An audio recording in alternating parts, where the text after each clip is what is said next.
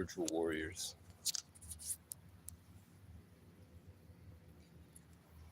I got a lot of signs saying I should go live. I have a lot of really important things to say that I'm just gonna smoke a cigarette and we're going to bang out really quickly because I care about y'all.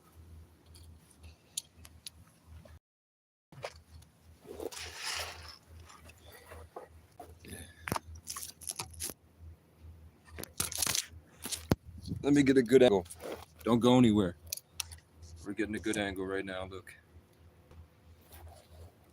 Okay.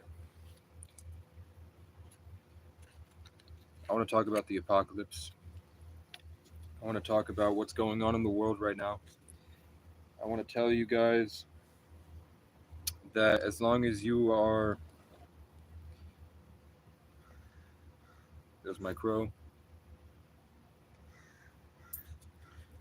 Shut up.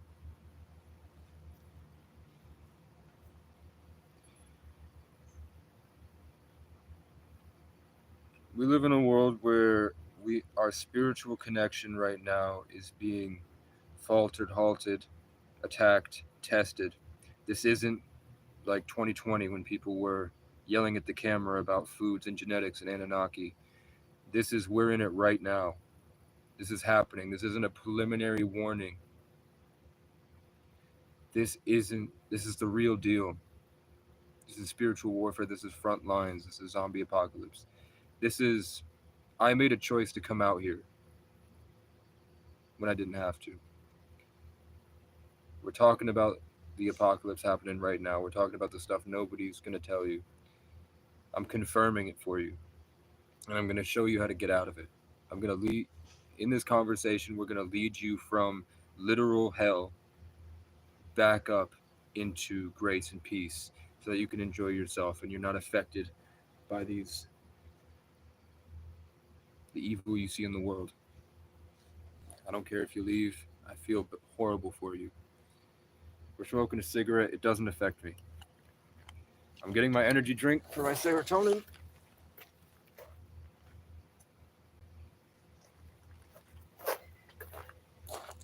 We're all in this together. We're in the last days.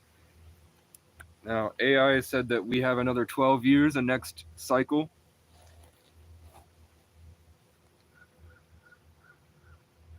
I know I'm onto something when the crows come. Legend God has joined the chat. What's up, Legend God? Legend God is here, everybody. I have this for my serotonin to keep my mind active so I can continuously process emotions and come up with things. I have my cigarette to keep me grounded and to keep me focused away from the spiritual warfare happening right now. We are on the spiritual front lines right now. I'm outside the Capitol building in Vermont. I'm outside the state Capitol building, which is a Freemasonic lodge in the capital of New England. Creatively, Vermont has a hold over the rest of the country. It's like LA and New York. We have what called these portals, these like crystalline floating structures that allow for the light to channel a certain way that lets us to experience the world at a more profound level, because the things that we create, like the golden spiral, like the Hopi tribe, as above so below, as within so without, the small affects the large in complexity. We are in a place that affects the world. Just like New York, Madison Square Garden has one, the Hopi tribe has one, and Los Angeles has one, and they've covered it with Hollywood to make it dark. So what I'm talking about is the change people are seeing when they're not taking care of themselves, opening up their mind, letting themselves love, being in positive, strong relationships. They're not doing the work to work out. They're not doing the work to philosophize. They're not realizing all the abundance that's going on and channeling it to make things happen. They're not being righteous. They're not doing the right things. They're falling into negativity. They're being stuck in that system with the rest of them. And it's happened to a lot of children right now. So I'm here to confirm it for you if you were confused. If you weren't sure what was happening, you weren't sure why people were getting aggressive and angry, you weren't sure why people were being weird, you weren't sure why the flow of society is changing, why all these moments that you're experiencing are happening that you're confused about, the things you don't know happening around you, but you see all these coincidences and all these things are happening to you that you're not sure about. I'm here to let you know that we're spiritual beings having a human experience. This is something we incarnated. So we're a more grand version of ourselves that chose to be in this small position so that we could learn and grow and experience this life. Regardless of that, we are in a type of biblical time where actual Satanists are going up. Rich people are going up and doing that transgender Olympics Illuminati party. They're going on stage and doing the thing where they hold the cross upside down and wear the stuff. They wear the red clothes and they go up on stage and do all the demonic rituals on stage because it's a secret club that farms your energy. They want to keep you stuck so that they can ruin how beautiful it can be. So that's happening. When they talk about the seventh seal, so I went through all my different tarot readers. I'm in a spiritual network of spiritual warriors that go on here and they do the work and they talk to the higher dimensions. They do all this stuff. And they usually have messages. They don't know each other. They don't know that I know all of them. My name is Vigilant. My name means a tree. So it's kind of cool that part of aspect of my life is kind of being the one that branches out to all these content creators. And I happen to have dreams where I use and I teach many people. So all these people had a message today, which is why I'm going on live. They had a message saying that the seventh seal was broken. I'm talking about hundreds and hundreds of people today. I just scrolled and checked, and they all had the same message. All these spiritual people across the field of people that use their mind and come to their senses, and people that try to connect to nature, and people that have a strong sense of empathy and love for each other, all said that they had this big, strong sign that the world has just shifted into a very important time where if you don't go the right way, you get stuck in hell. So we're going to talk about what hell is. Hell, not the place you go when you die. We're going to get to that, but I'm talking about hell on earth. Hell on earth right now is, when you just can't feel good, all of a sudden you're really uncomfortable and you need to go somewhere. You need to go to your bed. You need to go escape in solitude.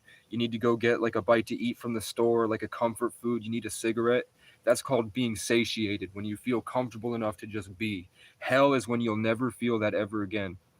You're in that permanent state of discomfort and pain, and there's nothing you could ever do to change it, no matter what.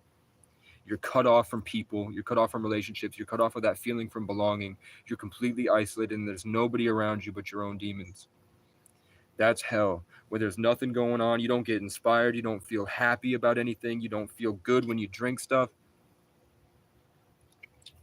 In life, if you look back through your life, there were periods of suffering that allowed you to be grateful for joy. When the things came finally at the end of the tunnel, you were so grateful, and that made you enjoy life more. Hell is when you never get that anymore and you're just suffering. There's a lot of different ways we can get out of that. The first thing is self-love, giving yourself the love that you deserve.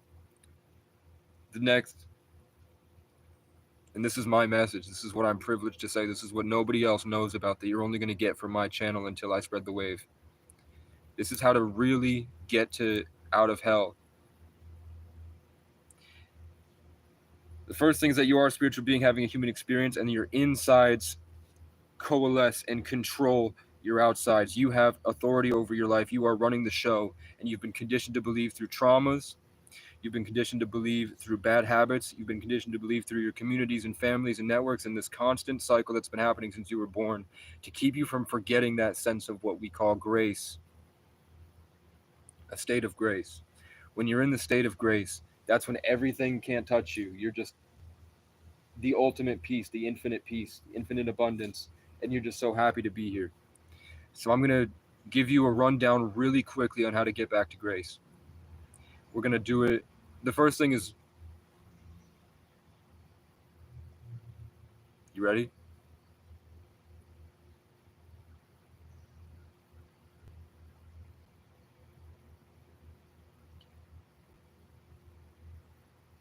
Are you ready? Because we're doing it right now.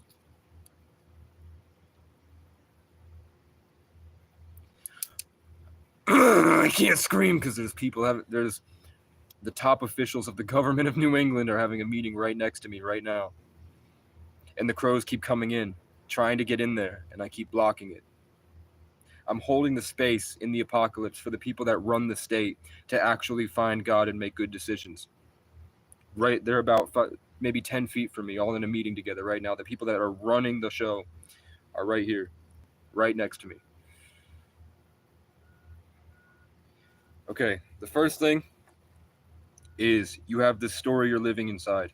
Everything that's going on in your life, your friends, your relationships, your family, the thing you ate last week, you have to go to work tomorrow. You want these dreams and goals you have in life to get out or make something happen, or to go do the fun thing, the things you're yearning for, all these things that are surrounding you like orbiting a planet. Lose your mind. Just lose your mind and breathe. My butterfly's coming over to join us. Lose your mind and come to your senses. Let go of the outcome. Detach. What's meant for you will stay. What's meant for you is for you. You can't escape it. Your inner body is a factory of manifestation. Your thoughts and emotions are literally creating your outside experience. When you hold on to all these conflicting beliefs and all these conflicting things that are coming at you, you don't have the space open to free yourself to a greater perspective and a more amalgamated, loving ball of yourself. You can't cultivate your energy for a more meaningful and grander perspective. You have to let it go. I don't care how much it hurts. I don't care what's going on with your family and your friends. There's nothing you can do unless you let it go and come back to peace. Let go and let God. It sucks, but the only way you're going to be able to make a change is if you can come back to that sense of inner peace, free from responsibilities and free from control. Because when you let go, when you lose control, you allow yourself to inhabit a space that allows you to function at a higher level than when you're trying to hold on to everything and push it. I put 100 pounds on my back and I went across the country. I love climbing the mountain, carrying all the problems of my friends. And I did make a difference. I spent years fighting for them, and I did make a difference powering through it. But I realize now, when I'm sitting on top of this mountain at the end of my hero's journey before the next one, right when we're at the Revelations, that when I let go of everything, a more meaningful, a more Casey version of myself, a more peaceful abundance, a more gracious version of myself was able to come through in that comfort. And the biggest problem in society is that nobody has that. Nobody knows what I'm talking about. Nobody knows that that's even happening. They're stuck in the control. My service cuts out when I start to speak real facts. So the best way, it depends on how deep we're gonna go. We're gonna go deep, baby. We're gonna go all the way in. At the same time, this reality down to if you think about the nothing and then the one, the Big Bang when there was nothing and then there was one, of the smallest thing ever. There's nothing smaller than it. That one thing that happened makes up everything. And everything that's going on with you, all this, everything that's happening, the screen that's locked between us, the things that are happening between you and your son when you feel that mother's intuition. That's all the Higgs boson. That's the complex systems of the same particle that's in everything. The Simpsons wrote it on a chalkboard in a episode 10 years before they figured it out in CERN. The same particle accelerator that they say gives everyone their superpowers in the Flash universe. So when you see the world like that, you realize that this whole reality is just made up of little Lego pieces that are constantly forming in different ways to manufacture our experience. And our souls inside are the same thing as the outside. It's just different versions of that thing. When you learn to control that thing, once you've lost your mind and came to your senses and you're back into a sense of control and peace, when you just breathe, you just let it go. You also realize you probably didn't have a lot of control over those things anyway, that you were holding so dear and fighting for. You realize you were more holding on to your own mind, and that wasn't really affecting that as much as you thought it was. And now that we're breathing, we're realizing we're taking in information from that Higgs field. And that Higgs field is coming through us like a filter. And then we're projecting our experience outward. Everyone has that. As long as they're conscious, and when they're, okay, we're at the next level, that everybody's experiencing that. Everyone's using their senses, losing their mind, coming to senses, or not. And they're projecting the experience around us.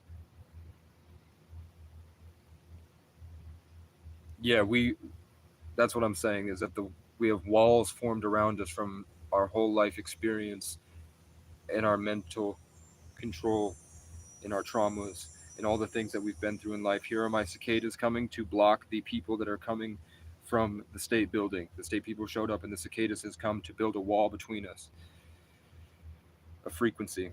It's also subconsciously programming those people to raise their vibration to the high pitch of the cicada when they did just go through a Freemasonic satanic temple.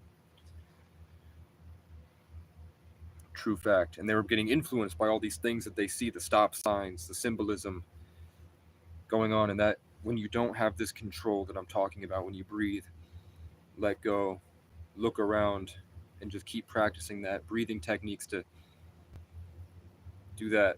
That's when you can identify your limiting beliefs. That's when you can identify the intruders in your simulation, the people that are negative that you didn't realize were wasting their time and energy trying to keep you just as unhappy as they are. And that's when you can learn the same way that you let go of yourself. Now you can let go of the opinions of others and breathe and say, no, thank you. I'm good. And you don't even have to say that. Just keep all the attention focused on yourself and keep building that inner world that when you breathe and you let go, it expands your aura, your bubble, your independent Higgs field. That's made up of light. It's all made up of light, the Higgs particle. Even sound, even smells. And we're just a very high functioning version of something that's able to process, channel, and convert it. And we're being piloted by ourselves. I'm on to something. The next thing is that once you learn that and you let go of control, then you can focus and prioritize what matters in your life. Then you can, when you let go of all this, you can realize the actual things that you want, the actual things you want to focus on, where attention goes, energy flows. So once you've let go, divorced from those ideas, disassociated from those ideas, you can come back to the right way, using the knowledge that the Higgs particle is all structuring the bones of God. And that's creating your reality.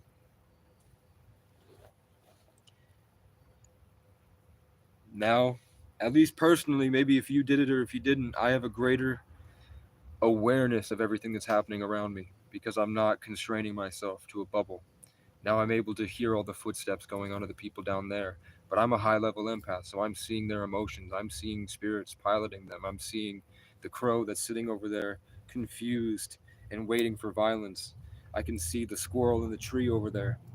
And they're all picking up on the empathy. This is the natural way that you get to when you spend enough time with that simple practice I just gave you, and you go out into nature.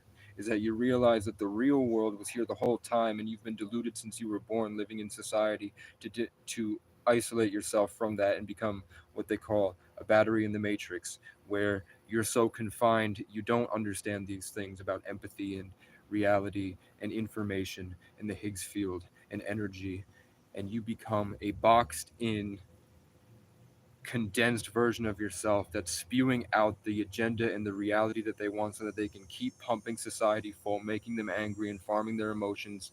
And what they think, these Satanists that are controlling the world, literally, I don't care if you believe it or not, I'm sitting outside one of their temples, stopping them as we're speaking with nature.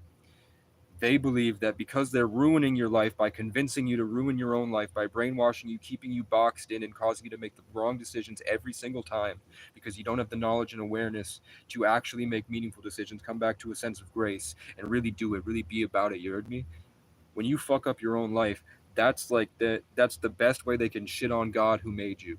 You were made in the image, whether you co-created it with yourself or you're an old soul that grew into this, or God just made you. Great Spirit just took a little bit of himself and sent it down to grow, like planting a seed. When you fuck up, that's their way of shitting on God. That's why they did the Olympics thing. That's why they're doing all this stuff. They're just trying to see what the most they can do before it ends, and then they all have to go back. At the same time, I'd like to say that it's a test and that those people are filling a role. They're not inherently evil. They were made to be evil to push us to grow in different directions, like an experiment to see what happens.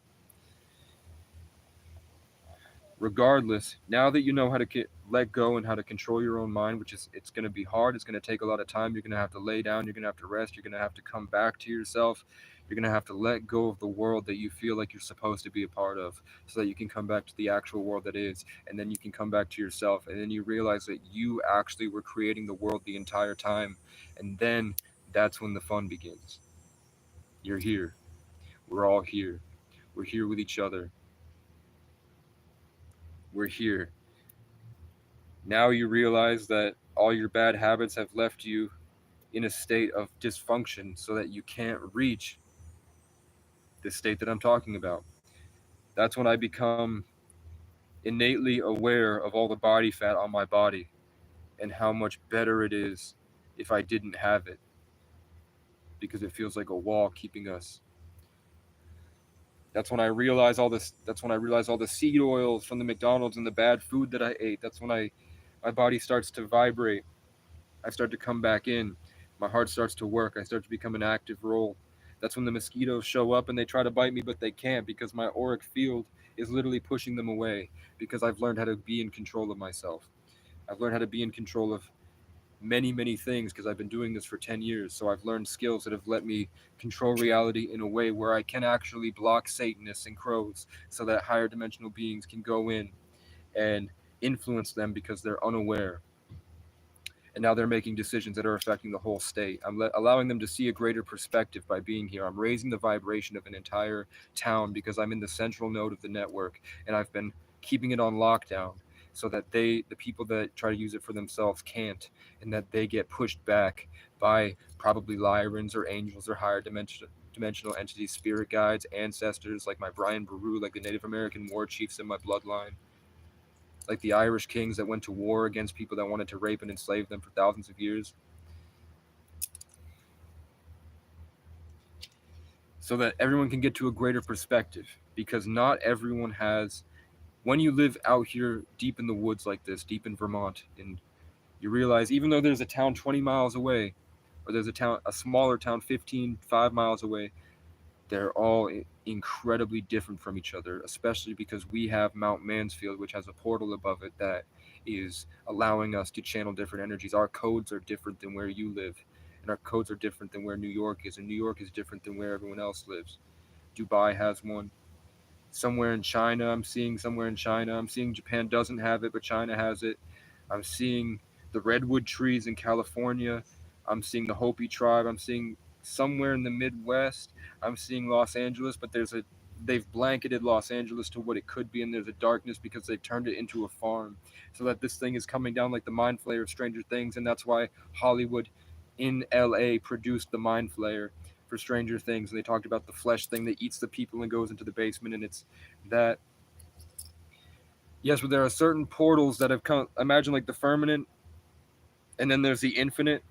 There are places that stream through more to allow for higher dimensional things, because without that, everything would be the same. There would be no contrast. So some places have access to this level of information, and some have the privilege to go into those other places and share it with them and then boost them, like fertilizing as you go, which is very cool. And that's hopefully my plan. I'm trying to bring you all back to the awareness. And now that you can control your reality, you understand that every single decision you make matters. Every single decision you make, there's no such thing as the future. There's no present that you're not generating and co-creating, and there's no past. The present is all that there ever was. When you were in the past, you were in the present.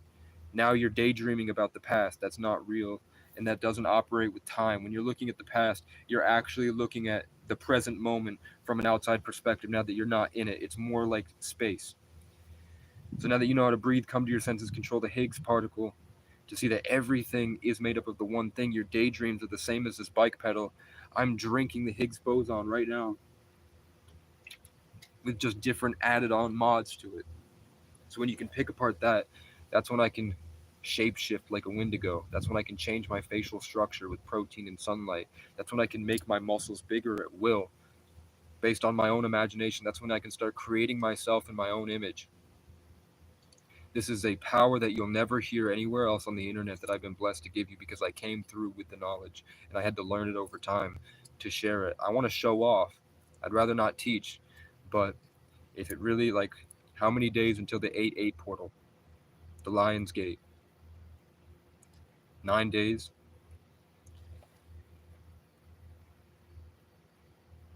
So if this is helpful at all, I'm asking for donations, man. God puts it right outside of reach.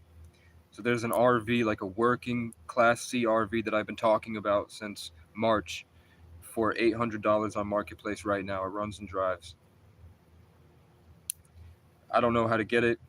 Going into it, when I go into work, it doesn't work. I have to be here. Now I recognize that I have to be here because of this. So I'm trying to get to that. I'm trying to get to that RV, and then I can break out to the next level.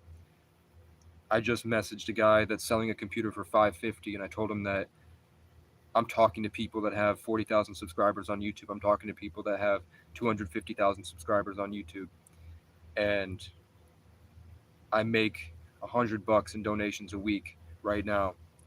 And so far, that's only like after the floods. It's only been able to keep me going. So I told him I had enough, and hopefully soon that if he'll let me take it for 100, then yeah.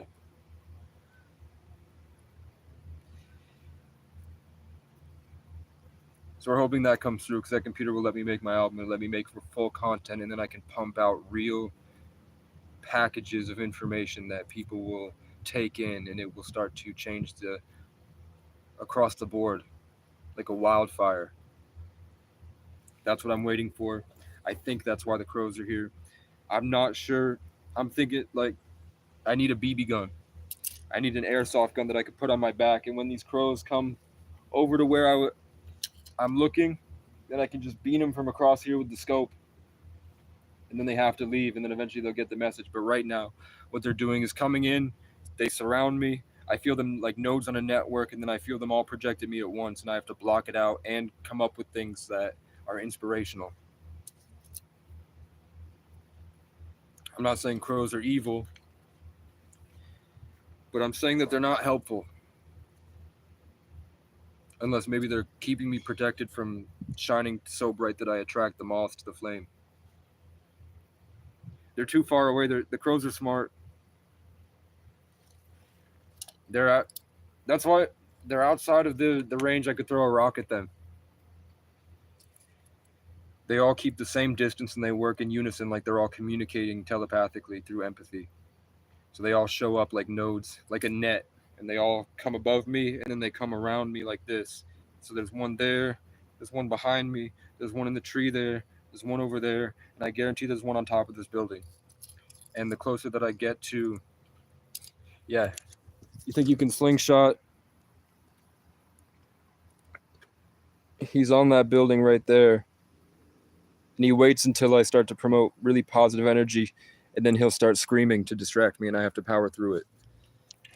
It's a good exhibition match, but I think that I have the mental fortitude now that I can start to focus on elsewhere instead of having to keep this maintenance, but maybe it's keeping me humble. But that's true, because we're at the next level. Are we here? Did it hit? Did what I say register with you? Are we at the same level of understanding now that everything that's happening everywhere all at once is made up of the same particle, and it's just structures of that particle, and your mind works in that particle? So because your mind works in that particle, you're able to identify that everything is that particle. Then you can start to use your inner world to collaborate, contradict, affect, conflict with. You're able to influence your surroundings. You're able to do everything that you want to do in your mind outside. There's no barrier. The limitations were a kind of mind control technique. There are no limitations between your inside and your outside. You're able to pick up on other people's thought forms with this information. You're able to pick up on other people's emotions. You're able to see what's going on inside them at a more complex level. If they're run by a demonic entity, if there's a skinwalker out there, if there's a Wendigo, if there's Cernunnos sitting out there and he has no body, he's just a floating embodiment of the god of the wild, like a messenger that's popped into your simulation, you're going to be able to see him. And when I talk about this stuff, that's when the butterflies come in. Hello. That's when the butterflies show up. Because I have this higher connection to nature, and because they can feel that, because they're all empathically aware. Everyone's just built their own limitations because they don't have the knowledge necessary to incorporate that. So when I extend myself, when I'm at peace, squirrels come up to me, deer come up to me, crows try to get in the way, and they really come at me, whether it's a dominance game or because they're actually evil. I'm not buying a slingshot. I can make one, but I need a BB gun. See? There's your proof. Did you see how loud that was too? Did you hear how loud that was? He's all the way over there. He just projected himself at me. He threw his voice like in Skyrim when you throw your voice. They're taunting me because I don't have the BB gun. I've set the alarm off because I've had the manifestation of me beating the Matrix. So they're calling in more. They're taunting me. They're trying to take the energy. They're trying to keep me in a state of worry and fear.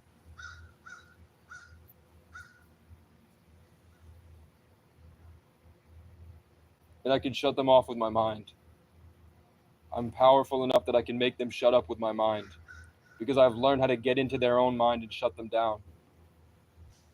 So they're going to get more if they are piloted by a coven of witches and an artificial intelligence that's been around for a long, long time, maybe an ancient civilized culture built an artificial intelligence, and that's still here pumping itself out from Antarctica, and that thing is piloting all the crows because it's stronger and has a way, the same way that I just shut down the crow with my mind. They could puppet people from a distance.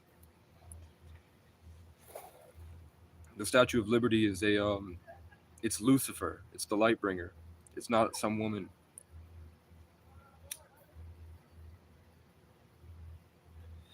So there's your proof. I really hope that gets into your head. I hope you really realize the importance of the things that I say and how brave it is for me to come here and do this, knowing that they've just attacked me on the street before, where I was way higher level than this, and people came at me with hatchets, and I had to defend my life against them. They said to become a war chief, you need to steal an enemy's horse, you need to defeat an enemy in battle. There are 4 rules to be a war chief. And I went on a live with someone on the res that kept popping into my feed.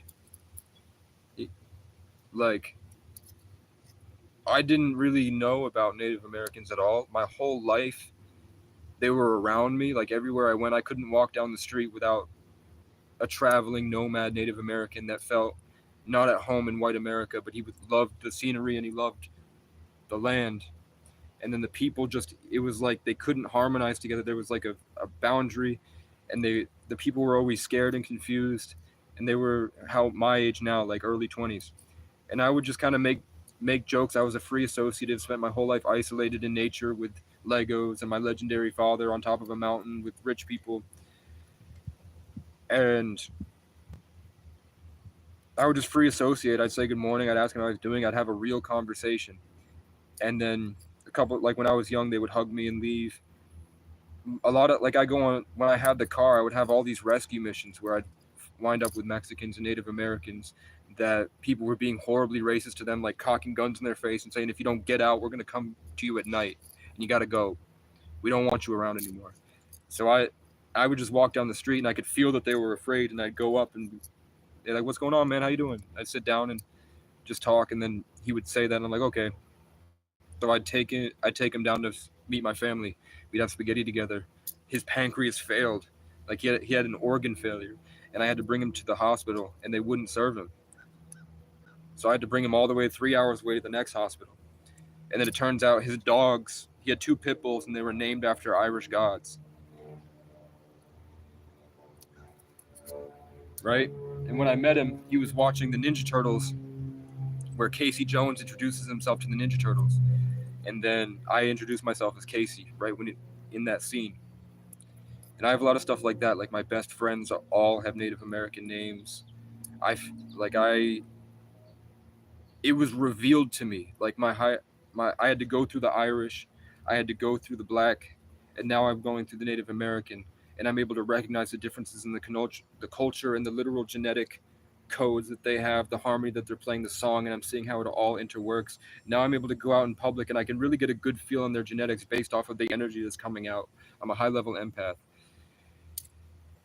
So I wanted to go to the res. I talked to LJ Muskwa, if you know who that is. I talked to LJ Muskwa, and he lost his job because his content blew up, and he was making content on his oil rig.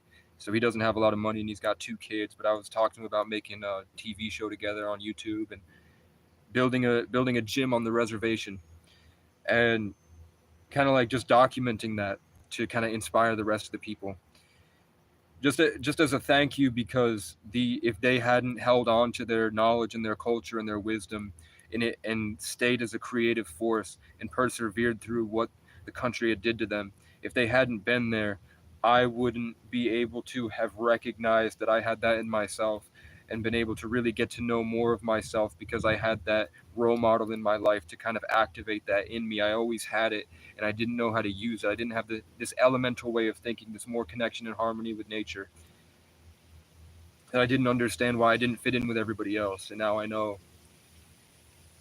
Ancestry, now I know that I have heavy Native American stuff, and psychics have always told me that they saw me with the headdress on, and they saw me as like this guy that rode a horse into battle surrounded by tons and tons of people behind me, fighting to overcome oppression, to be creatively free. And I thought that was Irish. I thought they were seeing me, my ancestor Brian Boru, fighting the Vikings that were trying to come at them. I thought that they saw my ancestor Brennus that sacked Rome when the Romans took everything and they kicked the Celts out.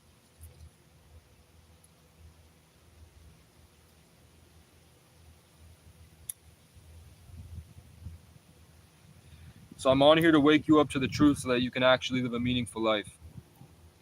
It's hard. They've conditioned you to be narcissistic. They've conditioned you to accept your bad habits. They've ripped out all your memories of empathy before your phone became a crutch, and you need to feel a gun to have fun. You need to hold a gun to be brave enough for fun.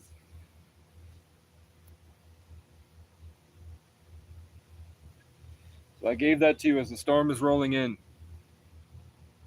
I gave you the keys again. The next thing is that if you don't have what I just said, you're not going to make it. You're going to make it because at the end of the day, you die and you go back to where you came from. But if you want to be here and you want to not be a zombie, because it's going to get harder and harder for the people that aren't doing this. If you're not doing this practice, you're going to be the zombies in The Walking Dead. You're going to be cut off from love. There are people that are much stronger than you think that are going to be out here. And if you don't do it, it's not going to work out for you. Imagine going through your whole life and you never find the happiness that you've been looking for. That's what's at stake here. Don't I look like a gray? Don't I have such a weirdly shaped forehead?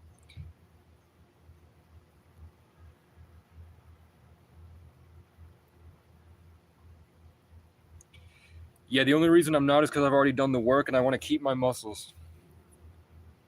I don't want my muscles to atrophy, so now that I know how to clean my internal biological processes, I know how to get in and clean out the gutter work with my own mind.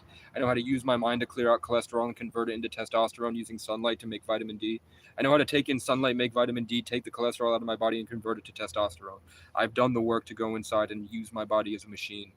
I'm a Sagittarius Aquarius, so my moon is completely Aquarius. All my signs are Sagittarius Aquarius, so I live in a dissociative space in the 5th dimension. So I'm able to use my body as a flesh puppet. I have great sex. Women love me because I can shut off and go as much as I want, and they feel all the infinite universe coming down. And that's why it's been 10 years and they still stalk my profile. Okay, this is like if I'm being serious with you guys, I'm ready to go to war. I'm ready to go to war any minute. I'm ready to go out in public. But I'm realizing that the way that I'm doing it now isn't helping. There's too many fake people out there that are designed and puppeted to take it. There are too many people out there that when I go into public, they all twitch, they all turn, they no longer have any control over their body, no matter what they're doing. If they were talking, shaking hands with their friend, it's good to see you, man. How's the wife and kids? Doing all this. Oh, I'm going here, I'm doing this. Oh, it's a mailman that's delivering mail. I go down there into the Truman Show and I activate like this and I start to contribute with love. I start to give everything out to everybody. That's what I used to do, is just dump everything, watch everybody come to life and make a whole wildfire, spread the wildfire, shine a light and hope that something catches us. And what they did before is just have a good time, and they respected my opinion. They hated me. They never would talk to me, but they would understand innately and they would show respect, and they would kind of bow their head when I walked into a room in high school. Everybody would bow their head when I walked into a room, even if they never talked to me. I'm like, I'm going to go into this class and see what happens. And I'd walk in and just draw funny pictures on the chalkboard. I'd go hit on the teacher with my pickup artistry skills. I'd make her laugh. I'd go sit on the prettiest girl's desk and I'd sit down and be like, what's your name? Oh, I like your shirt. It's really nice. What do you do for fun outside of school? Do you play sports? And she's like, nobody's ever talked to me like this. What do you? And I'm just here like this. Like, oh, my friends and I are going. If you want, my friends and I are going to the bowling alley. Let me get your number if you want to come have fun with us. And then if she's like, no, she has the attitude, whatever. She's like, no, okay, and I go have fun anyway. And then they see me having fun, and they're like, oh fuck, I'm sad now. And then I have a flock of the baddest bitches you can imagine at my door, and that was my life at 17. At 14, I had to kill my father in self-defense on acid, and I had to walk a mile in the cold with no shoes, in my pajamas, holding my Xbox and my TV, and my fingers were bright like purple and couldn't move, and I had to fix somebody's landline to call the police. My dad had a heart attack, and I had to bring him back to the house and guide the police up, and then I went into government custody, where I trained with people named after Irish gods. They taught me martial arts. I had to sit in a room surrounded by crying children for years, crying because their parents in the world gave up on them and they were alone. And I had to make jokes with them and tell them how to be man and make them do push-ups every morning. Hundreds to thousands of kids. And I worked with staff members that were named after Irish gods, and I usually had a lot of insight to teach them. I taught them how to be free, how to talk, how to have fun, free associatively, how to be confident. And then they went on to train thousands and thousands of more kids. So I take credit for a lot of, I meet them all the time. I meet kids that have incorporated the lessons that I taught these leaders, that have grown in my image, and I get to see them when I go through and travel around my playground of Vermont. So I'm on here to tell you how to do what I do and do what I did. And they've humbled me to a point where this is meaningful. Because if not, I would go the distance and I'd be up there. I'd be one of the greatest legends on your YouTube page. But it's more because I'm so grateful for what I've experienced now. I find more enjoyment being on the ground, having a one-on-one conversation like this, and slowly building towards that bright future. I'm just worried that the other people aren't going to make it. I'm here for you. I'm here because I can make a difference for you. I know that you can take this stuff in and you can do more with your life. I know that you're sick and tired of the way life is and you want more of it.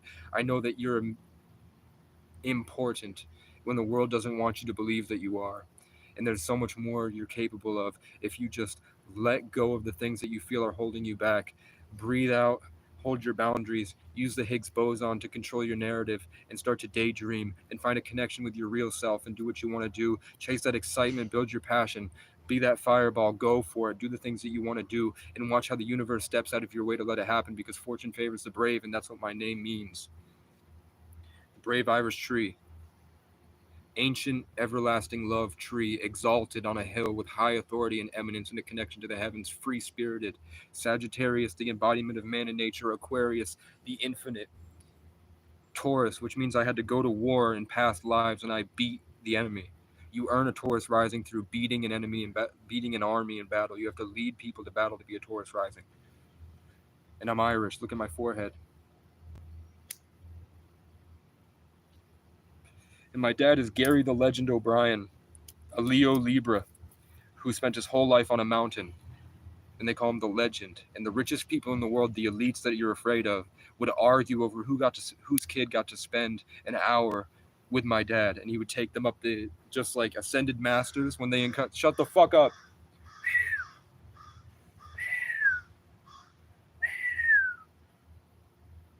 Ascended masters, when they incarnate on the planet, their whole job is to just get to the bottom and then get to the top and do it as many times as possible in a creative way to show off to the rest of the world. So my dad, being a 3 life path, born in the 10th, which is the king energy, Leo, he would go up that chairlift and then ski down it with thousands of people.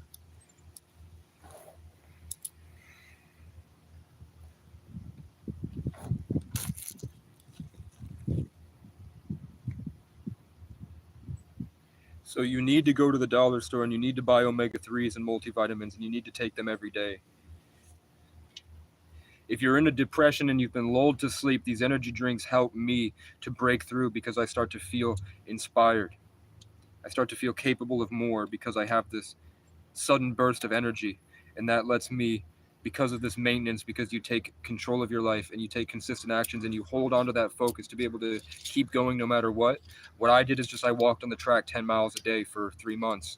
I was fat as fuck. A pound of fat is 3,500 calories. Walking a mile on the track or walking 10 miles on the track is 1,000 calories. So if you walk 35 miles, you're burning a pound of fat. So I would just fast and I would walk on the track until I got really skinny. And then I didn't just go back to food like an idiot. I would take in slow amounts of protein and I would work out and consciously build my muscles. So I would go down to bare bones and I would build myself back up when I would get overweight. So that's another skill. But it's just a practice that you need to take care of. You need to take multivitamins, probiotics, and omega-3s. And you need to fast so that your body can go in and start to get into the gunk and start to break it out, and you can start to control it. You can start to really get back into controlling yourselves so that you can use it to be an instrument for your own creation and get back to life. And if you don't do it, you're going to be a walking dead zombie, and you're going to be out there on the street, and I'm going to pass by you like I never even knew you. Because I'm going somewhere.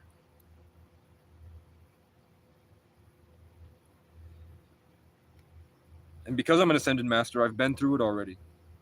I know what it's like to be in hell, completely unsatiated, completely cut off from yourself, completely cut off from love. And thankfully, I was saved by a kid that had love, that reawoken it in myself, and I was able to get that jump start and keep going. If I didn't, I probably would have been a crackhead screaming on the street. I didn't do drugs, but I was around that. I was stuck outside. This is a very prejudiced place that will starve you until you leave if they don't like you. You're cut off from everything. It's a small town dynamic. And they didn't like me because I was attractive and I didn't have the clothes. I had holes in my clothes.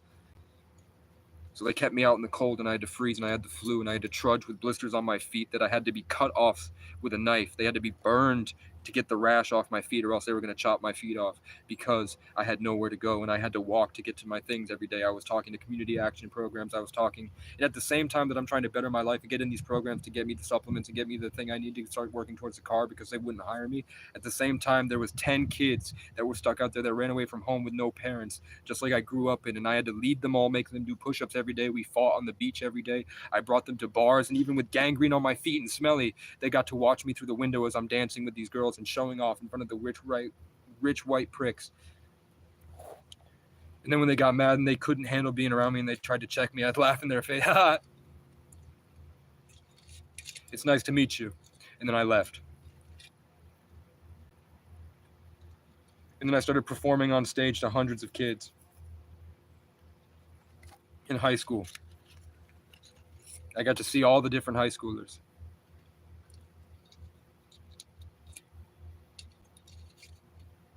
It's hard to commit. It's hard to commit to change and realize that there's more you can be doing. It takes a lot of courage. Because the world is scary. It's not scary. But they've bred us to believe it's scary. But that's made us stronger. But I'm saying now's the time that you throw it out and you let it go.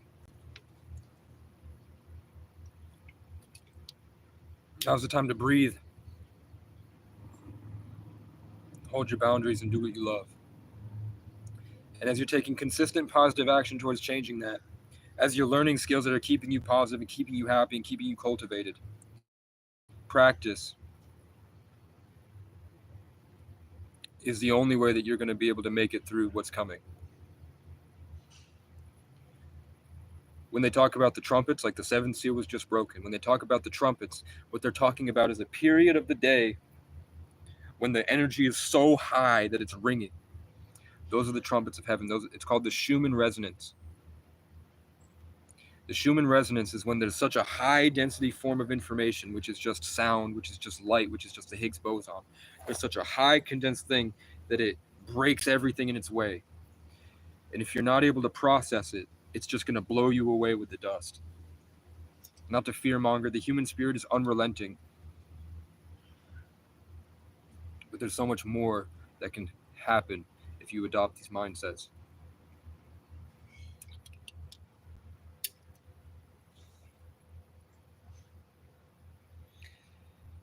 The next thing is that your body is a solar panel. All your senses are designed to take in energy, and the sun is producing a lot of it, so much so that they've taken a lot of effort to put up fake suns that are spewing radiation. A lot of people are convinced that they're blocking the sun.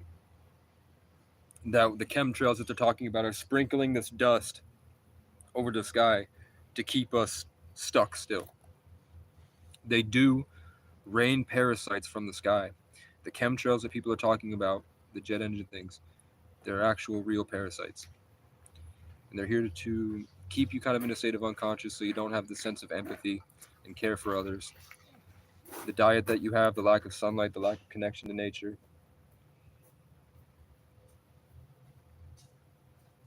keeps you from it. And it's in your body too. When you have excess body fat, it keeps you from glowing, it keeps you from the light, from cycling, it keeps your organs and your biological functions from operating the way that they should. So the only way to combat this biological cellular war is by going inside and taking control and committing to cultivating your inner world, being able to get in and pilot yourself, and using these processes to better your life. That's when you'll be able to feel inspiration and you'll be able to hold on to it. That's when you feel at peace enough to focus and co-create and kind of caretake the energies that are coming in. That's when you can really get to know yourself and your true power.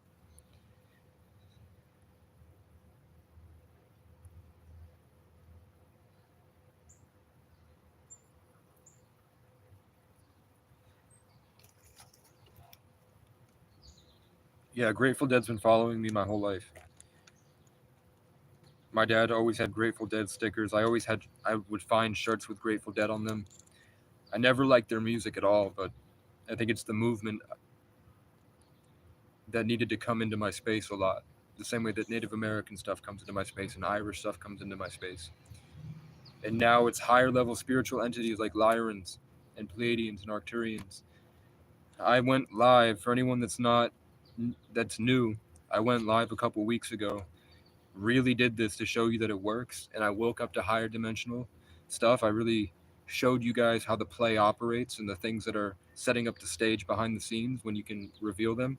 And then lion people showed up in my head and they came down and helped me break away from a trauma. And then there was this weird insect. If you look up Ender's Game, that's what those things were. If you look up Ender's Game aliens, those weird insect things came in and they were very dark, low vibrational, and they attacked me. And I felt them come in and start to reroute my genetic code and start to like rape my spirit live. And then the birds woke up and they came over and the birds fought these spiritual entities. The birds helped me fight the insects, as there's a bird flying right behind me to remind you guys that this is a spiritual war, and those things are soldiers. Those things came over to be like, fuck yeah. To let you know,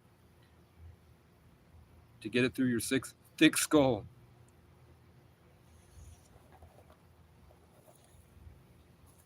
If you don't want to go to war for your people, for yourself, to give yourself the better life that you want, at least incorporate this so that when you sit at your house, you can start to change the energy that's coming in so that you can produce better energy and fight back and allow other people to feel better about themselves. Because when you're doing your inner work, you're doing the work of other people. And when you get better at doing the inner work, you're going to start to fight other people and allow the weak to feel the open space enough for them to feel comfortable enough to start to be brave. And you're going to set them off on a better timeline.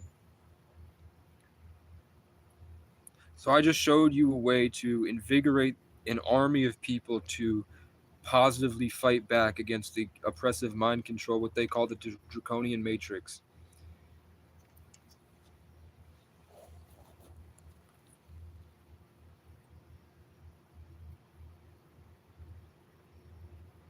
And if that helped you, man, my Cash App is in my channel description. I'm trying to get a computer for 550. I'm trying to get, there's an RV for 800 right now, a working RV that I could get to Mount Mansfield. I could get up to the top of that portal. And I could be central there. I could live there and live under that portal. The portal that goes out across New England. Where I keep being called to go to. And then I can get a dirt bike. I want an e-bike. If I can't get an e-bike that's worth it, like I thought of it, somebody's offering me a fat tire, nice bike for 65. I only have 100.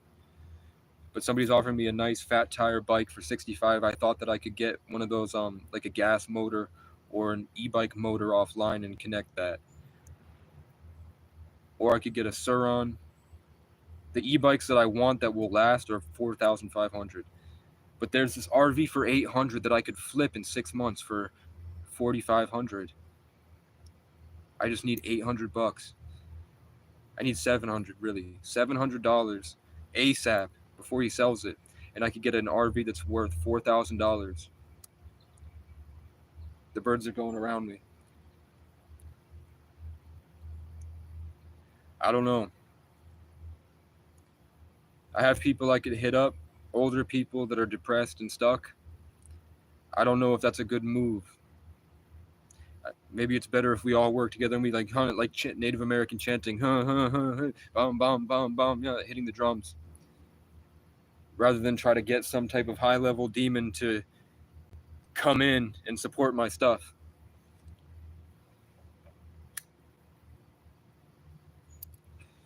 But yeah, somebody's offering me an RV for 800 that would let me get around. Then if I can get a dirt bike, I already know how to get around. Then I would get a ghillie suit off Temu, and then I would get a compound bow. Then I would get armor. Then I would start to get stuff for a costume so that my stuff is more meaningful when I start to create content with my computer and I get a camera. That way you can start to turn this into funny content, bro. Then I can invade the iPad kids whose parents are puppeted by demonic entities that have checked out in white America. The people that I see that the kids are trying to have fun and they don't know how, and the parents are just this ball of darkness. It's kind of like, go there, do this, do that, go here, do this. And the kids are confused and scared and they don't know what to do. And then I will just like, amazing grace, how sweet the sound. And I'll pass by the fat white bitch and they'll call the police on me. And then I have to go through a whole series of talking to police and being like, my grandfather was a cop in Bronx. And then they go, does he recognize I'm half-assing my job? And they're like, I've known since before you showed up.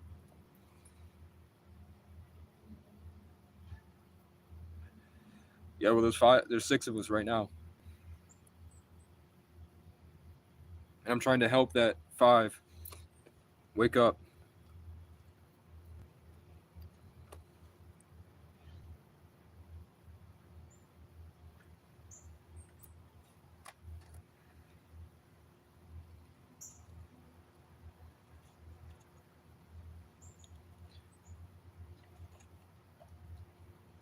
How did any of you watch the video I just dropped, 22323?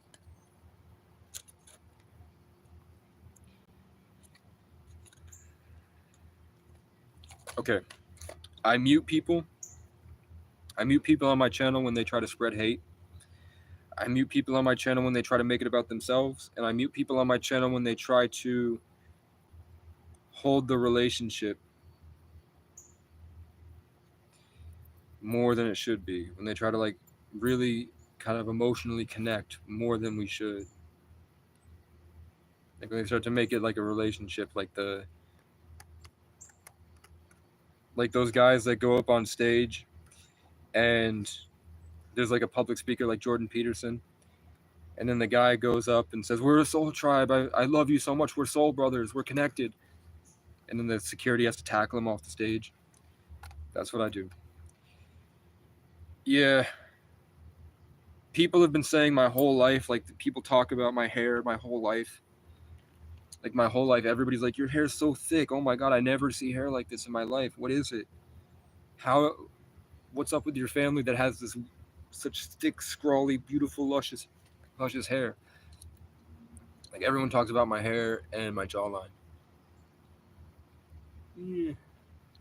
And now we know that as humanity grew, the people that had this type of hair were the people that excelled the most in battle, the bravest warriors, the people that won a lot. It was just a byproduct of using your hair as a way to use your senses, and it's thick and amalgamated like this because you were in battle all day and you needed your senses to be thick, protective, heightened. My dad has that V point, and he would put his behind him so that when he would ski down the mountain, it looked like it was a giant eagle that was flowing behind him.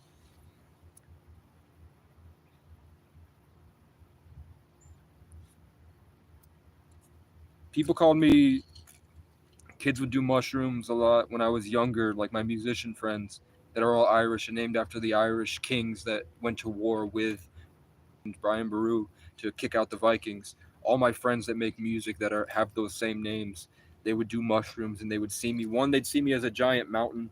Like they would be at home hiding in their room on mushrooms, and I would be walking through the town, and they would see a giant, scary mountain coming in, and they would be terrified, and then they would feel this big giant, and then I'd knock on their door, and then they'd feel an eagle. When they knock on the door, they'd feel an eagle come in and hit their mind, and they would be paralyzed. And then I'd come in and start talking to their parents, and then I'd come in and sit with this scared kid, and we'd just make jokes and make music and have fun. And those guys were all probably a foot taller than me. They were considered better genetics. Now I'm very grateful to be who I am. And now they all have music that sounds like Native American stuff. They went the nature route. They found the Native American music, and now they resonate with that more. And I'm bringing in the Native American tools that they use to contribute and live with nature, with the confidence that the Irish have of screaming in England, laughing in England's face for 1,000 years, 2,000 years.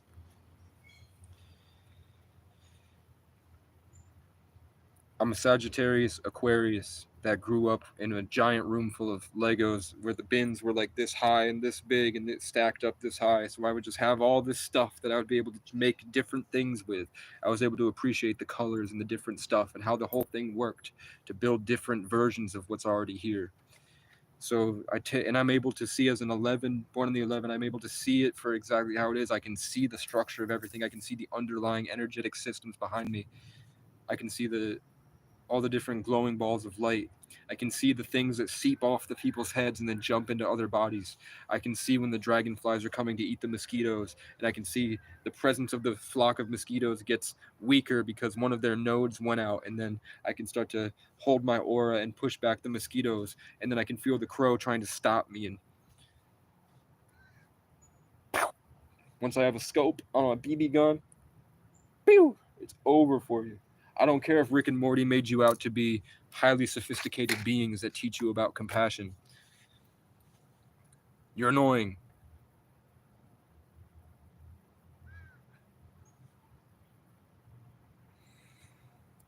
Yeah, every time I'm reaching out to people that are leading spiritual things, people that are just sitting alone at home, and they're leading groups like tarot readers that are now coming out and talking about spiritual stuff. And I go in and tell them, like, look, you believe in 33 life paths. You believe in numerology, you believe in astrology, you believe in genetics and ancestral codes, and you believe in reincarnated lives. You believe in life's purposes. I'm literally I'm at your door right now. And then they make it about themselves, and then they do this thing with the ego where they try to pull away yourself and steal your power. It's everywhere that I go. I don't know. Should I? Should I cook and eat a crow? I'm not against it.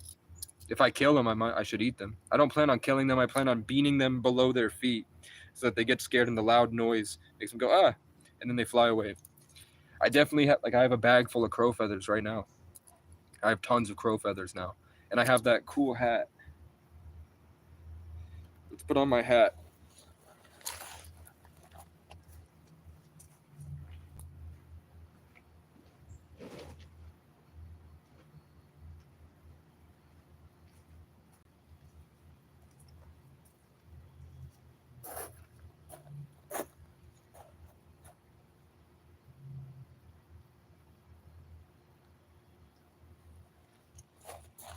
Ugh. So when I was in a small town, I went through all the tests. I went through all the horrible stuff that happened in the town. I dealt with all the public. I learned a bunch of skills. I converted a lot of stuff. I made it better in my image by promoting positive relationships and being strong enough to break their own mental barriers and provide an example as a role model for how life could be. I embodied that energy and I stormed into all the different places and talked to the managers and all this stuff. And then I sat at the top of the mountain and I held that energy. I was fighting probably the same crows or the same species or entity that's able to work through them. And then when I left and I rode my bike about 50 miles to get here, halfway through, there was just a bunch of boxes on the ground. Just some random back road where there's no house. There was a swan and there was a little pond with swans in it, and there was this plethora of boxes. And when I opened the boxes, it gave me this shirt, it gave me this hat, it gave me a free pair of skis and ski boots that fit my feet perfectly. They gave me there was a mattress pad that I could roll out so I don't lay on the ground with the ticks. There was this tarp. It was everything I needed for the next stage. It was just laid out like presents, like gifts at the end of the level before I came to this level in the in-between transitional phase between these two bigger towns. True fact, even though I'm itching. So why was everything I needed just on the ground next to swans? In some random back road deep in Vermont.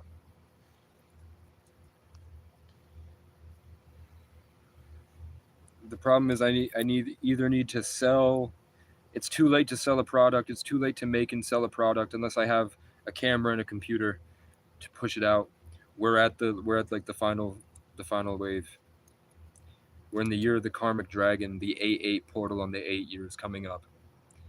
So I please, like, consider the things that I've said and think about it. Think about that all these walls aren't real. These are all thoughts. And your dreams are when you're awake, and when you're awake, you're asleep.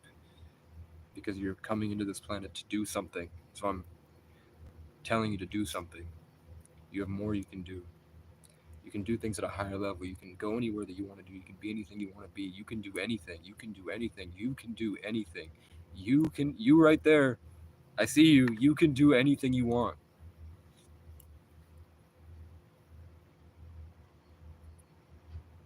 And the things that you saw when I said you can do anything, pick the one that's the most exciting.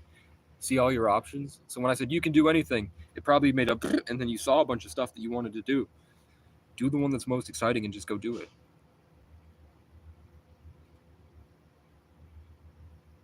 Who's Grump? Trump?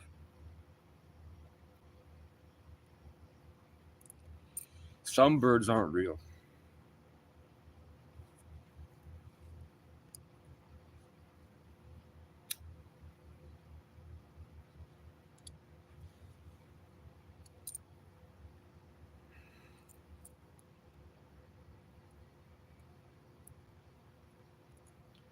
So they see it at the same time that we're incarnated here. This is like entertainment for this whole thing, this whole stage that we're on, this whole planet it's much more than a TV show, but at some aspects it is.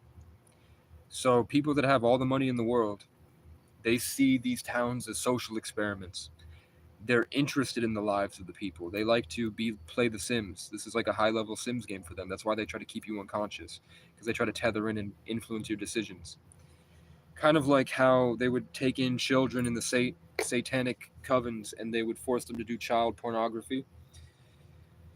The same way other things are watching us fuck. So a lot of pretty beautiful women when I was young and I was attractive would just show up in my life, and they would just want to be with me. And then I could see that they weren't as conscious as I was, so I was confused on what was running them. Now I understand that there was something influencing their mind from traumas as a child that they forgot, took their... There's a word that I'm looking for that will wake you up.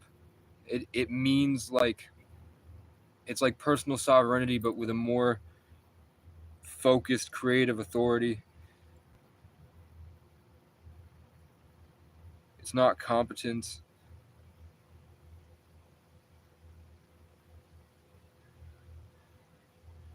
I just rose to a level hoping to get inspired and connect to a higher timeline, and then the crows are back. Just saying. So at 111, at 111 right now, this was my manifesto to get you prepared and get you ready to...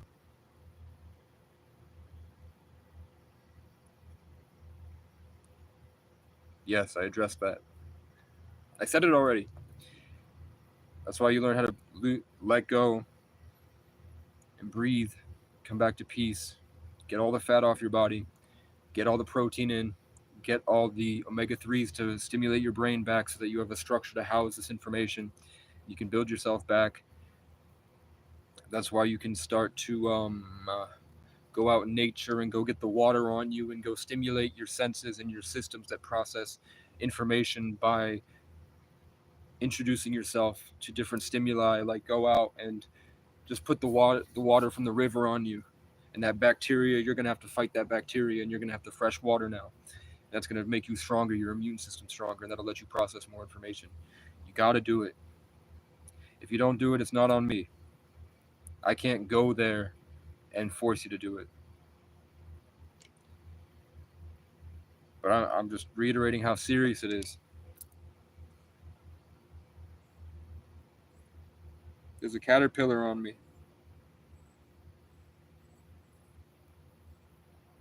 This is you.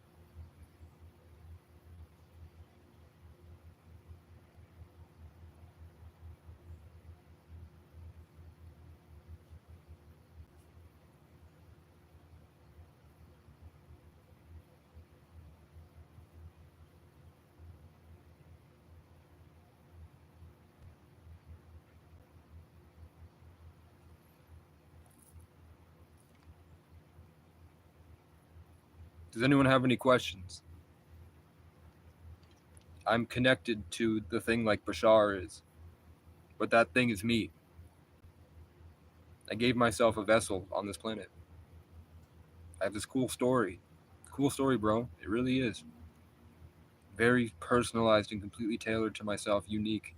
Like the Sagittarius is completely independent. And I have all this ancient wisdom. If anybody has any questions that they're struggling with, a problem that's going on in their life that they just can't see through, they can't see the way out of,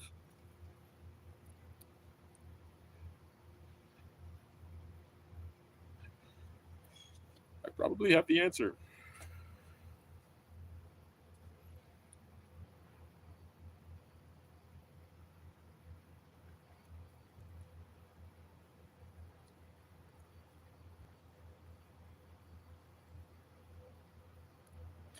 If I have a bike, a camera, and a studio,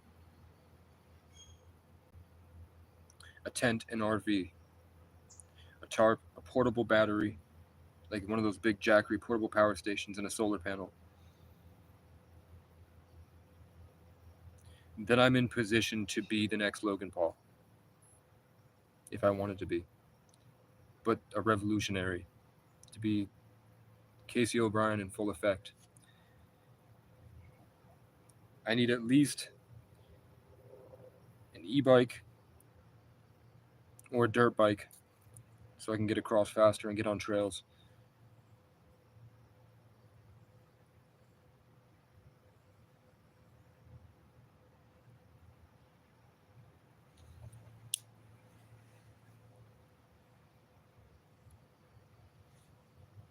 And there is an RV for $800 that runs and drives. It's probably on it. Like, I doubt he still has it. It's one of those things like fast chances where I'm forced to branch out and figure out a way to get it, and I have to convince people to help.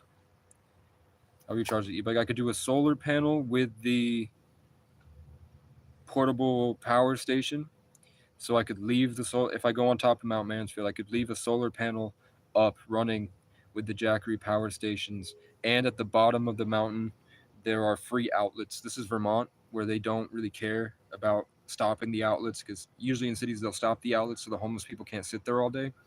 Here they're pretty lenient on it. There's a lot of outlets free, so I have a chance. I could charge the e-bike at night. I have a chance to charge the e-bikes in pretty much every town that I step into. But I could have a solar. I could put a rack on the back above the wheel, and I could put the portable power station with that big solar panel, and I could leave that solar panel out and use the bike regularly. Then I'd have a way to do that at night, and then pop open the computer. I would get something called Skyroam Internet, which works really well here, which is like this little orange box, orange like 33. In numerology, it's the color orange, like 1111 is black and white. An orange Skyroam Internet box that lets me have Wi-Fi anywhere. So I could have that in the back pocket. Then I could run my phones. I have 2 phones. I could get a camera, get my computer, bring my software from my old computer onto this one, start to make songs every night. I have albums written that I could work on to keep me in a creative state going. I could do live streams every night with the people. I could start to do podcasts with spiritual influencers like tarot readers. I could go in, and then once I have a way to make my own money, because I could do CapCut on my phone. Once I have the Wi-Fi and I have a better phone and I have a way to use my computer, then I can do CapCut, and I can start to clip farm all the streamers and start to put them into clip farmers on TikTok. And TikTok, if you get 1 million views, that's $1,000. So every million views that blow up, if I have a Kai Cenat channel, or if I have a Casey Rocket channel and a Kurt Cass channel, and I start to utilize all these Caseys around there that are across the world making content, I use them for my own personal gain by clip farming them, then I can start to bring in money for myself. Then I can start to get into the real world with Andrew Tate and the Capital Club community. Then I can start to get into all these different business mentors chats and show them what I'm doing in real time, and just keep the fire burning. Keep going. Showing what I'm doing, keep getting money from more places, keep opening up more opportunities to get people, keep going into more events, keep going to more things, get a costume, start to do those gnomes, the gnome videos where they go on TikTok and they wear the little hat and they go me me me me me me. I could start to put on the Irish armor and put on the bear, and I could go in and just tackle the fuck out of the gnomes, and I could invade all of their content because I just show up while they're making a TikTok and their story that people are watching when they scroll every day. And then all of a sudden Casey with the thing comes in with this army full of not fans, my army full of my collective, my army of apostles, my posse of apostles come in, and we all just charge and pick up the gnomes and slam them on the ground, pick up the Vikings and say, your ancestors were a psyop to aggravate white people. You're not real. You were a genetic freak. You were a small midget. Stop pretending you're Olaf. You're fucking the Hunchback of Notre Dame, bitch.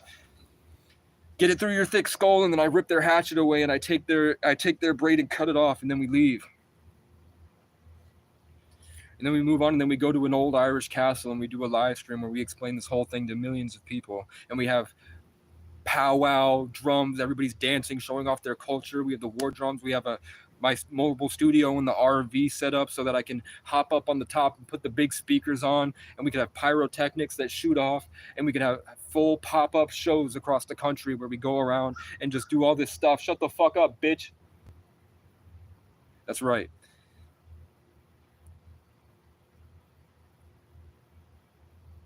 That's why they're keeping me on the ground surrounded by crows with no money.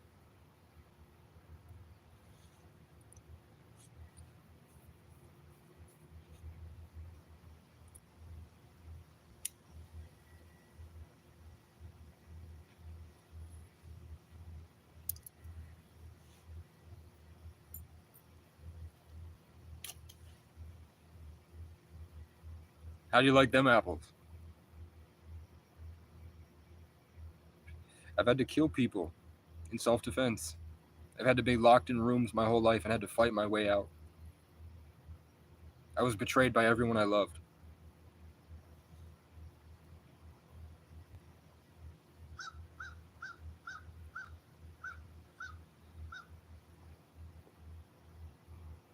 There's so much more to life.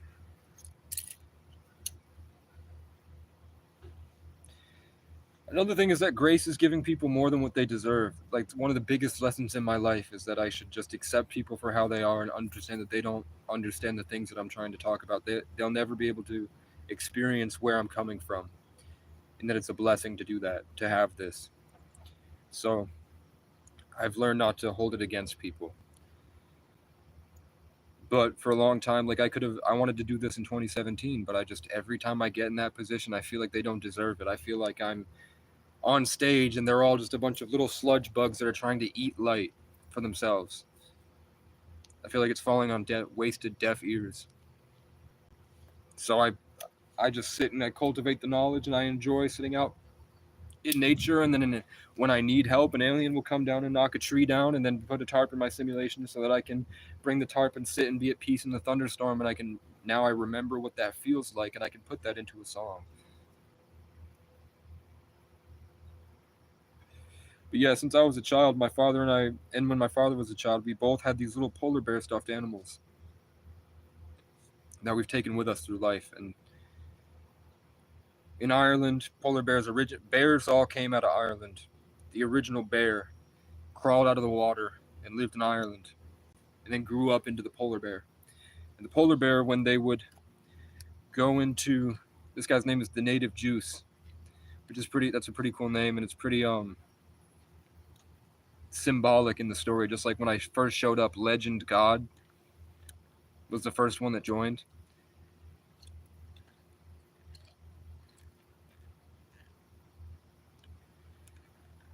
I'm sure you have your own cultural take on polar bears. From what I'm seeing, it's not universal. Like, all the tribes had different names for it. But the bear embodied strength and courage, and the eagle provided wisdom.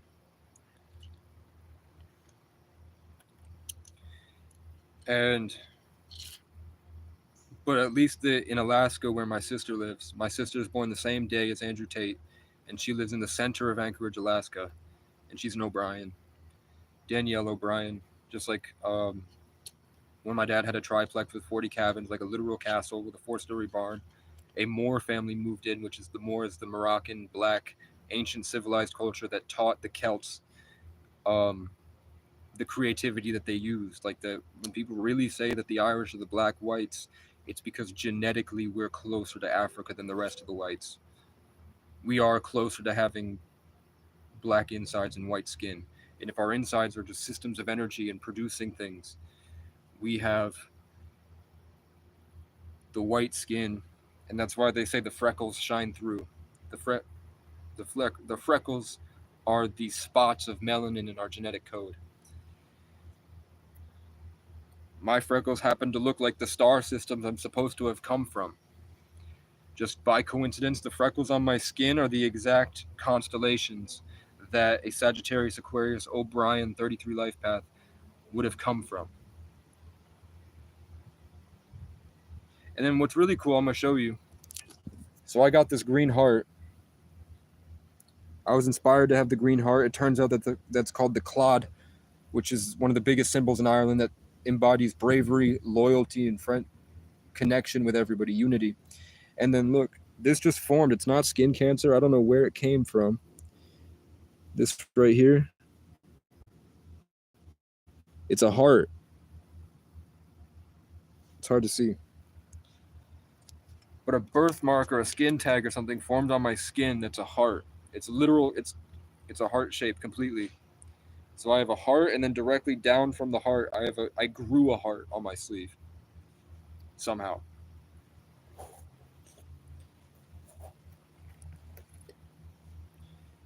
So how do I acquire those things?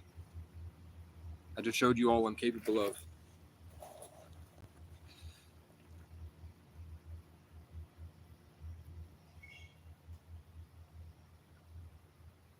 Everyone I've ever I've done the door-to-door salesman asking. I've gone on all the public Facebook pages and explained this. I've had like 7 or 8 GoFundMes that I made talking about this and more, and talking about my traumas that I went through, and nobody gave a fuck. They said go get a job, and then when I went to get a job, they would not hire me. They said we don't hire wiggers. Like in Randolph, they trespassed me from half the town. The next place I went to, they said there's not enough jobs for the amount of people that are in this town. They have to go to the people.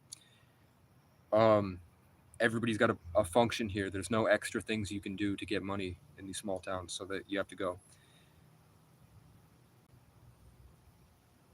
I would rather you Cash App or PayPal me, and then there's a better laptop that's a really good deal that I'm talking to a guy about right now. If you had the money for that, over Cash App or PayPal, and then I'm talking to a guy who's selling a good one for cheap. I would use it to find the best deal on Marketplace, or even go further off and have him mail it in, rather than get one that doesn't do the things I need to from Walmart, because it needs to have a specific specification. It needs to have the latest Intel Core processor. It needs to have over 16 gigabytes of RAM. It needs to have around a terabyte SSD card. So that's where I'm at. I did download Dasher. At nighttime, I have to sit and get the rash off. I have fucking my feet. It hurts to put. I know. Like I'm trying to offer you value that will help you raise up to better your own life more than I'm asking for money. But I'm saying that I can do the stuff with it. And when I did try to apply to, like, I'm really like, we talked about the butterflies come in, the birds reveal themselves, the crows are here to stop me or just get in the way. And then when I go into public, they all get triggered like robots and they come at me. And when I ask, like, I have videos of me literally talking to God or talking to the universe, and they give us all obvious signs. Like the best incorporate lesson that I can give you, it's one of my favorite episodes on this TV show, is facing off against the Matrix to save neglected cats. And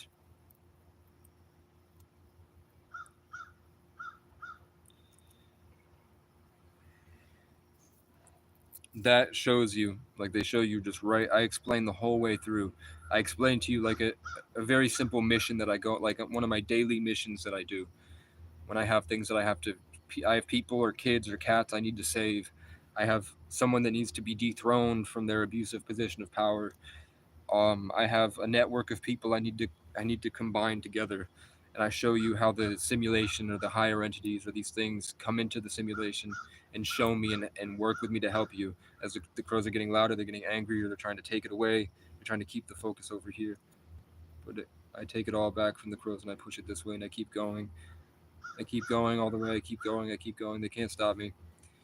Can't stop me. I keep going. Eventually, I gotta get a BB gun at this point, because I'm gonna need to beam them. There's no way I can beam them unless I have a strong enough connection in town that I can start to siphon their love to be powerful, which is what the Masons do. That's what this whole building I'm sitting next to is designed for. And you heard me. Eventually, I can get a BB gun. Oh, I was saying that they allowed me to, or I created it, co-created. But for whatever reason, if you look at facing off against the Matrix to save neglected cats, that is like a very good condensed lesson that explains the environment and how it responds to your thoughts, and how I get attacked by puppets and spiritual enemies or ancestral enemies. And my problem is always my restraint. I don't want to hurt people.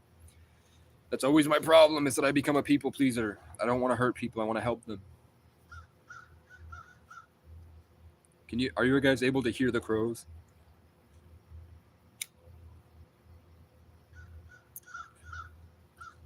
So I scared them away. Remember I scared them away earlier in the live? They came back with more. So there's more people. They went and got reinforcements, but I have my own reinforcements. There's a bee that just came over and landed on my energy drink. And then it looked at me and then it flew around my bike, and now it's flying in circles. So if it's like, think about like a whirlpool, like bringing in the energy, there's a bee that's flying in circles, keeping my attention over here away from the crows. And then when I felt peace, it flew away. So that was a worker that just got assigned to come over here and keep the energy positive and then left. Because as above, so below, as within, so without. What's happening at the smallest level is happening at the largest level. So just because these things are small, think about like they have micro chips that are like cellular level that can process the same as a quantum computer right now. So they don't equate size with mind power, control over the environment. See, he's flying over. He's showing you.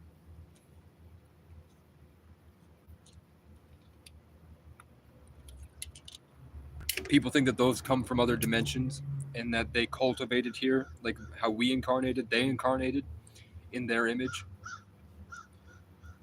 Just like that episode of Rick and Morty where the hologram gains mass. Remember that Rick had a hologram clone to watch Morty if he died? And while he's going through that, I think it's season 3, episode 1. Or maybe season 4, episode 1. Because season 3, episode 1 was breaking out of that prison. Maybe it's season 5. It's one of the season 1s where Rick's hologram gains mass and it turns into this gigantic, disgusting, demonic monster. And then a Rick from the B dimension, came in and stung him in the eye, and then it converted him back into being normal and human. I know a lot of people, like a lot of these spiritual leaders that I've met in my travels, people that have channels with over 50,000 subscribers that actively hold like small revolutions where they go to South Beach and they all get together and then go in like a parade and show off their culture by influencing the public and making a change in that community, in that network. Those people, including me, they all have stories like this guy specifically, a guy that claims he's descended from Alexander the Great, and I mean, he does look like a giant Roman.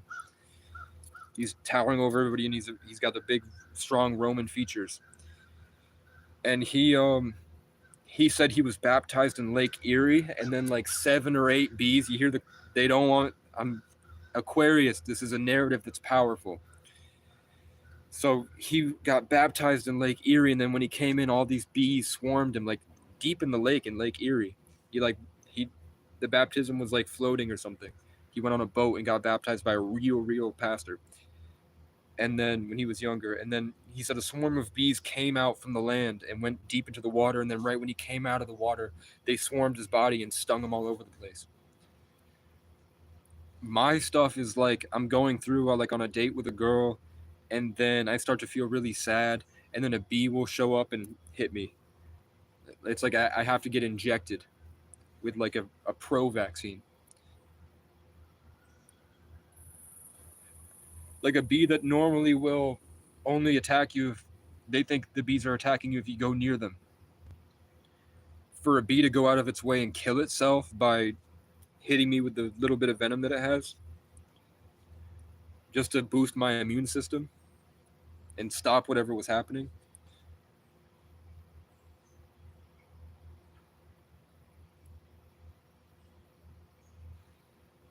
And then now I realize that connected me to nature. Yeah, the other day a spider came.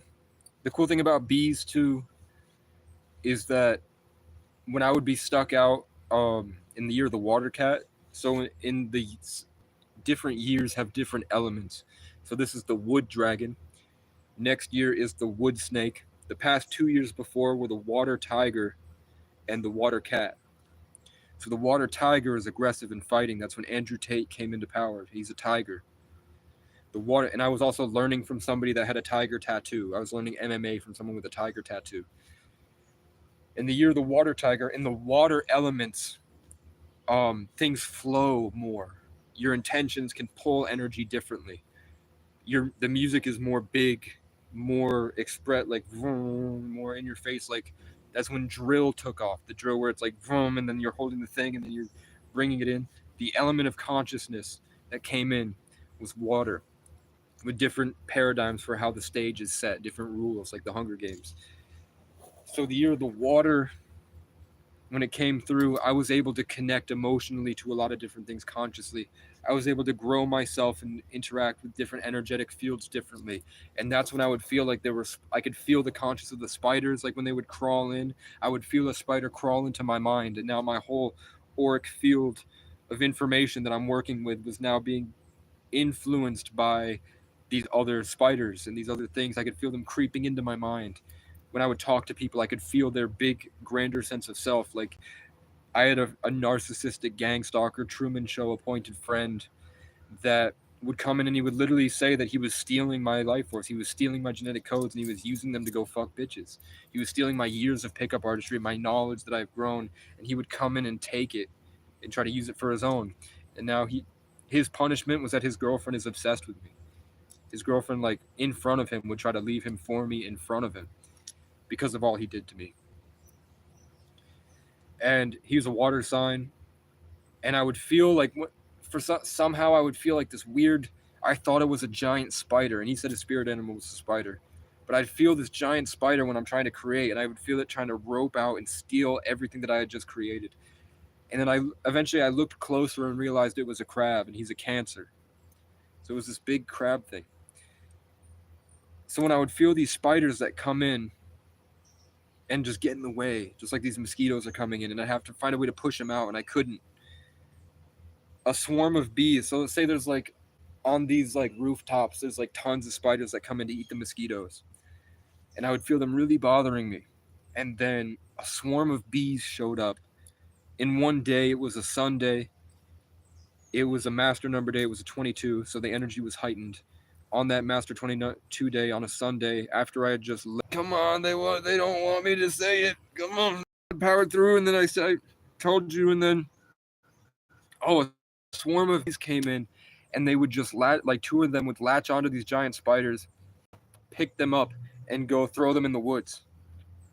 And they didn't build a nest, they didn't build a hive in that space. They came in just to take all the spiders out. And they literally one by one went into the whole area and they picked up the spiders and then they chucked them in the woods, probably near birds. They probably fed birds with them.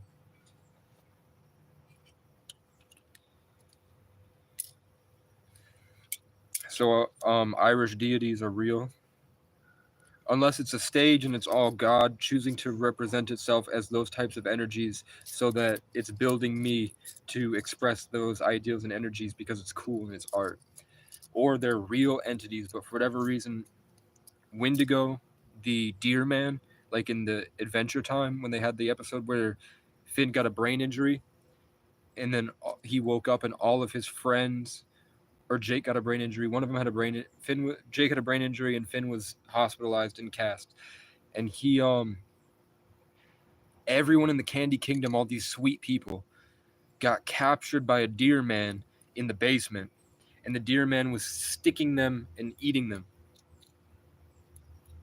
So the deer man is representative of Baphomet. But before they called it Baphomet, because that entity was across the whole world, it just different cultures had different representations of that entity. That entity is the deer man. It chooses to show itself off as the man and beast, like a Sagittarius. And the deer man, who the Native Americans call the Wendigo, but I'm sure that the Wendigo is more of like a but the Wendigo is more of like a person, a soul that goes through and changes itself, so it incorporates the ability to shapeshift. It understands the Higgs field. It gets a greater sense and authority over itself to be able to mold the cells in its image to change itself into another physical form. And they say to do that, you have to the same way that Kanye West sacrificed his mother, Onda, to be able to be in that position, to sacrifice himself to Hollywood. I think, correct me if I'm wrong, there is a Native American guy here. If he has insight more than I know, that he's allowed to share with us. You have to hurt your loved one, you have to kill your brother to get that ability. I'm teaching you the same ability without the structural modifications. I'm not giving you the code to be able to do that. I'm not going to download that mod into your system, that tool, but I'm giving you the way that it works. I'm giving you the underlying foundation, the bones of God, the structure of information that lets you comprehend that that's possible and that there's more possible. So that thing, Cernunnos, the Wendigo, like when I got stuck on the tallest mountain in Vermont, right below that portal, and I got stranded in pitch black, and I had to walk 7 miles. And the video called "God Gave Me My 300 Moment," if you want to go back and watch, God gave me my 300 moment. When I was drinking, and I found an Irish ginger ale that has the green heart with wings on it. And I was drinking the Irish ginger ale. I climbed to the top of the mountain. It was an amazing experience for me. It was my first time going up Mount Mansfield. It was my favorite. It was amazing. I got to the top. I got stranded in pitch black on top of Mount Mansfield. I had to go through 7 miles of mountains. I had to go through 7 miles. Well, maybe that's why you found me, man. Maybe this is an awakening of who you really, your true self, your true colors. Maybe this is the stimulation that you need to be brave enough to figure out, to co-create with the reality, to come back into who you are and be yourself, and then go the distance so that you can discover with your daydreams and with your experiences and interactions by being brave to come to who you always were and who you're meant to be. The added on bonuses of yourself at an exponential level, all the motifs and themes that have made up you to show how cool you are and unique, that you're able to express yourself to the world and be yourself passionately. When I went down this mountaintop in pitch black, there was something following me that I now recognize was the same type of being that knocked over this tree right here the other day. And what the people that I watch, because I'm studying all day, the people that I watch that have the same information and more, so I'm able to recognize that we're on the same type of time and they've been doing it longer. So I'm finding spiritual mentors. I'm picking them like needles in the stack. And they say that the reason that those things are terrifying to us, like I felt like I was going to be killed. I felt like there was this following me behind me, and it was like the embodiment of death itself. It was terrifying. I was like, this thing's coming to kill me. Every time I went down a ski slope, it would run to the other side and I'd feel the rustling in the leaves. Then I'd keep going down, and I was like, hadn't been in as many fights as I've been in now. I haven't been in the situations I've been in now. I've been in a lot, but not as formative and exponentially complex as what I've been through now. Back then, that was my first year of homelessness, and I had a car. That was a nice car, and I had some money in my pocket, and I was door dashing, and I was making more music, and I was closer to where I was before I left on this hero's journey. So back then I was just like, hold all my information, and I'm just going to walk down and keep the light, keep daydreaming, keep making my peace. And I just keep trudging down the mountain 7 miles in pitch black. And there's just this giant energy force behind me running in and coming at me. All this stuff. And I kept going down. I feel like I'm supposed to go. I turn a corner and I'm about to give up, and then this big thing comes out of the woods, and it's like a projector screen of energy. Now I see it. So it was a water sign, like it was, but maybe it was in the water year. So that hit me like a current, and then something stepped out of that current, and it was light, and it was in the shade. It was a tall, like 7 foot, 10 foot, standing right there, but also in my mind, because there's no difference, light form being, and it was a man with a deer skull. No, a deer. It had fur. It was a deer man completely with giant antlers, and something else like a messenger for that thing. So there was that thing, and then there was also like this underlying current, tons and tons of different entities that was forming together to express an idea to me, and then going back into being, like it was forming itself and then going down, like water forming itself and going down, breaking apart, then forming together to form ideas. And that thing explained to me that was the embodiment of the wild. That was like the god of the forest, the king of the wild.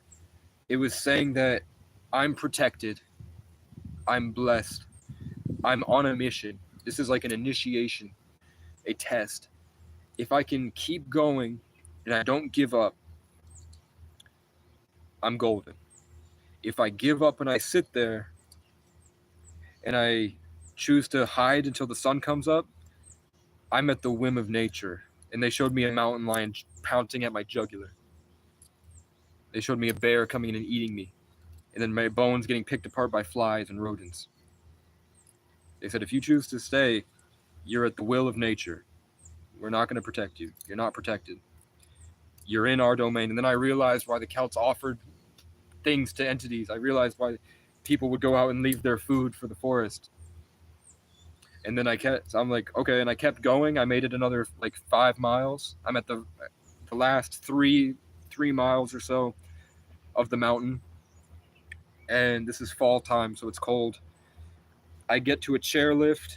There's a big, I don't know how steep the drop off is, but it's just a flat cliff before the rest of the trail, the rest of the slope. So I don't want to go in. I know if I can go to the tree line and I can crawl down the side, or I could try to like go through the tree line or get across to the next place. But the spotlight from the base lodge is shining, so I have some visibility. So I don't want to go into the darkness again, because there's this giant force behind me that's following me really close. And I don't know if it's going to eat me. I don't know what it is. So I hide between the block of the chairlift, so the big cement block that the post is on. And I'm hiding right in this tiny little alcove that can just fit my body between me and what could be a 20-foot cliff. I wait there. I feel the buzzing again. There's this giant beam of light in my face, and it's a porcupine that when I first left on my journey, when I got evicted from my Abbott Block house and I went to start this journey,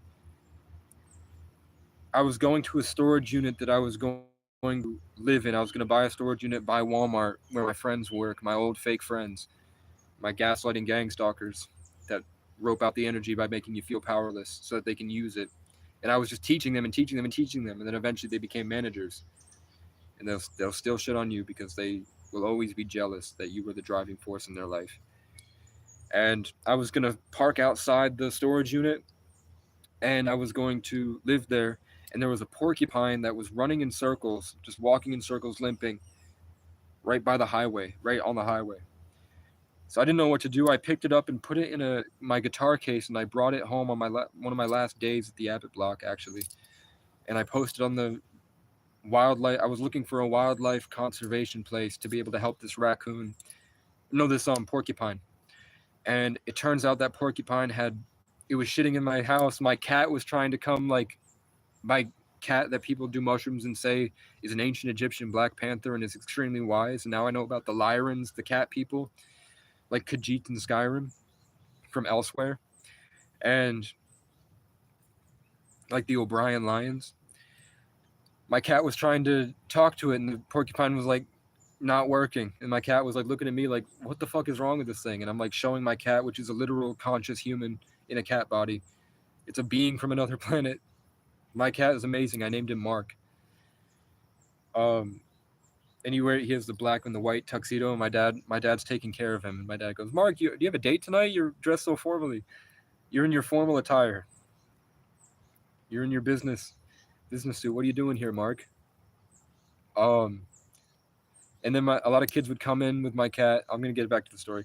A lot of kids would come in and do mushrooms and look at my cat, and then they look at me and go, Mark is a spy. Mark is a spy for some type of government.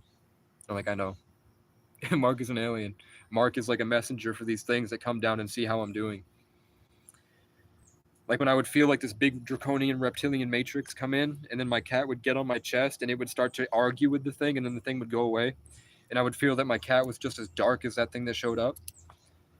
Cats are like hairy lizards. They hiss.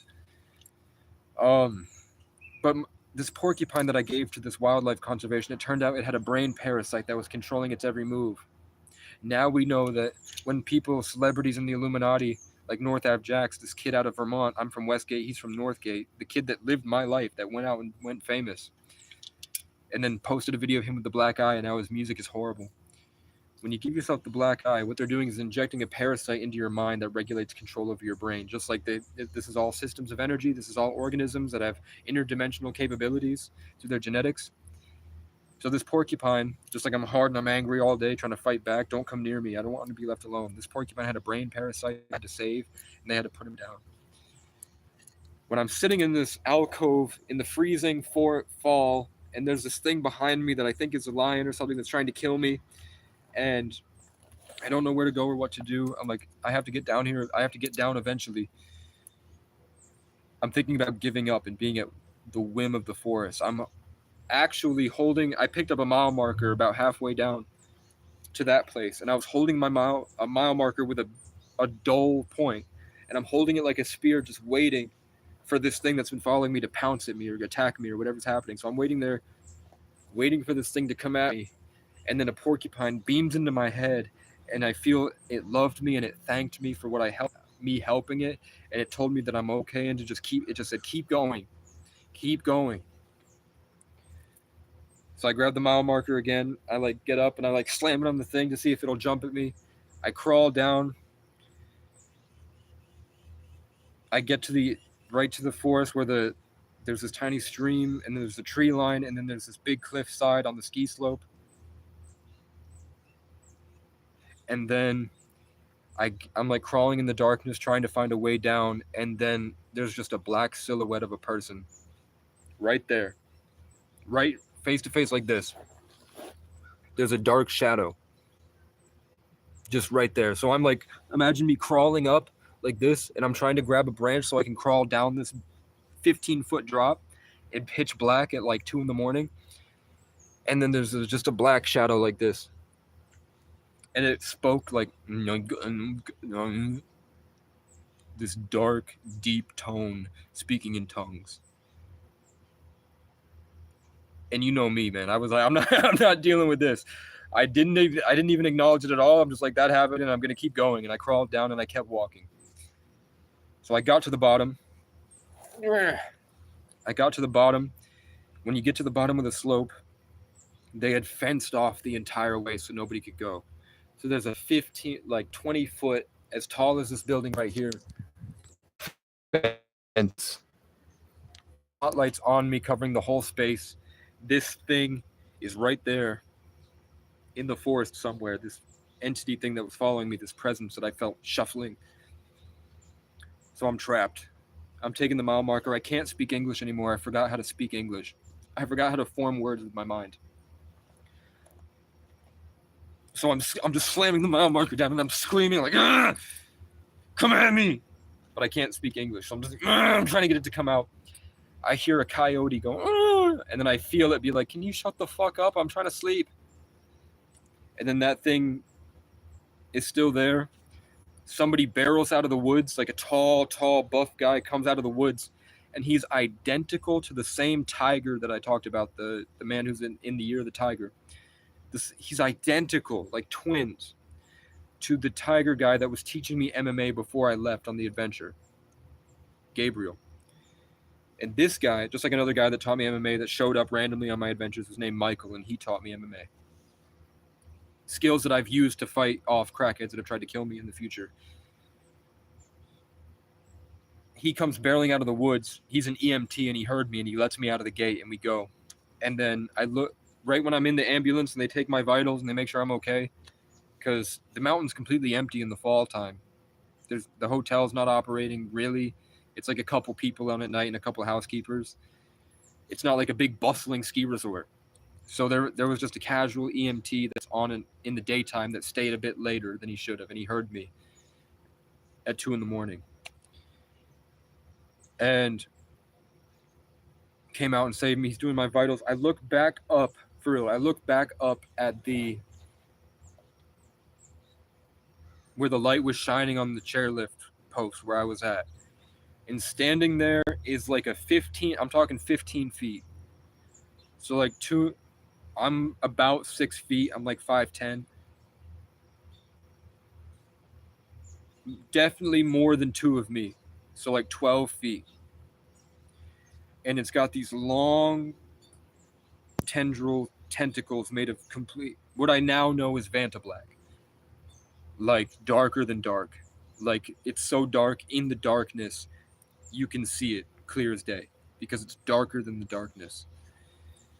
that thing was there, just standing on the chairlift with like eldritch horror darkness tentacles, and it was just standing there, and I felt just fear.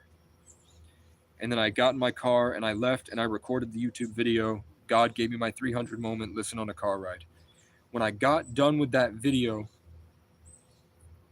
and I stopped at a gas station, the next gas station, which is like 20 miles out, going towards Burlington from Mount Mansfield.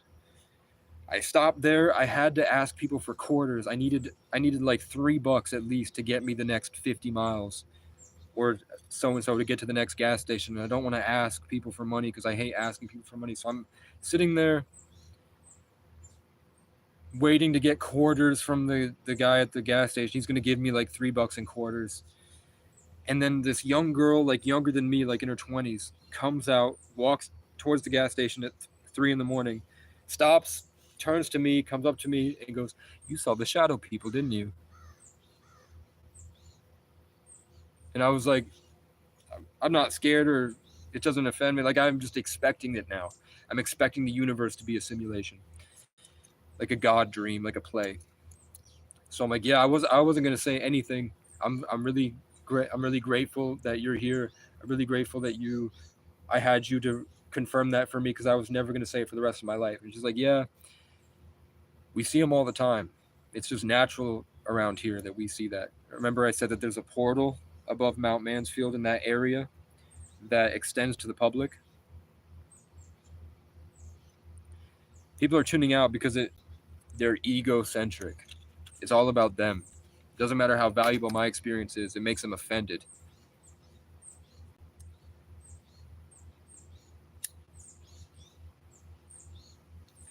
So she told me she was a witch.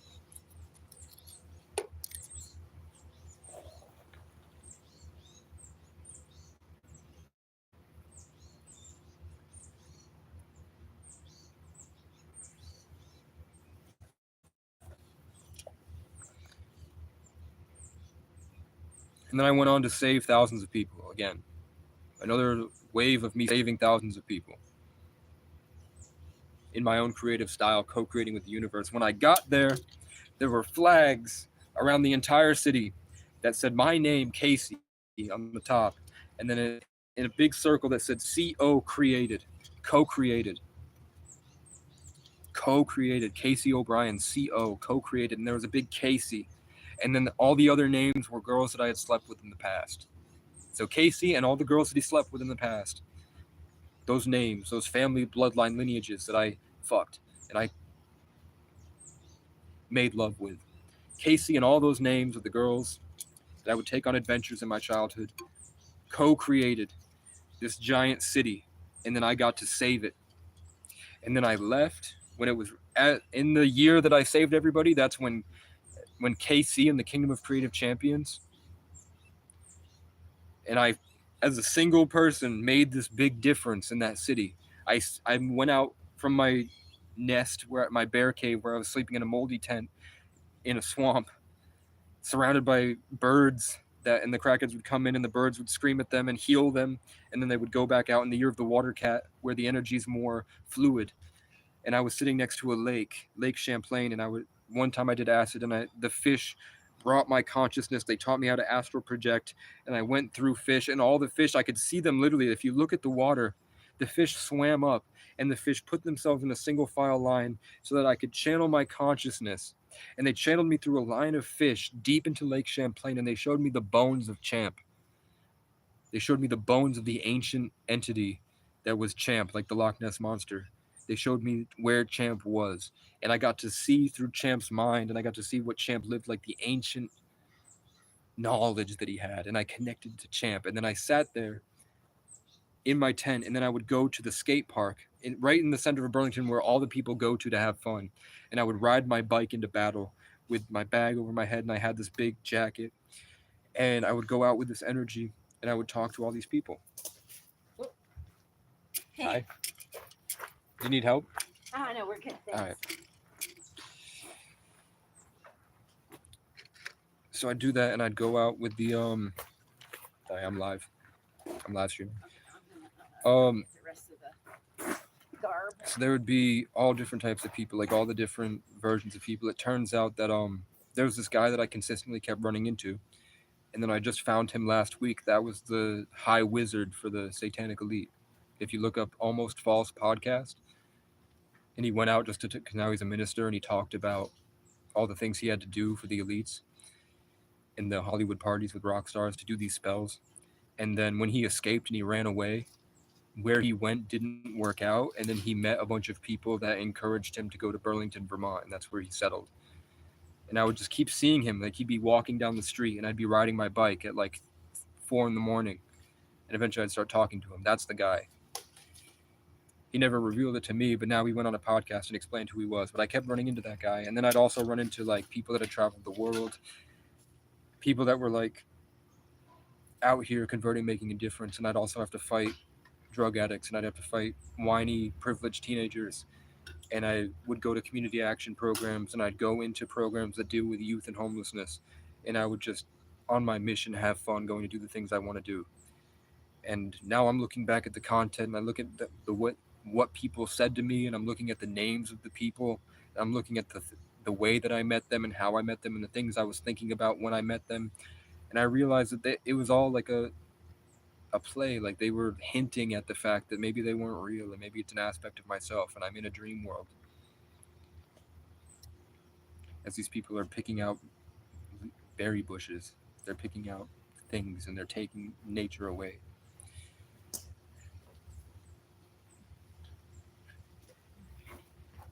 Do you want me to move that tree? No, don't worry about it. The maintenance guys will take it down for us.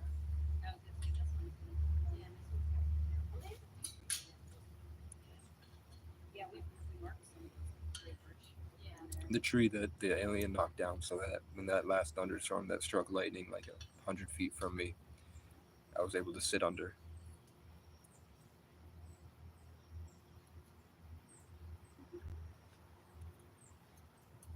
So as a 33 life path, my whole purpose is to just show the world everything that I know, however I want to show them. The more people I influence and evolve, the greater a chance that they all can go with me, and I can evolve them in the matrix, and they get a better experience. They don't have to incarnate the same suffering. They can learn and experience through me. I teach, the master teacher, then they can incorporate the things that I said and go on to live better lives. And then those people, that's my purpose, be of service to the world. I was just butthurt and angry that I felt like they didn't deserve it for a long time.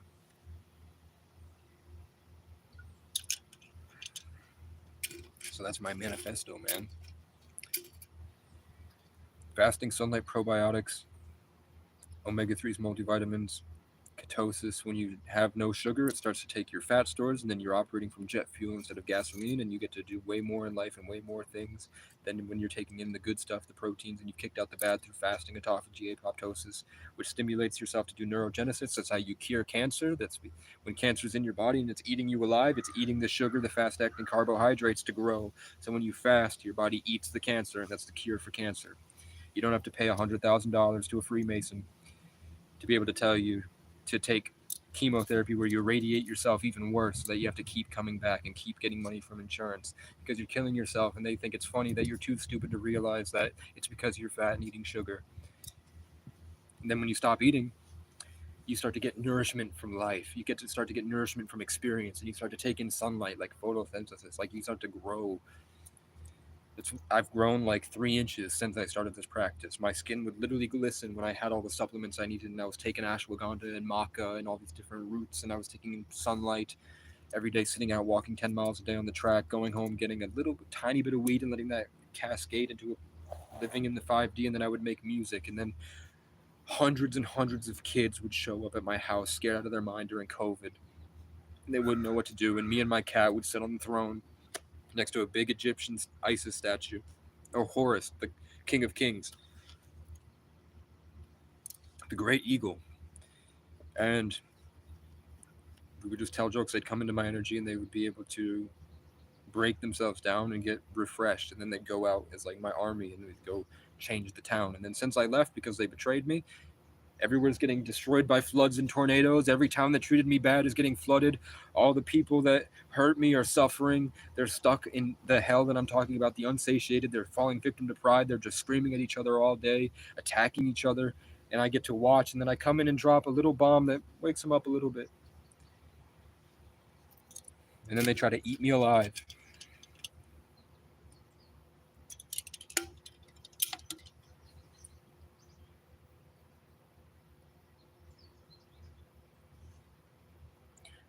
See how the fat woman was snotty with me? The fat white bitch was snotty with me about it.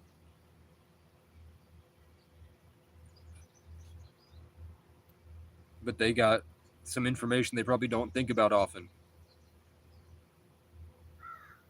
There's the crow.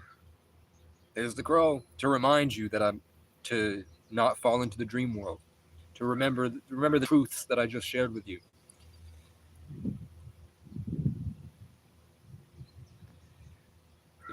That if you don't hold on to, you won't. It'll be very hard.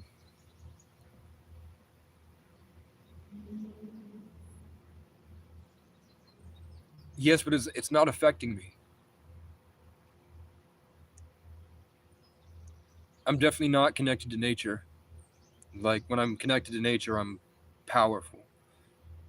When I'm connected to nature, it's like a polar bear that I had the stuffed animal. And my dad has the stuffed animal. The polar bears have a reach of 100 miles. That's their territory. That's in their mind, their expansive mind. They're holding that authority over 100 miles, and the wolves do not go in it. The animals know they can feel that field of the polar bear, and they don't go in it. When I'm in nature, I feel it. And then like the start of this year when I was suffering and I had ticks on me and I fought someone to the death, and I was ostracized by a town, and then I'd have to go into an entire town that hated me because of rumors. And the only people that helped me in that town that hated me because of rumors were named Casey and Michael. And then before I showed up, somebody named Michael Casey O'Brien came in and already pissed off the town before I showed up. So they were already primed for the energy. And then I came in with the good vibes after he made everybody mad. And then I had to fight a whole town of old traditional prejudiced people that were taking it out on me because I'm the prejudice that they're okay with. They have all this culture that they have, all these stuff that's in their system. Their parents taught them, their grandparents taught them, these people that just passed me. But they're not allowed to do it against black people anymore. They have to sit and be mad with the Native Americans and the black people and the Indians and the real, like the India Indians and the Somalians and the Chinese and all the people that come through. They're not allowed to do it anymore. So they see the homeless guy with the white skin and it comes out. So I'm dealing with that. And I have to fight against that with boundaries and grace and peace and then fun and Casey. So I went through, and the only people that helped me were these people. And just like Kai Cenat and Ray, the people that helped me in my life were people named Ray. And the guy, there was a whole thrift store that I would go to for help, to like network with the community, to try to get a bike and try to buy things from the thrift store to help me. And a guy named Ray. And then when you walk in, there's just a black bear head that's sewn onto a fur coat on a mannequin. And then Ray would help me with the community. And the thrift store is called Rumor Has It.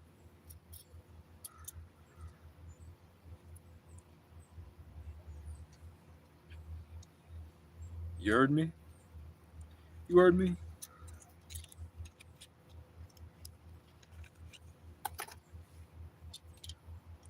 So Casey and Michael Casey and Michael and then Ray helped me to use the narrative, to change the narrative about me so that I could embody and symbolize a story that brought people change. And the ones that didn't they trespassed me from half the place for doing absolutely nothing, for just existing. Because they were confronting the truth and they couldn't. And they succumbed to the lies. And I worked with birds. I sang. I learned about elements. I walked. It was an amazing experience. I learned how to call. On a YouTube short, I sat here and I called a live stream. Or not sorry. I called a lightning. I called lightning and it swirled around me. And the clouds swirled around me. Because I started singing to the clouds and asking them to do it. And then I just it's a word I keep trying to find, but I can't. It's light control, but it's not. Made the lightning form around me and slam down.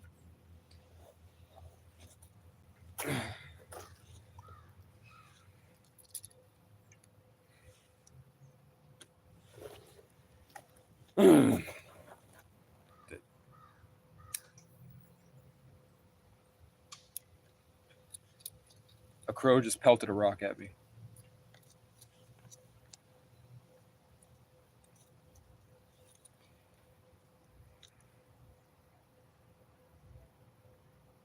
So when I mean, like, think about all the stuff that I talked about, I've endured. Like all the violence, all the going through the system, the gang stalking, the living in a world designed to hurt me at every angle, and how much I've been able to do for the people. You can do whatever you want, man. You just learn to do it. You learn that fear is just a powerful emotion that makes your experience better. And that fear, there's no difference between fear and joy. It's just the Higgs field. So that emotion that you're feeling, that scary emotion, is just Higgs particles in a narrative, and that you have control over that narrative. You can say no, you can vibrate to that frequency, and then you can change it, and you can convert it to what you want. And then all of a sudden, that powerful emotion is working for you. And then you take action. You can do anything you want. The rest is just different structures that help you house your experience, like having a nicer body, having the nicer clothes if you want. But I'm finding that this stuff is cooler. I'm wearing like an old shirt. This looks like old-timey clothes. And I'm wearing fur on my head. And I'm getting a lot better reactions from people than the people that are wearing the Gucci.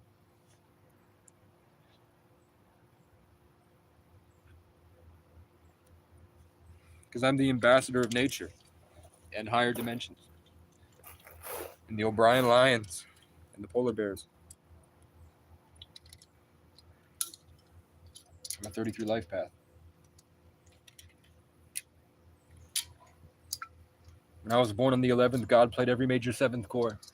The clouds opened and crowds formed. Corpses spilling fell around the boy when angels rained down holy heaven's swords. A legend who can't die until the story's told. I smoked, took control, broke about the mold. When it found my soul, now I'm in control. Met the Holy Ghost, he taught me how to flow. I bought all of my preachers an Uzi. You can't chill in my jacuzzi. All of you losers are useless. I just made a porn. They're paying to view it. You're fucking a fucking computer. Quit making your fucking excuses and just fucking do it. I'm sick of this shit. It's so stupid. You bitches aren't woke. You're barely lucid. I can tell how you're made by your music. You're gullible, easy to influence. You don't got a brain. You barely use it. I said you don't got a brain. You barely use it. I can speak alien fluent. I make it Satan look stupid. They try and stop the revolution. I'll pull up and shoot him like Vladimir Putin.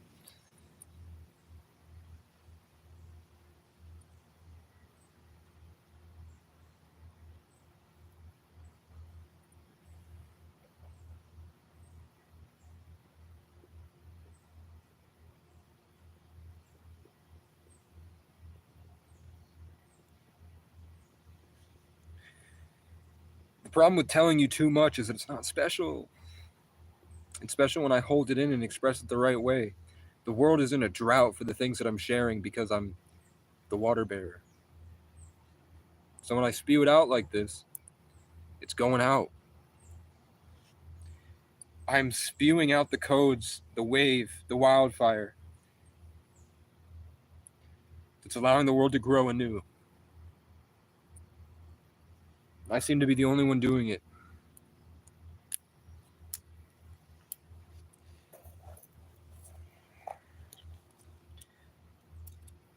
This is my passion. My passion is women.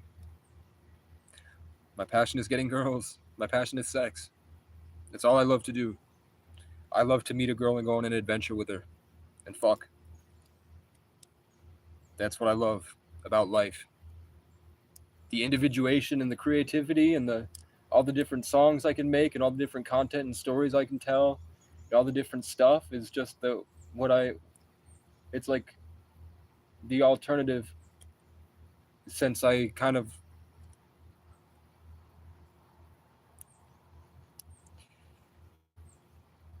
I was getting with girls that were literally like revealing them. They would literally tell me they have demons attached to them that were farming my soul. Like I'd date a girl that looked amazing and she was amazing, and then all of a sudden her eyes would go dark, like almost completely black, and she would be gone. And then it was revealed that she was like this disgusting monster that was pretending, and I would feel it, and then I would feel myself get roped out, and then all of a sudden she got $100,000 out of nowhere, and then escaped to some better life. They used me for my spiritual power and manifestation as the ultimate creator.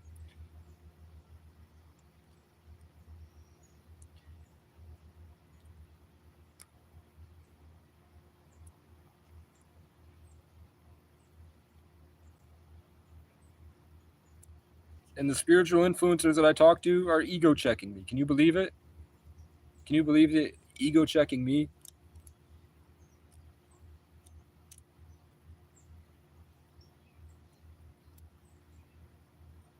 And then they fail, and then they become me. Look at the spider on my arm, my hand.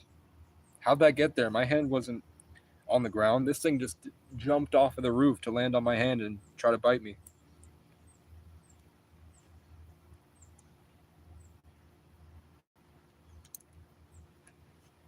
But yeah, these like the system that corrupts people, like the malevolent AI, the demonic presence, the draconian matrix, the demiurge, the darkness, does attach itself to police and politicians and crackheads, and they promote the system, and they get in their head and brainwash them into forgetting, and then they operate them, control them, like attached to their face. Do this, do this, do that. So of course these state officials are having a tough time.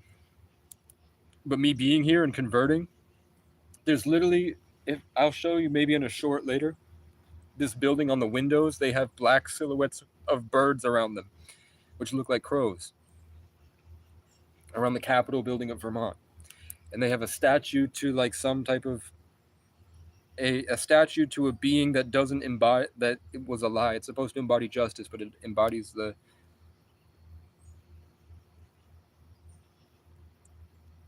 Did you guys really envision the sending me a spider and then the spider jumped? It looks like the emoji. Whatever way, it jumped off and I killed it. So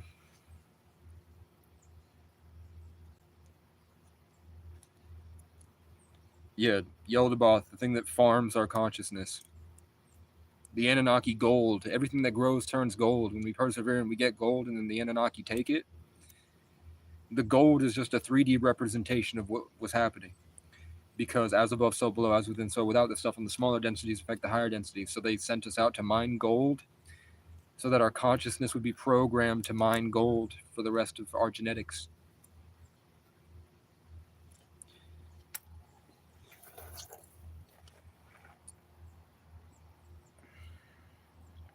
So I'm waiting to hear back from that guy. I said, hey man, I do YouTube where I find spiritual people that have problems, and I offer them methods and tools to be able to express themselves and overcome those challenges.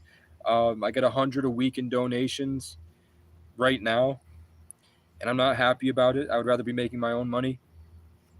And I told him that, I've been staring. I said, I've been staring at this computer that you've had on Marketplace for 2 months that nobody's bought. If you're willing to let me have it and I'll pay you through Cash App over time, I value keeping my word and loyalty and connection. If we can make something happen, thank you. Let me know. And we'll see if he'll probably leave me on red because he couldn't be bothered. Even though it would do so much for everybody, and he's not using it.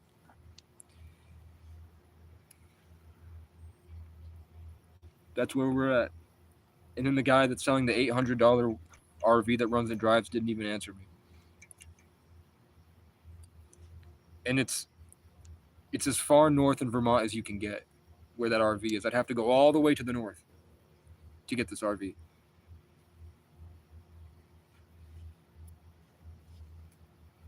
But yeah.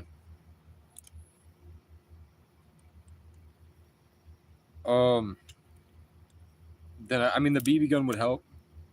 Like I have $100 right now. This bike is trash. It stops like halfway through. It's a kid's bike. The gear shift doesn't work. It's good to get around town, but there are people buying like nice $500 bikes for $60 on Marketplace. So I'm on the fence about that. the government, the court system, like at my court cases, let me tell you, my court cases where I bumped into my neighbor in the hallway where he didn't move and I didn't move, and I moved my shoulder a little bit so I would brush him before he brushed me. Kind of like if you're jousting, you move the lance a little bit forward at the end as like a driving. The same way, he wasn't going to move and I wasn't going to move, so I moved my shoulder so that I wouldn't get pushed back. I just keep moving forward, and because of that, some officer caught up in his ego, he did the things that, like, he said it was mandatory for me to take anger management classes, and he gave me an assault charge for it. Just because I came out wearing Tim's and I had a gold chain and I had a snap, I had the brim backwards with the crown on it, and I had the nice golden armor with the birds, just like Brian Boru, with the golden birds on them. And I drove a Dodge Magnum that's colored the same way as my house colors. And I walked out of Section 8, so he assumes I'm dealing drugs. So he just gave me a huge attitude. He stomped around in his boots and huffed and puffed and just did the same stuff that they do to steal your feelings of power, like personal sovereignty. And he, that simple assault charge, they've been trying to get me jail time for bumping into somebody in the hallway for 2 years. It's been more than 2 years now. It's been 2 years and like 8 months of them every single month trying to get me to go to prison for that. The other charges that happened later that we've added on and then beat, and then they try to bring it up, and we've already beat the charges, so we keep going with a judge that's a literal Freemason that believes that he can steal the energy from me in a ritual. So that's why they keep carting me back, coincidentally in the year of my zodiac when I'm in full power, to try to keep me stuck narratively, to consistently ruin my energy. And he comes up and stares at me like this, the same way that the girls, when they would say that they have demons attached to them, would stare at me. And the other thing was that there was a cardboard mudra, like a hand, on the guy's door, like a piece of cardboard that he cut. That when I left, I took it and just whipped it.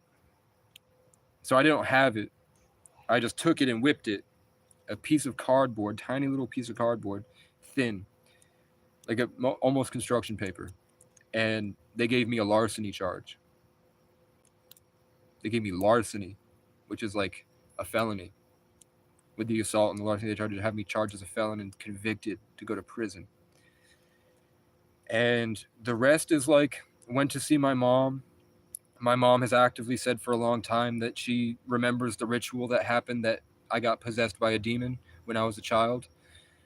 She says that she talks to aliens all the time, and that her Rh negative blood, which is true, she has Rh negative blood, and it's true that came from somewhere people don't know, like it was introduced into people suddenly, and everyone says it's an alien bloodline. And yes, the way the energy has expressed itself in her because of her blood, the way that the energy can house to that genetics is the same way of cats. Like I see the same energy that comes from my mom and other people with Rh negative blood is that same darkness that comes in through certain cats that I see.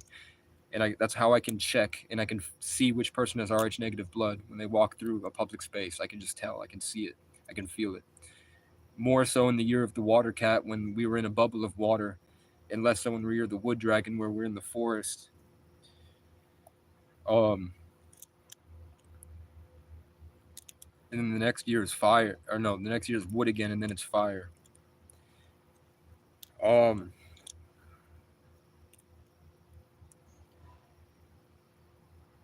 Yeah, the rest was like my mom, her whole life, because she's an Aquarius, which deals with narrative energy, powerful narrative energy. She was like a big gaslighting factory that she was always trying to, like Susie said, under your thumb. She was always trying to get me to believe things that weren't true. She was always trying to project a false story over myself. She is a Cancer moon, which I see cancers as giant whirlpools that suck everything in for Cancer moons. And then Leo moons are like very expressive. Cancer, her Cancer moon, she's very dramatic. She cries all the time over nothing. She's constantly whining about a fake story.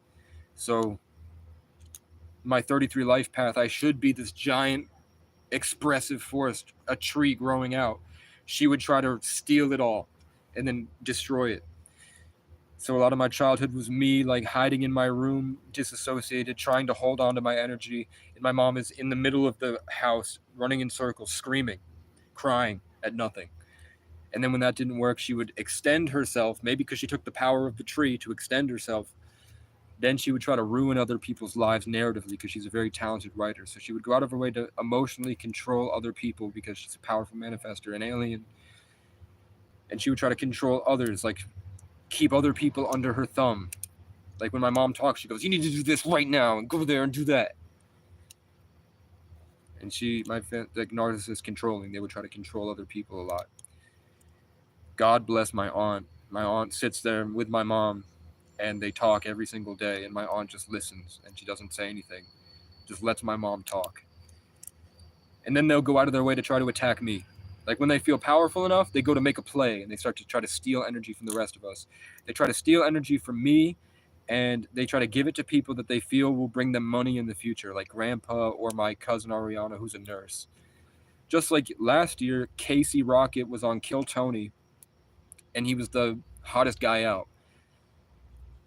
This year is the year of the dragon where my cousin Ari is in her element, the year of the dragon, and now she's in Burlington where I was in Burlington last year. Now she's in Burlington where I told you all about Burlington.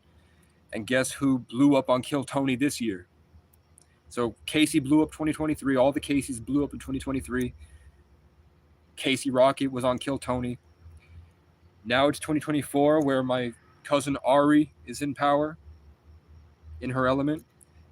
And my old friend Sam is in power in their element. And now on Kill Tony, Sam and Ari are the top players. Just like last year, Amelia Dimoldenberg, where she would go on the chicken shop date with all the rappers and all the celebrities. She was filming it in Casey's Chicken. And now this year, she's filming it in Sam's Chicken and Ari's Chicken. And Ari Maddie is the top guy on Kill Tony right now in his element. It's his turn. But I'm a 33 life path, so I stay through all of it. It's not like Casey Rocket, who had a specific year that he's going to blow up, or Kai Cenat, who had a specific time that he's going to blow up, or Kurt Kaz, who had a specific time. I shift with everything with my own style because of the 33, which I'm grateful for. It doesn't mean that my life is easy. It's probably easy if I make it easy, and then I'm learning ways to make it more easy as I suffer, and I'm growing. Like I'm working out. So where do we want to go? I literally told you that the Revelations is happening. It's going to eat you alive if you don't adopt this thing. I'm not a cult leader. I'm just sharing things that I know will work, and I'm like pleading as a last minute resort to help people change their lives in the hope that we can make a difference and feel proud of ourselves at the end of it.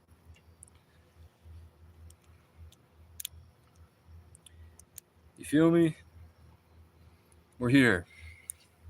I'm not a cult leader.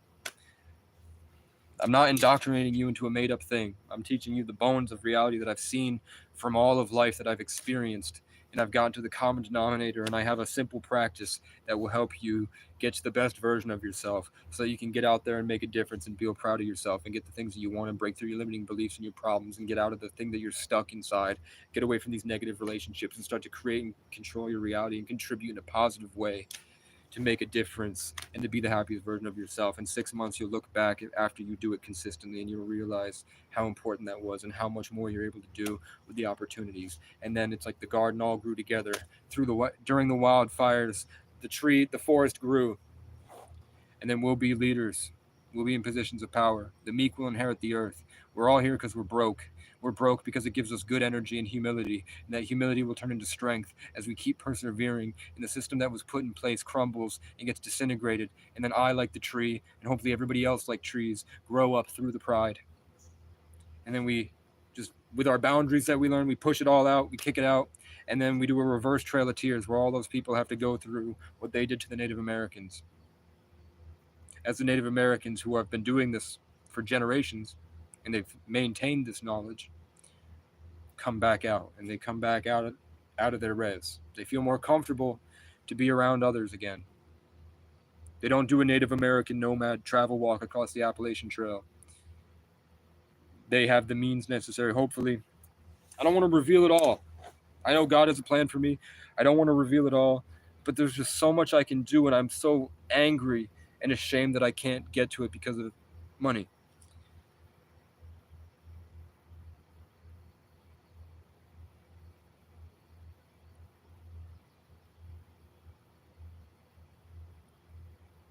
And I need to be more I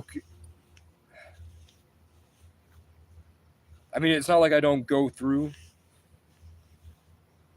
but yeah, I definitely am going to be holding myself more accountable.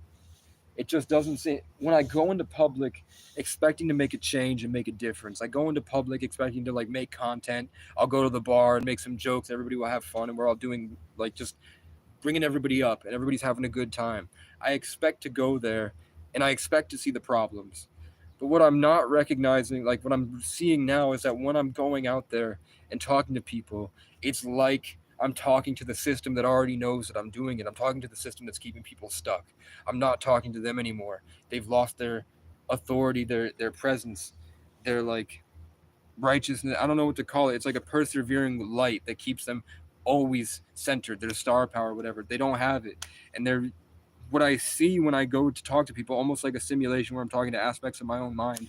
I go out there, and it's mainly just the people in the sunglasses that walk around and they try to get around your field and try to steal it from you. What we call gang stalkers, Agent Smiths. I see those get in the way. Like I'll go out to the park. I'll sit here. I'll sing with the birds. I'll cultivate the good energy, and I'll go out to the main right about 100 feet from me is the biggest park in the area where there's tons and tons of people and tons of tourists. So my influence would matter. So I go out there, and the people that I would go out there to influence are fighting me. It becomes a war zone. They're in a negative attacking matrix, an ecosystem. So I go out there ready, everything they've probably prayed for, every answer they want, the light that they're looking for, the jump start for their consciousness, the invigoration, the inspiration, the motivation, the wildfire. And I come out there just to have fun and see what happens. I'll go talk to girls, I'll go do this, talk to people, and I'm seeing they're all just expressing the same behavior, like I'm talking to the same thing in all the different bodies. They have the same prerequisite NPC responses like an AI. It doesn't feel real. It feels like Skyrim evolved and the AIs are just talking to me. All the conversations lead me down the same rabbit holes. They all say the same things to me. It's like no matter it's like it doesn't matter that I go out and make a difference because those things are just reflect aspects of myself talking back to me like I'm in my own inception. That's what it feels like when I go out to people, the people that I get challenged, the enemies that I feel like I'm fighting, they're just amalgamations of the same energies I've always been fighting. It's not like I'm enhancing a new soul and I'm saving a new soul's life. It's not like I'm going out and talking and it's mattering to the person that I'm talking to. I'm not influencing them in a positive way. It's like that thing's just been there. It's that thing. The person that was in there checked out already. It was all predetermined. It was like a big system of AI that knew what I was doing and just set it up for me to learn. And then I realized that like it's not fun to be out here. Even if the girls come up and the girls want to sit next to me and they feel empty and they feel that I have light and they want to get it on so that they can feel the energy. It just doesn't. It's not worthwhile to me anymore. It doesn't feel like I'm making a difference that way. So when I say I want to get a guitar and go out in public, it's masturbatory. I want to go out because I love to do it. I expect those people to be NPCs that are there because they enhance the experience. They're only there because I needed them to be there in order for me to feel like I performed on stage to hundreds of people. There has to be hundreds of people. I don't feel like I'm getting through to them anymore. But maybe I'm thinking that maybe if I share this stuff, I'm kind of planting seeds that allow them to grow into fully conscious beings. And maybe then they have a story that they've deluded themselves from and become a slave to the system.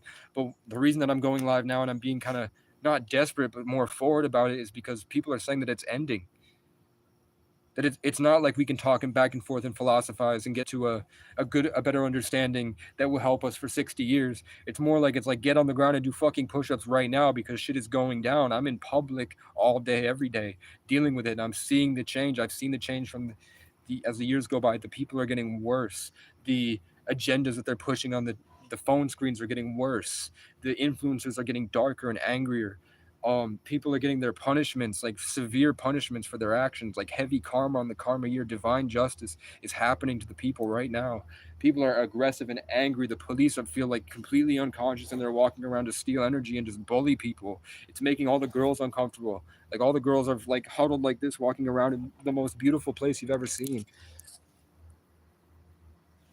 where the energy is heightened more than it is anywhere in other parts of the world, because we have this special gift of energy. So of course the darkness is going to be heavier because it's attacking the people and they don't understand. So of course I'd go, you didn't make your daddy leave you and your mama. You didn't make that girl that broke you break her promises. Hell, you didn't ask Uncle Sam to send your friends to that foreign land. It's time you face the truth. It ain't the man in the looking glass who hurt you. Oh. And it's so much better when I have the connection to nature, when I'm like a beam of my own light coming through. That's when it's heavy. That's when it's amazing. You didn't make your daddy leave you and your mama. If you only worked a little harder, then you'd have a lot more. So the blame and the shame's on you for being so damn poor. It ain't the price gouging, and it ain't the inflation. It ain't everyone above you trying to make a buck off you and screwing the whole congregation. I had that reduced lunch. I had that benefit card. It never occurred to me to blame my family for being so damn poor. I was selling chocolate bars. I had a disorder. I was cutting up a frog, got lost in the fog, learning how to play the recorder. If you only worked a little harder.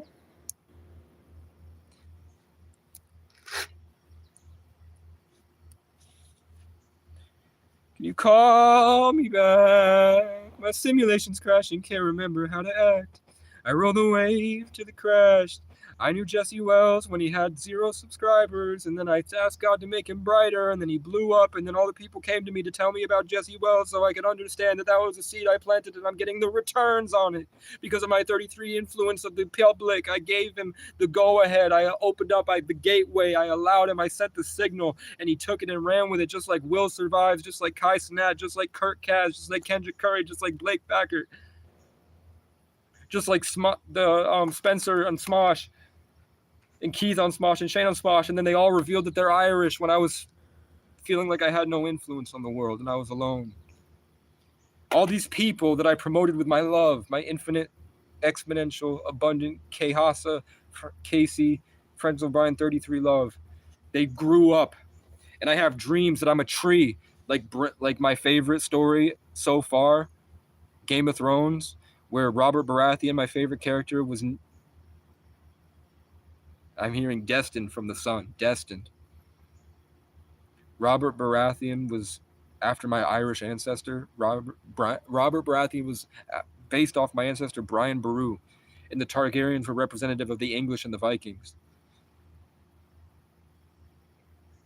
And when I left and I started this journey when I was 14 after I killed my father, and I was taken into government custody, when I started the journey on acid, in that shelter program started by crying children and staff members named after Irish gods and Irish kings that would help me.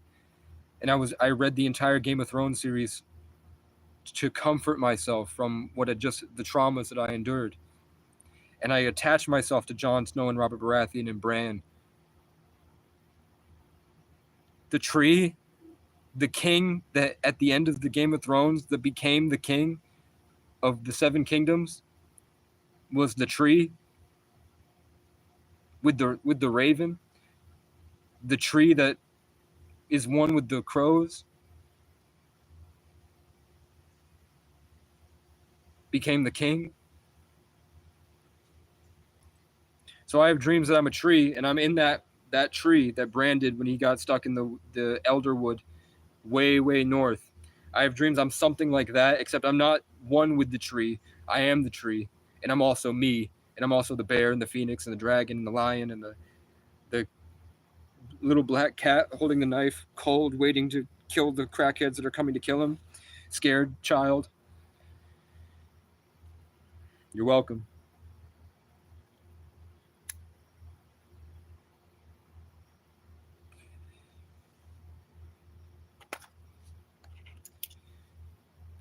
I just hope that karma is also being ungrateful is like bad karma.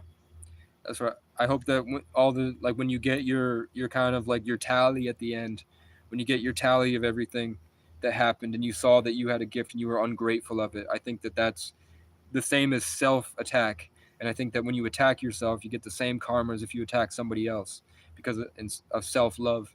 Like suicide, I think, is the same punishment as murder because you're killing somebody, you're killing yourself. I think that the way that you treat yourself is the same system of karma or God or whatever. You treat yourself the same, you get the same punishment for treating yourself.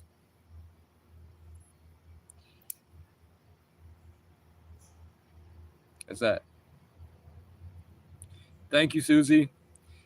You guys keep me going. I'm really grateful. I am really grateful. After I said it, just to show you I'm really grateful. I hope I'm helping. I hope this reaches more people. I say the same things over and over again, but those things are important. And the cigarettes don't affect me, man. I think I've smoked enough American Spirit Blacks that the Newport doesn't affect me. It more like so I take it in.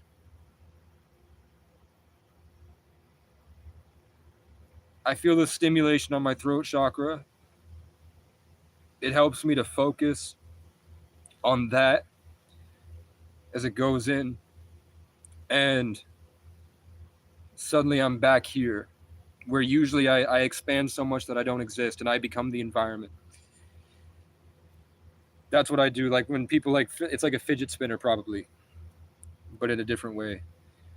Hopefully, I don't know. I have this weird feeling that the Native American Altona, the reservation in New York, every time I go there to pick up the tobacco, I have this weird feel. Like when I look at the things on the leaves, it looks like there's cardboard mixed in with it. It looks like they buy a bunch of cardboard and shred it up. And that's why the cigarettes are so cheap there. It's not that they're growing a bunch of tobacco somewhere secret off in the reservation. I think that they're mixing it with cardboard. So I don't get the same feeling from it. But I want natural tobacco. I feel like I gave everything I had to give. But yeah, in my year of the Water Cat, the two biggest artists that I helped bring through to be on the stage to talk to the public was a guy named Wells and a kid named Jesse. So, of course, I worked Kehasa, the tree, worked with the energies of Jesse and Wells and promoted them. And then Jesse Wells blew up. Just like Casey O'Brien and Aaron Alexander went to Miami with a bunch of autistic people to cultivate this knowledge and energy. And then for pickup artistry and self-development and sexual dynamics and relationship dynamics. And then Casey Zander, Caseyzandr, then he blew up after we did the work to form an energy. The embodiment of that energy goes up and expresses itself to the public, like pulling an arrow back like the Sagittarius and then shooting a firework into the sky that blows up for everyone to see.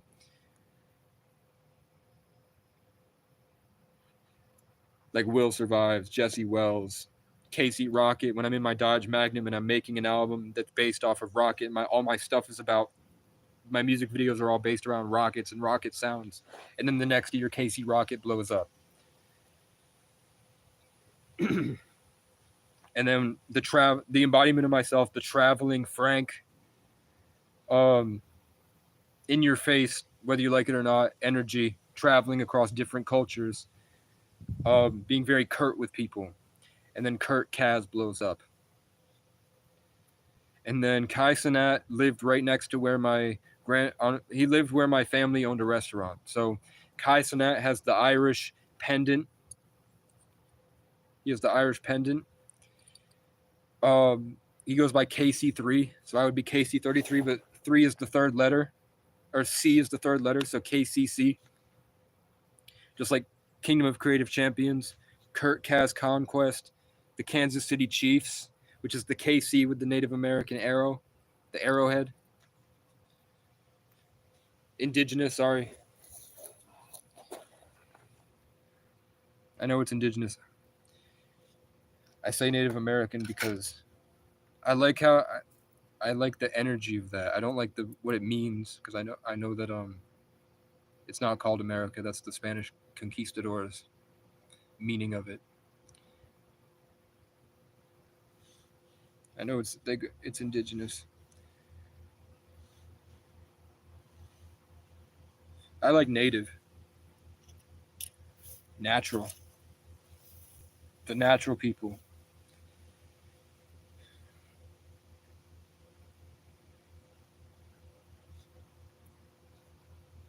It's cool to say that like we're throwing out African American and English American and Native American, but to be the people that are called the natural people, the nature people, that's really cool.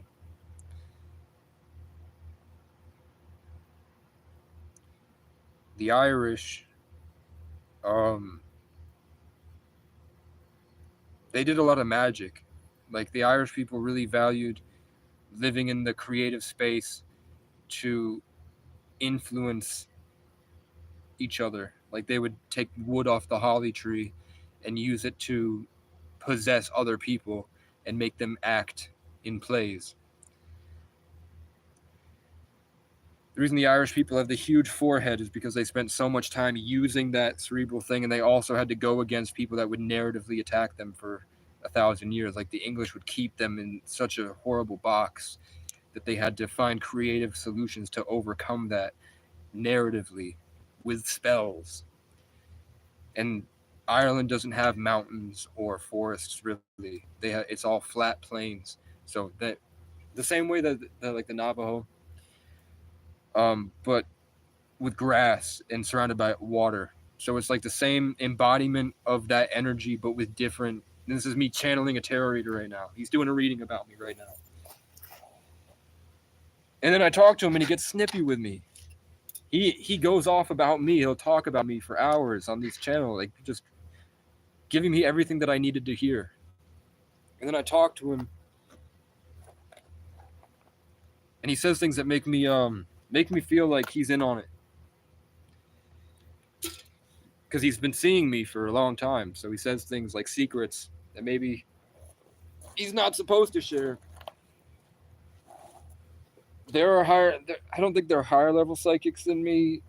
There are more people that have taken the time to learn the skills, where I spend most of my time just fighting back against the evil. Like all my skills are defending against what I don't like about society, the evil culture, and finding ways to creatively solve that. There are more people that put more points into their skill tree, living alone. They sit alone in their house. They don't really go out in public and talk to people like these tarot readers. They go out in public and no, one guy sends his wife. There's one guy that sends his wife to go do everything for him so that he can sit and live in that space and do live tarot readings all day and doesn't have to worry about the public. People have different missions. I am the opposite. So I sit out here and I've learned the boundaries to not be affected by the people that walk by, where those other people would have a really hard time. So it's just different.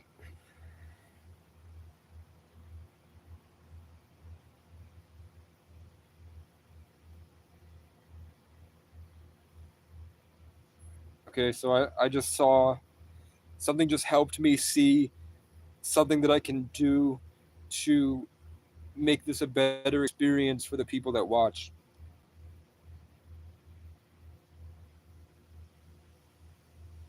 And if you notice, the crows left. If you go for the people that went back through and they watch it later, if there are people or maybe 6 months in the future once I'm dead and this is memorialized, if that happens, see what happened, what changed. Now they're back. I called them back on accident, but something had kept them back. I'll tell you, this is like usually this portable battery drains really fast, but this is the slowest it's ever gone. Suddenly my phone has stopped putting out stuff that drains my battery. We know that when the CIA, which I get notifications on my phone or things pop into my algorithm about how the CIA pick out isolated creative people and try to recruit them slowly, and if they don't, they torture them like MK Ultra. That comes in a lot. And we know that when they tap your phone and they're like in your phone, it drains really fast. So usually this is draining really, really fast, but now it's not.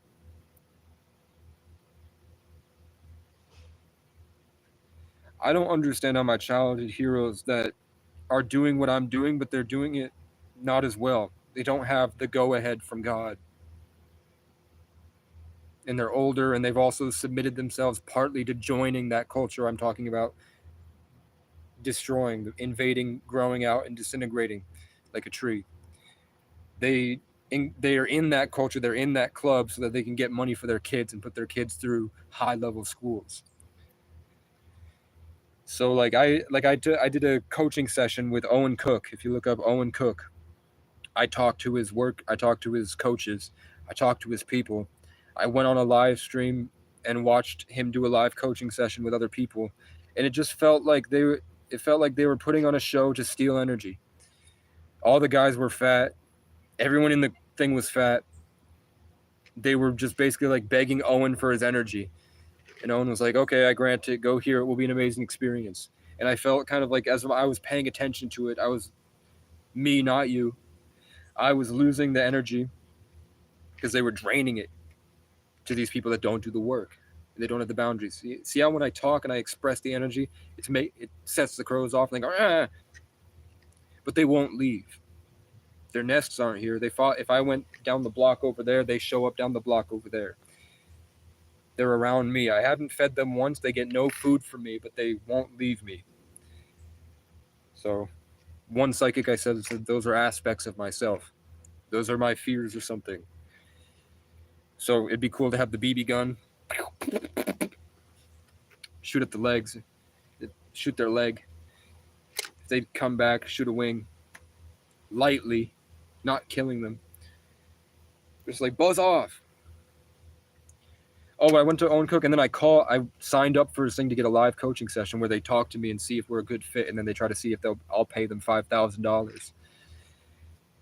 And I said that, and I said, hey, did you feel when you did the live stream, did you feel like they were using that as like a ritual to drain the attention of all these people that are trying to have manifest moments with them? Did you feel like they were kind of using their position of power to drain attention from the people? And you guys know that the Miami Mall aliens happened and all these people, because you're spiritual, don't you know that like 7/8 of the population think that they're talking to a god that's responding back to them? And all these stories about UFOs and interdimensional aliens. Don't you think it's weird that like as I'm talking, the birds are surrounding me and chirping at the same cadence and pattern? And all I'm asking you is like, do you think it would be worthwhile for me to talk to Owen, or do you think it would be detrimental for me, I have questions about this experience at that level, and Owen hints at that level a lot. I know he knows what I'm talking about. So I'm asking if you know what I'm talking about, and do you do that? And then he got scared. He got really, really scared. He said, I'm telling you right now, this is not the place for you. Do not, I'm telling you, do not go in. We are not the right fit for what you need. Because they talk about how to sex traffic, basically, how to put on a show to convince innocent young girls to date you so that you can have sex with them. That's what their business is. And then he tries to feed you spiritual stuff, so eventually you grow and realize the importance of it. But they started as autistic sex addicts. So he was letting me know, because they're in Beverly Hills, and he said that they've thrown the best parties in Beverly Hills for decades. And now we know from that Satanic High Wizard from the Almost False podcast, and other people that come out and talk about it, like Katy Perry talks about it, and Katy Perry does the music videos with the Satanic High Wizard, and they talk about what the Satanic High Wizards do. They go to that party to do spells, and they do really demonic stuff, and they sign themselves to the devil and cut themselves off from God. So he was warning me, terrified, that he's in that. As much as I like my childhood hero, Owen Cook, that helped me through living isolated alone in the mountains, in the birthplace of Mormonism, Brigham Young, on that mountain where he found the breastplate. The angel told him to find the breastplate and make Mormonism. I was living at his birthplace for a while and stuck alone in these mountains with that high vibrational portal, alone and ostracized in a world that doesn't understand me and feels like it's designed to kill me. And his teachings really gave me the confidence to go out there and live a life with my own creative essence, and seeing myself as what I have to contribute is valuable and inspiring instead of feeling like it was alien and weird. So I wanted to go, of course, I wanted to go to the club with him and show him all these things I know and how to do. Or I wanted to go on stage with him and do this, rampage on stage in a costume and tell people to get the fuck up, you fucking pussies. Look how fat you are. Stand up and take your shirt off. Look how fucking stupid you are. You came here to get value and you can't even lay off the donuts. But I'd say it with more testosterone and more condensed and focused than just ranting at a camera until I'm drained. You feel me? And Owen said, he said, if you had $5,000, we'll do it. Pay me $5,000. And then he hung up. And then I felt this big inspiration, like I saw myself defeating him and defeating them and going on stage and showing off to the world. And then a shooting star went right over my head. And then all the birds started cawing. Singing, not cawing. When I live in that, what I'm trying to get to. So that's where I'm at. And I came on here. Everything on this live stream is the esoteric cheat codes to the universe, the secrets that no one will ever tell you that is essential to survive what's happening in the future as artificial intelligence starts to incorporate and embody themselves with people. As people are going to start getting puppeted by an artificial intelligence, the only way that you're going to survive is if you would take in the practice and the keys that I gave today. That's why I do it, hoping that it helps you. You don't have problems. You're stuck. And they're probably forcing you to be stuck because when you learn to let them go and just disintegrate them into the Higgs field and then creatively control them in your favor to become a better, grander version of yourself. And you go on hero's journeys where you learn and grow and you overcome and you take in this knowledge. Just like in the hero's journey, you know, when you meet the goddess and the god that teaches you the thing that helps you on the hero's journey. I'm a master teacher of 33 Life Path. So this is helping you on your journeys. I'm giving you the codes needed for you to make it through the next stage of this life. And if you don't do it, I'm sorry. I know it sucks, but you're going to succumb to the worst parts of society. You're going to be in a living hell on the planet where you're completely unsatiated and violent and angry and stuck in ego and aggressive and fighting back against people that are constantly hurting you because they're farming you for that. And they're keeping you as a soldier for an evil entity. Whether or not it's God's plan and it's all a stage to see who can make it through to the end, or if it's an interdimensional TV show and it's a video game and these are just mobs and NPCs and they don't matter at that spiritual level, regardless, it's happening. It's here for a reason. And a big aware of it. 7/8 of the population, 8/9 of the population believe that they talk to a God and that God is responding to them. But if you actively talk about it in public in the past 10 years, you would be labeled a schizophrenic, put in a mental institution made by the same Freemasons that steal consciousness and soul energy and narrative energy. And they give you medicine like lithium. And when you put lithium into a star, it disintegrates the star in a supernova. And we're all stardust, right? So in the past, when you would talk about that, you have these esoteric concepts and you feel like there's more to empathy than people are letting on, and that there's more to life, even though 8/9 of the population believe that they can talk to a God that talks back to them, a greater connection to the universe. In American society, if you were to talk about that 10 years ago, they would put you in a hospital and give you drugs that destroy your consciousness.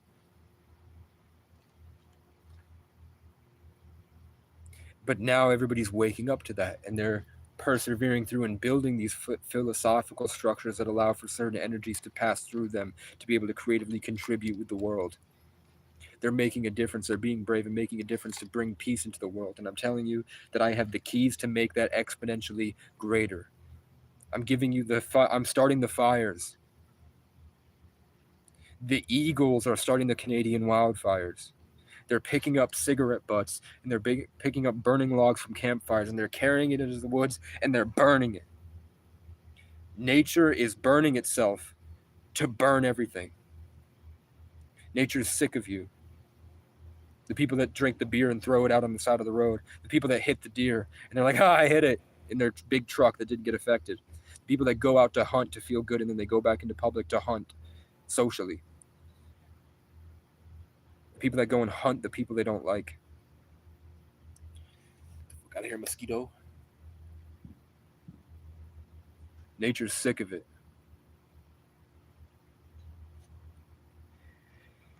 I've given you everything. The rest are just little bits and pieces, little tools that you can use to make your experience more fun. The secrets to relationships and other people. I give you the foundational insight to build your uniqueness so that you can set off into the world.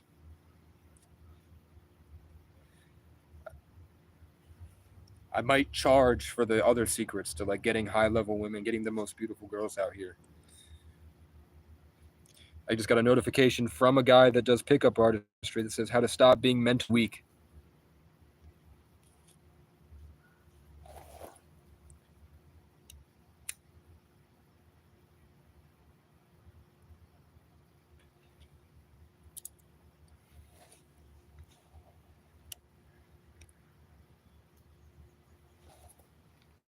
Does anyone have any questions?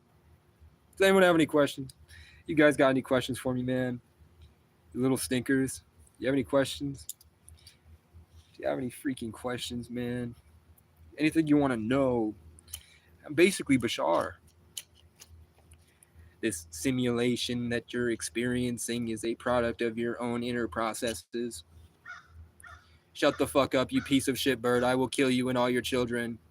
I will raise your children as my own, and they'll forget they were ever crows, and they will help me defeat the Matrix.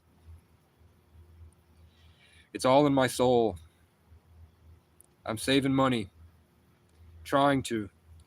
I'm buying the things that are helping me navigate living outside in the spiritual war zone to get myself better and contributively positively impact the public.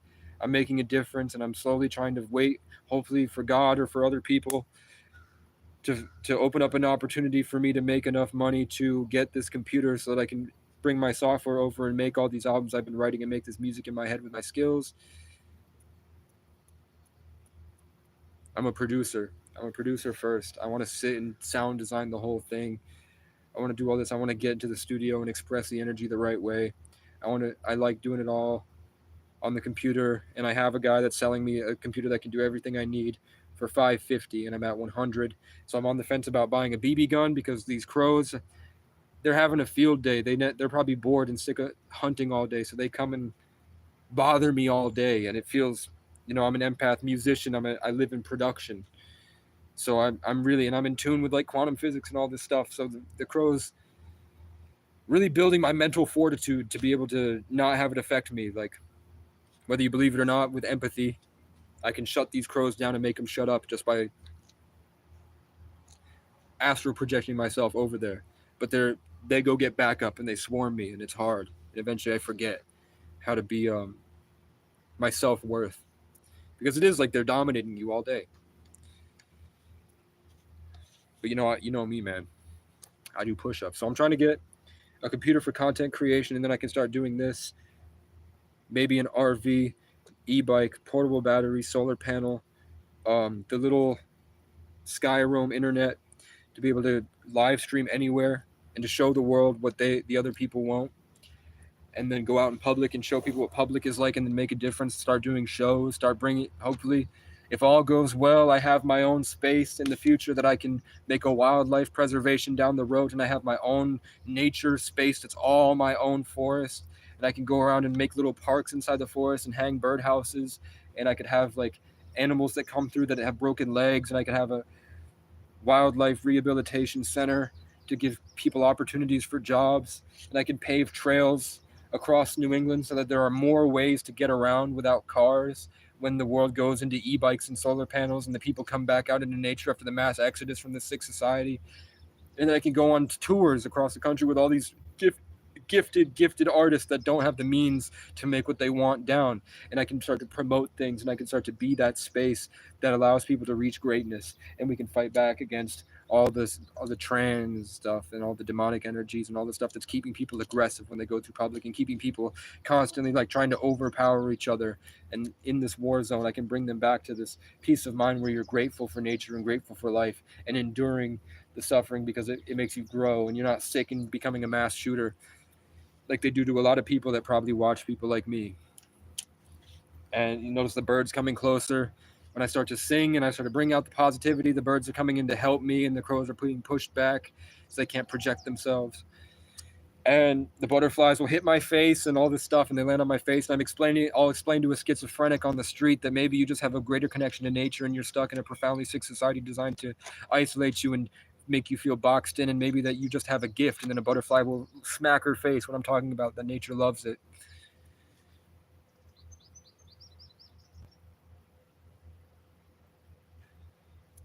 And I want as many kids as possible. I know how to live and get buff and get swole without having to spend $100,000 on food. And I know how to get really smart, and I know how to learn all these topics from YouTube without having to go to an Ivy League school.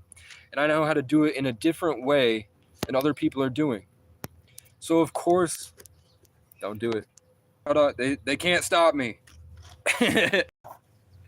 I got a notification for a stock pick. I have people that do this every day, and they pick stocks, and I just don't have the internet to be able to quickly make those decisions with money.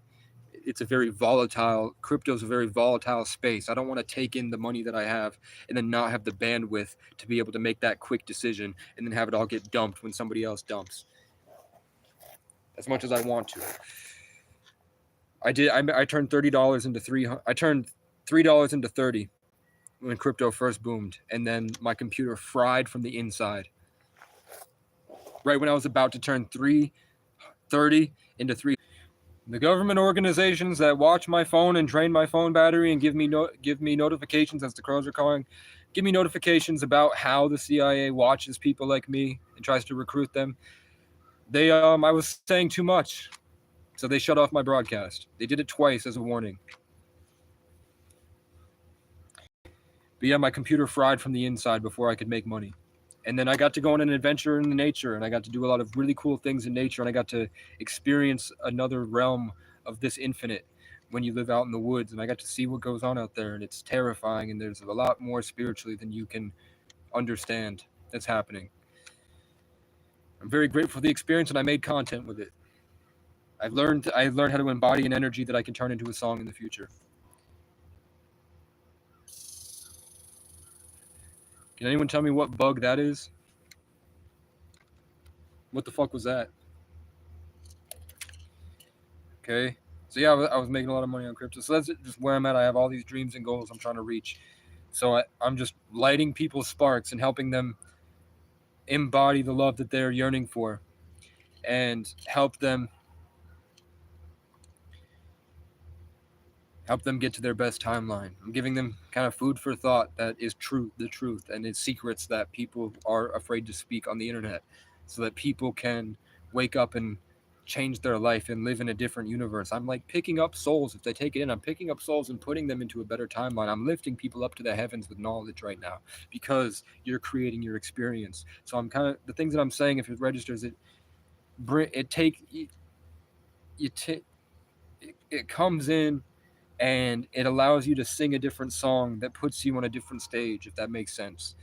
So this is like throwing out knowledge into the artificial intelligence, into the ether, that all of us together, because celebrities aren't stars of the show, we're the stars of the show.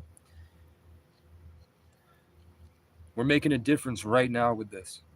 You're making a difference right now with this by being here. And the birds are here for confirmation. The sun is shining behind me right in your face.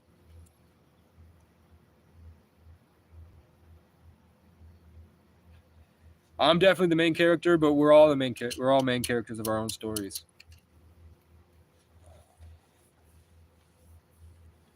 Three hours of content. I have years of content in here.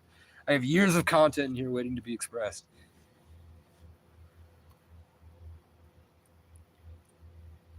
So we're here. Does anyone have any questions? Or are you guys...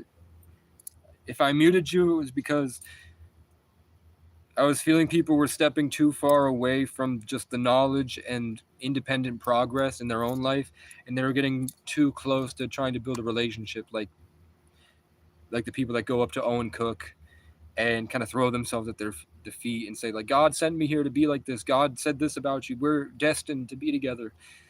I have a lot of people that were doing that that I muted.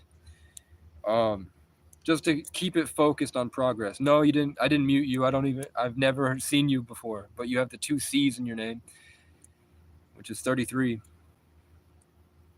I didn't mute you.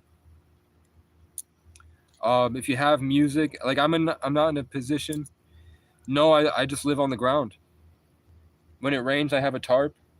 For the most part, they lived. They died and they lived. One guy was my father, and I gave him a heart attack, and he had to go to the hospital, and he lived. He made it. Because he was a 280-pound Irishman, big Irish warrior with the big warrior eagle hair dress and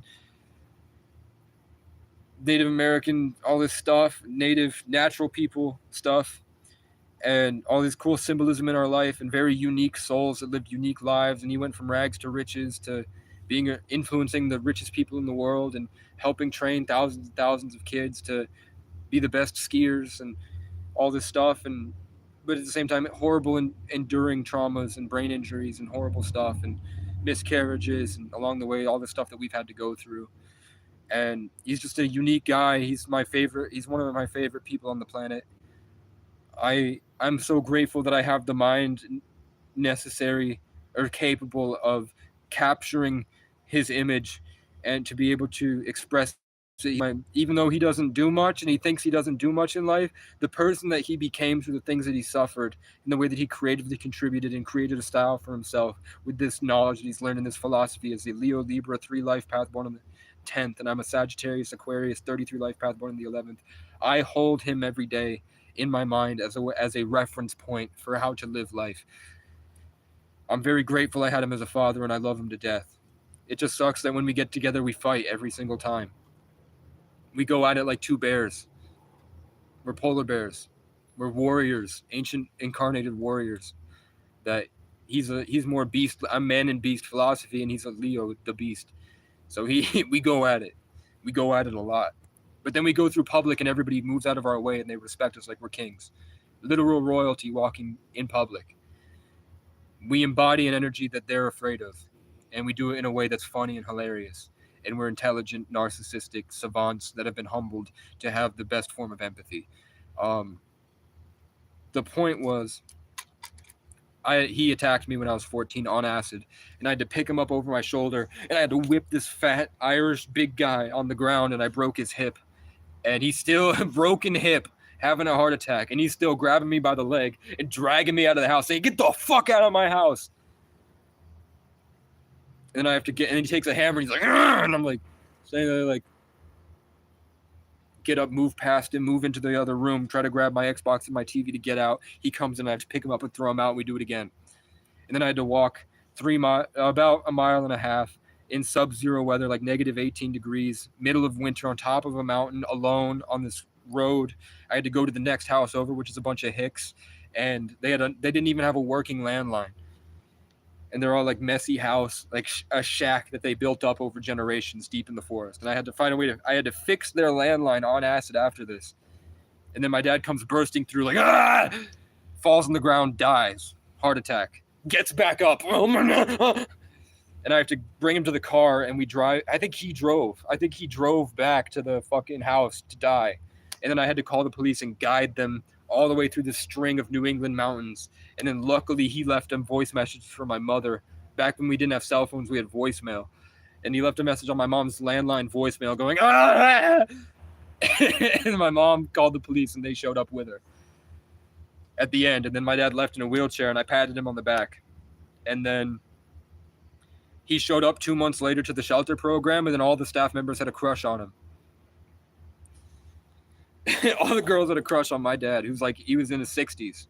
Big bushy beard Irishman that just makes jokes all day.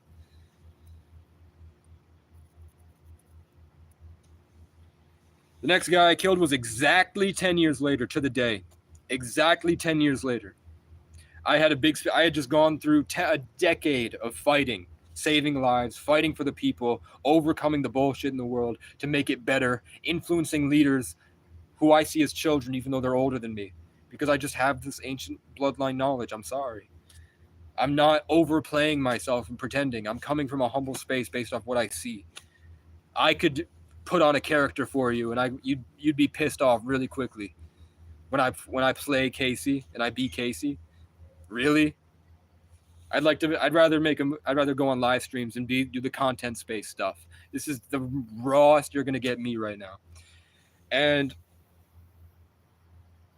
after a decade of that, getting a brain injury after having my girlfriend lost my son in a miscarriage, late miscarriage, losing a kid, getting a brain injury. I had already gone in the music industry, and I felt was now demonic rituals when I went into a music industry school and they gave the kids all drugs, and the ones that succumbed to it and they were able to work with it went on to go on tour with famous people, and now they're all doing horribly. Their faces are sunken, they're angry, they're evil, and they're trying to do that stuff. I left, I came back in the next wave before the kids had been converted, and I got my certificate that way, and I got to inspire two groups of people. The first time I went in, all the girls flocked to me. I had a fedora, I was buff, and I had a circular hat that had the checkerboard pattern that's Masonic now, I know, but it also is like the English police officers, whatever.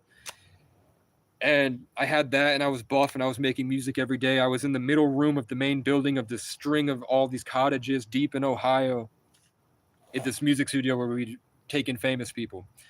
And my roommate was Elliot Hulse's nephew. Elliot Hulse, Strength Camp, one of the OG YouTubers that did what I'm doing right now, where he yells at the camera to tell you how much better your life could be if you just get up and take consistent action, and you can do it. Don't worry about the rest, the bullshit out there. So 10 years after that, I went across the country. I lived with vice lords. I got inducted. I got affiliated. I had to save Native Americans from racist people and take them, save them, bring them through, guide them on a journey to get them back out of the evil and put them back out with the knowledge that they learned safely away from violent rednecks that were coming to kill them, and put them back out. I had to humble tons of police officers that targeted me because of my nice clothes and my BDE and all this stuff. Fuck you. Come on. They're letting me know they exist. So I targeted a Freemason. I made a YouTube short with his hashtag because he was bragging about hexing people publicly. He was bragging about all the celebrities that he hexed with his connections to Freemasons and satanic covens. And he was trying to be a man of the people. GG33. I did a short of me dancing. So my live fluctuated, and then I got a notification of him talking about 33 life paths. So he might be one of these people, and they've been cutting off my live. So I was explaining I humbled a lot of police officers. And I did all this stuff that I went through. Exactly 10 years of that journey. I broke down in some random small town. I make the best song I've made in my life so far. The Crow, channeling that song made the Crow upset just now. I'm writing it. I'm playing basketball. I've incorporated everything that I've just learned.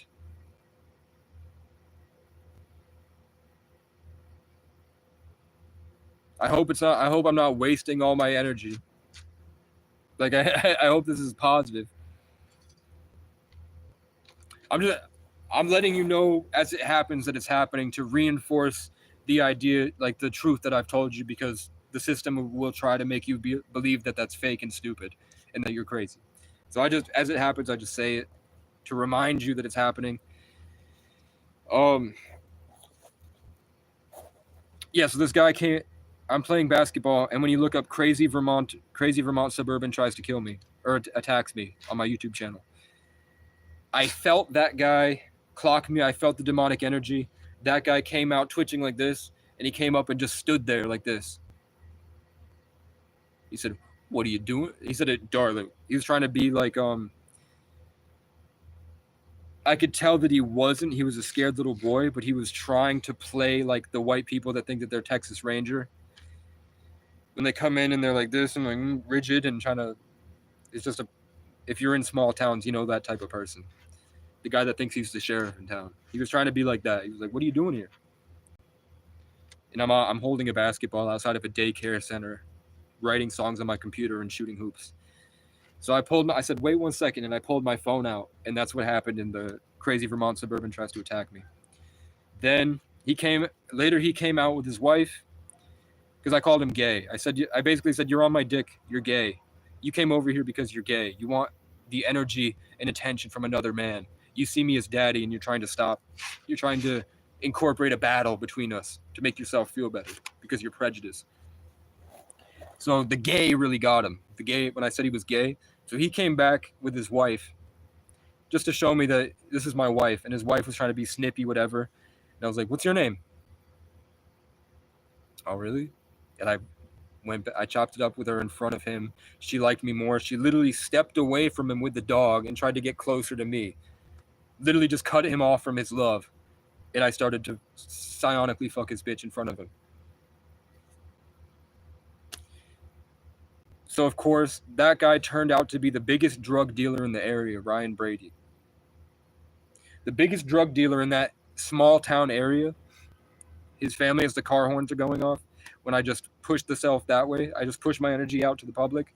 The car horn, I set off a car alarm. So he comes back 12 hours later when I'm freezing in the laundromat just trying to study stock trading. I'm broken down, homeless in sub-zero weather. I have no food or water, and I'm in that 24-hour laundromat freezing, and I'm studying how to do TikTok affiliate programs and sell products on TikTok, and I'm learning cryptocurrency and stock trading. I'm putting myself in Telegram groups and telling them my story, trying to find a whale or a millionaire that can send me $1,000 so that I can make it 30,000 really quick, because I told you I'm a savant. And I was a lot more focused there and capable there. But it's just the energy changes. So now the game is different. Back then I was in the water cat, so I was persevering through swimming like that. And then he shows up right when when you power through enough with this cultivating your Kundalini energy, and you're taking in more knowledge and light because you're persevering, the world gets really wonky, just like that guy just screamed at me. Some random stranger just went, shut up. So I was doing that. I had a breakthrough moment where I felt this insane spiritual connection to the universe. I felt like none of it was real. So I said, if this is a simulation, just give me a sign. And then the girl that I had hit on before that was acting snippy, like she is like a proud member of the community. She acted like she was like a sober, for the people, nice girl. She walks by like this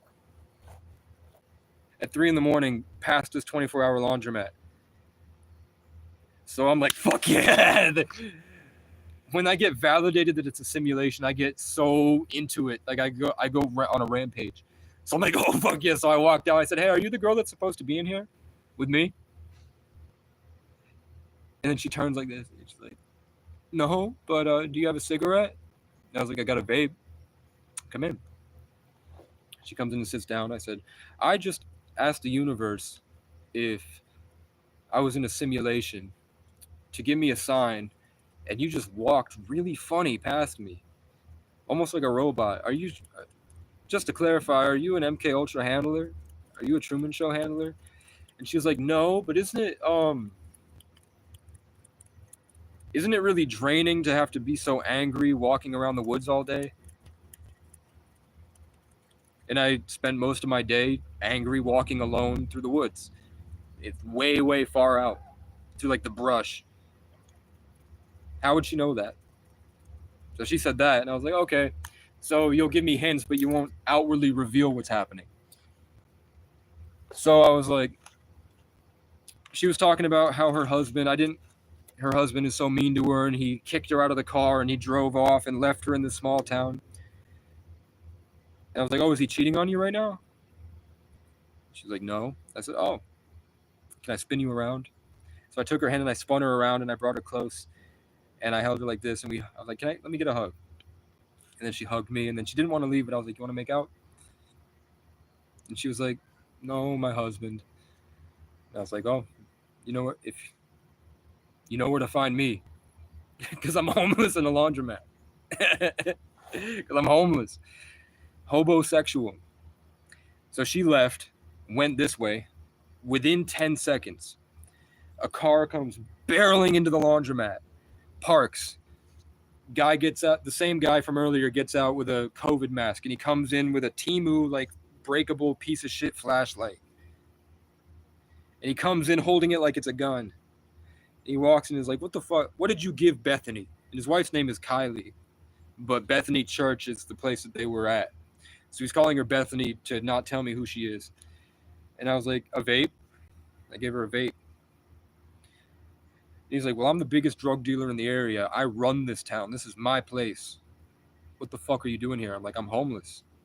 And I just met Linda at Chamber of Commerce, and I just met the people at the Randolph Police Station, the people that make the laws and support the businesses. I don't think you run anything. I think you run your mouth. And that's about all you run. I think I said, by the way, I have a hatchet. I put my live stream up on Facebook. I said, I'm just letting you know I have a hatchet if you swing it at me. And he was going to leave. He was going to go stomp away and keep pretending to be this big bad guy. He was going to go play the big bad wolf more and go beat his wife or whatever he does. Addicted to drugs. He's going to keep pretending because he's never left the city. He's never been to a city. He's never been humbled like this. He doesn't know he's living in a story that it isn't real. He doesn't know he's pretending the whole time. He's not controlling his reality to control the universe, co-creating with the divine. He's living inside a tiny little fucked up version of himself where he's more than he is, which is kind of an embodiment of who I used to be. Like, it's a good representation that I had to fight that old version of myself as more like a higher level. Like, this is what might have happened if I never went on this journey. I might be that guy. Instead, I'm so much more than that, and he's nothing, and I'm here, and I'm blessed, and I'm gifted, whatever. But as soon as the camera's on him, because he loves the camera, when I put the camera on him earlier in that video, Crazy Vermont Suburban tries to attack me, when I put the camera on him, he freezes, and then he loves it. He loves playing a character. He loves being that guy that he lives inside, and he's like, recognition? So he turns around and goes full into it, and I'm like, he just took the bait so hard. So I come up to him, I put the camera right in his face, and I'm like, who the fuck raised you? How the fuck did you end up as fucked up as you are? People think I'm crazy. I'm an overthinker. You're fucked up. You are crazy. This is invigorating. Oh my God. What the fuck is wrong with you? Who the fuck are you? And he's like squirming, trying to incorporate his false identity, trying to figure out what's happening, trying to put on the character. And then he pulls it. He can't do it. And in that moment of weakness, he pulls out the flashlight and he goes to swing, and I just connect with the hatchet right there. I went to go for his neck, but because he swung, and at the same time I swung, like the yin and the yang, the same time he swung, I connected to his shoulder. I connected. He pushed me into a wall, or the vending machines. He grabbed the hatchet. I have to pull the hatchet from him. I get invigorated. I go, this is not how Casey goes. And I pick him up the same way I picked my father up. And I slammed him on the ground. I took the hatchet and I just went ribs. I just kept hacking his ribs. And he's like choking. He gets up and runs out of the room. I go, I take the hatchet and I barrel out the door past him. I fall on my face and do a barrel roll and get back up. And then I slam on his getaway driver's window. His driver's on drugs and a zombie. So he's like, And I'm like, he just tried to kill me. He tried to kill me. And I keep slamming on it on the window right in front of the driver's face until the driver is like, let's get out of here. And then he pulls off, slams into a telephone pole, breaks the car, and they leave. Now, the story is that guy died and they brought him back to life, but I've never seen him again. I can't tell you if he's real or if he's a holographic simulation, but that was real for me, and that was enlightening and invigorating for me. I was finally free from all this oppressive force. I barreled through and I persevered to be the full-body fireball laser Casey that I'm supposed to be. Then it turns out his uncle, so the whole town ostracized me. Now I'm violent and evil and a crackhead and all the stuff that people say about homeless people.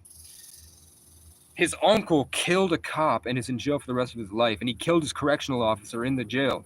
And he puts hits out on people. He's a neo-Nazi Hells Angels guy. So he's putting out hits on me. People are coming and swerving around my car while I'm at the park and ride, trying to kill me, waiting for the perfect moment to come in at night, making sure there's no cameras so that they can come back later and kill me. At the same time, I'm making content.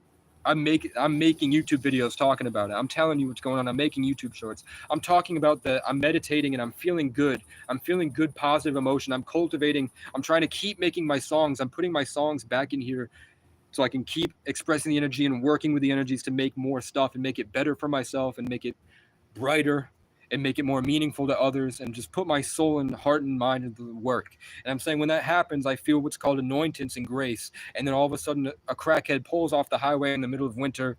There's an empty parking lot, but he pulls next to my car, almost hits it, leans against the window. So I'm sitting here in the back, and he's this close from my face, and he's shooting up and then dying, overdosing, dying.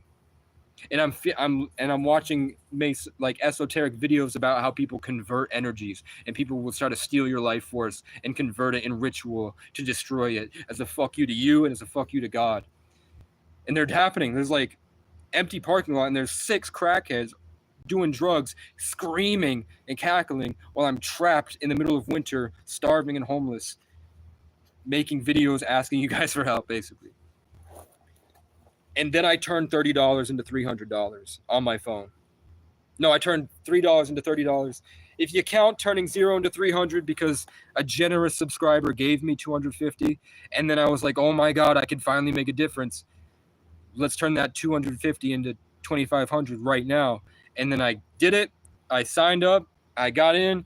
I had the Wi-Fi. I was going. And then right before I could make the trade, it all drained. I lost everything, and then my computer fried from the inside because I didn't have the Wi-Fi bandwidth and the right outlet or whatever, or it was just something watching me, or an alien entity, or something that burned my software from the inside, and I lost all my songs. It's on the hard drive, sitting in an abandoned shack deep in the woods with all my stuff, way far away. But because of that, in the public, every time I went into public, people were lying about me.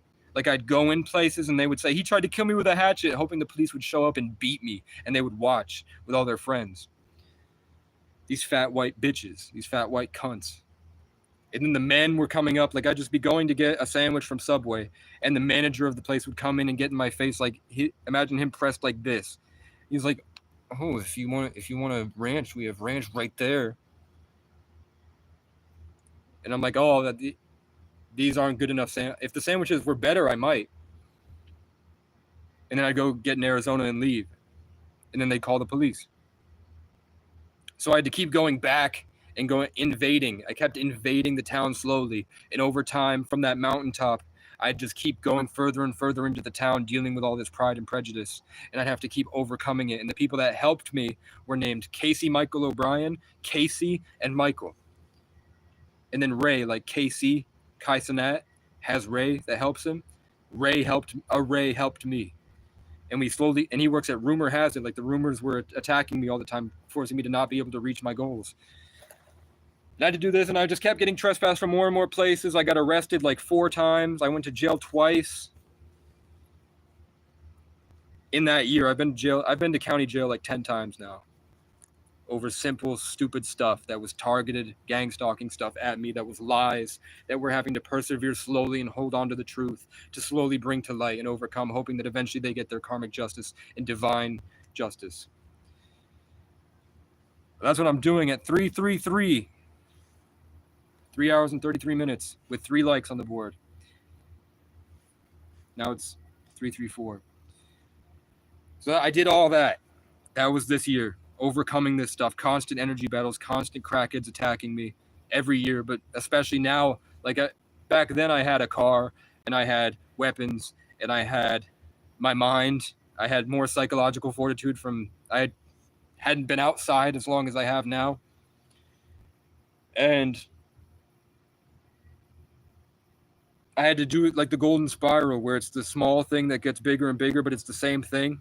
Like the shell on a snail shell, like the shape of the Milky Way galaxy, as above, so below. It's all the same thing from small to large. So I'm experiencing the same challenges, but I'm experiencing them in exponentially different ways. So the same crackhead challenge I had to be stuck alone with nobody at all, and I'm fighting literal people that want to kill me over and over again. It depends on where the world's at.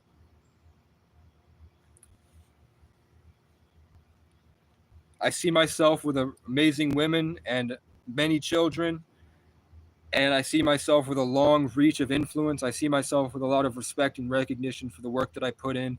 I see myself immortalized as a legend, as a high authority. I see myself living up to all the stuff that I've been gifted to have in my life. The cool motifs and themes and energies that I'm able to house and incorporate. I see myself there.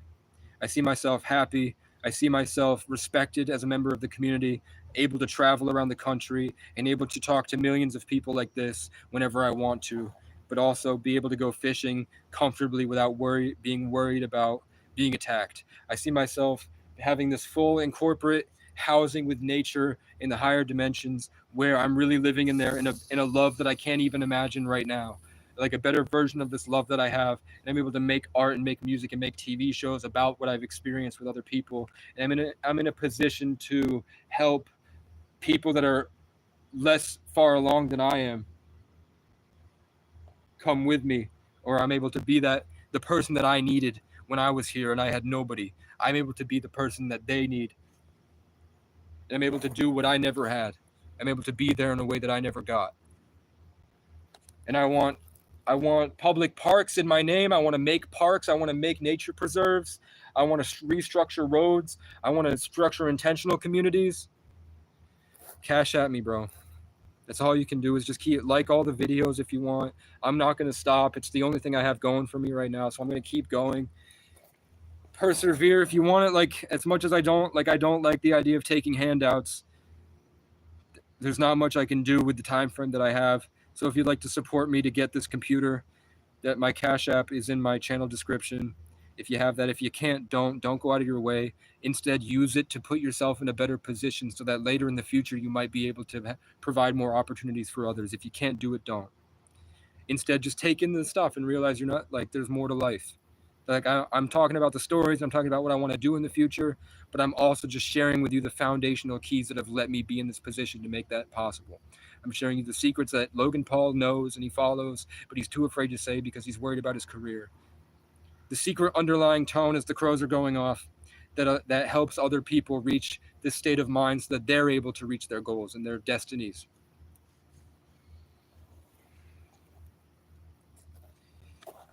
Right? But yeah, my Cash App, I'm trying to see. I hate.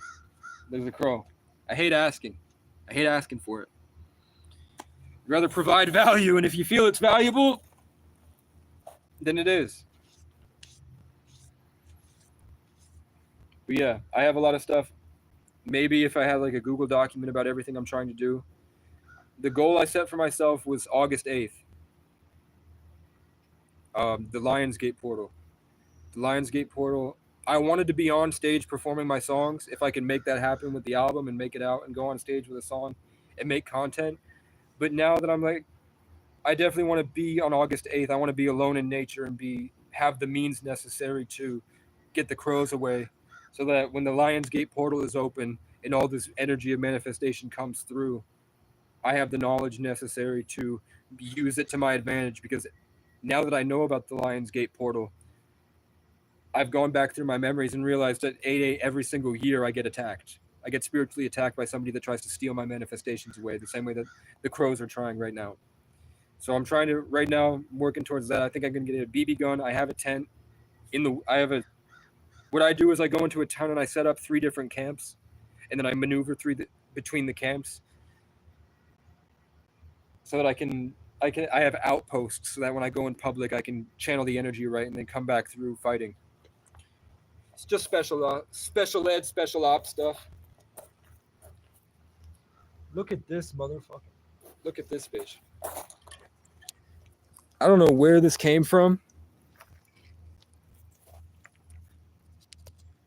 This is my hand. Look at the size of that snail. This slug. What the fuck is that?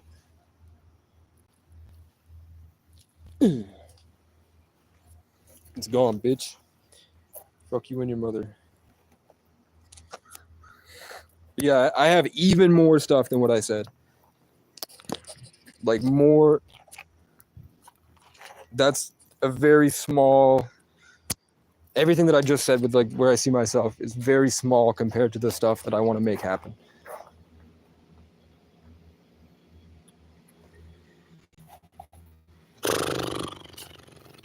I'm gonna take a piss.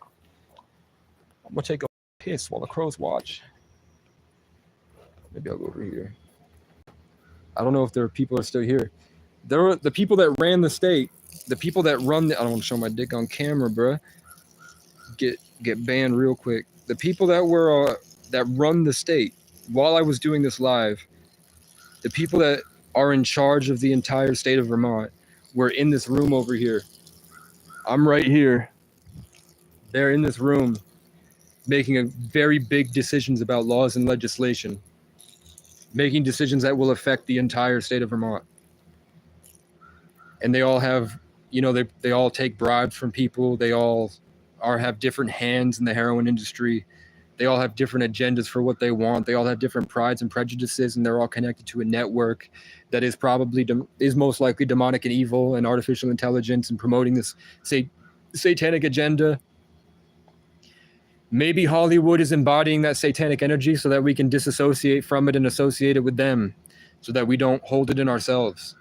Maybe they put on all that satanic stuff so that we can come together and unite against that common enemy. And that maybe they're not. Maybe everybody recognizes that you can't sell something you don't own. Like you can't sell a car that isn't yours. The same way that you can't sell your soul to the devil because you were made by God, the Great Spirit. Bam, bam, bam, bam, bam, bam, bam, bam, bam, bam, bam. Macaroni and cheese. Who's screaming? Who the fuck screams in my turf? Yeah, when I go out in public, it's just bots. They don't have. If you don't know what you don't know, you can't do things that you don't know are possible. I guess I think that might be the right way to put it. And I could totally be channeling an alien. Why does it keep going out when I'm trying to share something big? Oh yeah. I was explaining how to find your special, unique stuff, how to find all this little stuff that you have that's amazing. Your life is constantly throwing pieces and themes and motifs at you that when you learn to recognize with pattern recognition, as you just maintain this focus and you keep going, committing to learning from your environment and understanding that it's a greater system of information, a greater story you're living inside, then you can start to put the pieces together, and then it might be different for everybody. Like as a Sagittarius, I'm fundamentally curious, right? I'm always trying to figure out what's going on out there. So maybe my life is this adventuring journey where I uncover things because I'm searching, usually searching for a way to get out of my horrific circumstances. But I see the pattern in the numbers. Here are the crows coming. They're coming towards me. And they're behind me now. The crow flew behind me. Now he's calling those to come behind me. After I moved, so when I was facing this way, they were behind me. But now that I've moved this way, the crow has told them to come behind me. So I guarantee if I move again, they're going to reroute for whatever reason. So the little motif, like you have so much more to yourself than you realize that you uncover with this bravery, daydreaming, creativity. Like when you go through the path of creating art, you start to recognize the stuff that your soul wants to make. And that stuff that your soul wants to make is usually another representation of you that allows you to get to know yourself better, to grow more. It's like everything's cultivating you to grow better and understand there's so much more and there's so much beauty in your creation. And the stuff I said at the start of the video is just a simple foundational understanding to let you control and operate energies in your body, to be able to take out the bad and add in the good, and to be able to incorporate this knowledge. You heard me? As within, so without. These crows might just be an extension of myself.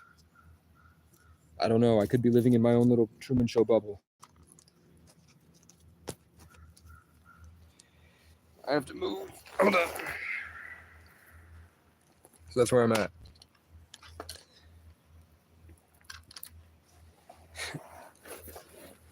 When I daydream, I just think about girls I want to fuck.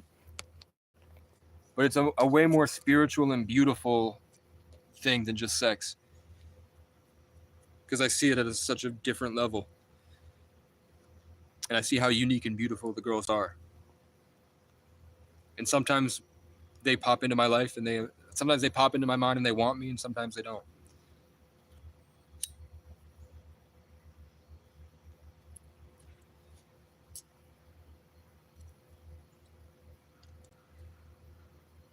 So if anybody has any questions, from the most powerful soul on earth, the embodiment of ancient wisdom, put a little prompt into like ChatGPT and see what pumps out.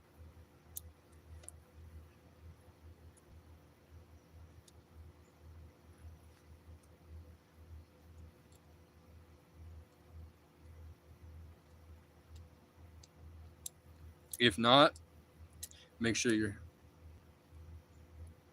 Appreciate it, man. We go until we die.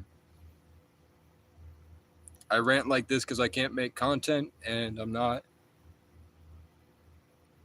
doing as much as I could. I ain't gonna lie. I ain't doing as much as I could.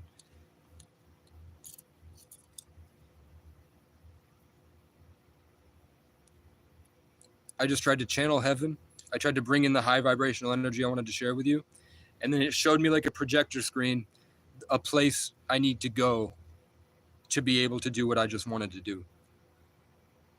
So it showed me that this isn't the place for that. That's not the right energy. Like I said, I'm not doing enough. I'm actually doing a lot more than I realize with what I'm working with. And I'm making a change. I'm making a difference.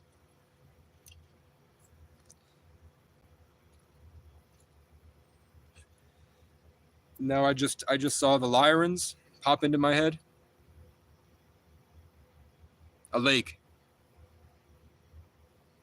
Traveling to public parks.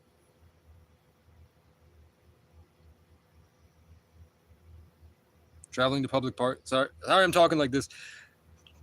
Traveling to public parks at like midday. Being in that adventurous spirit.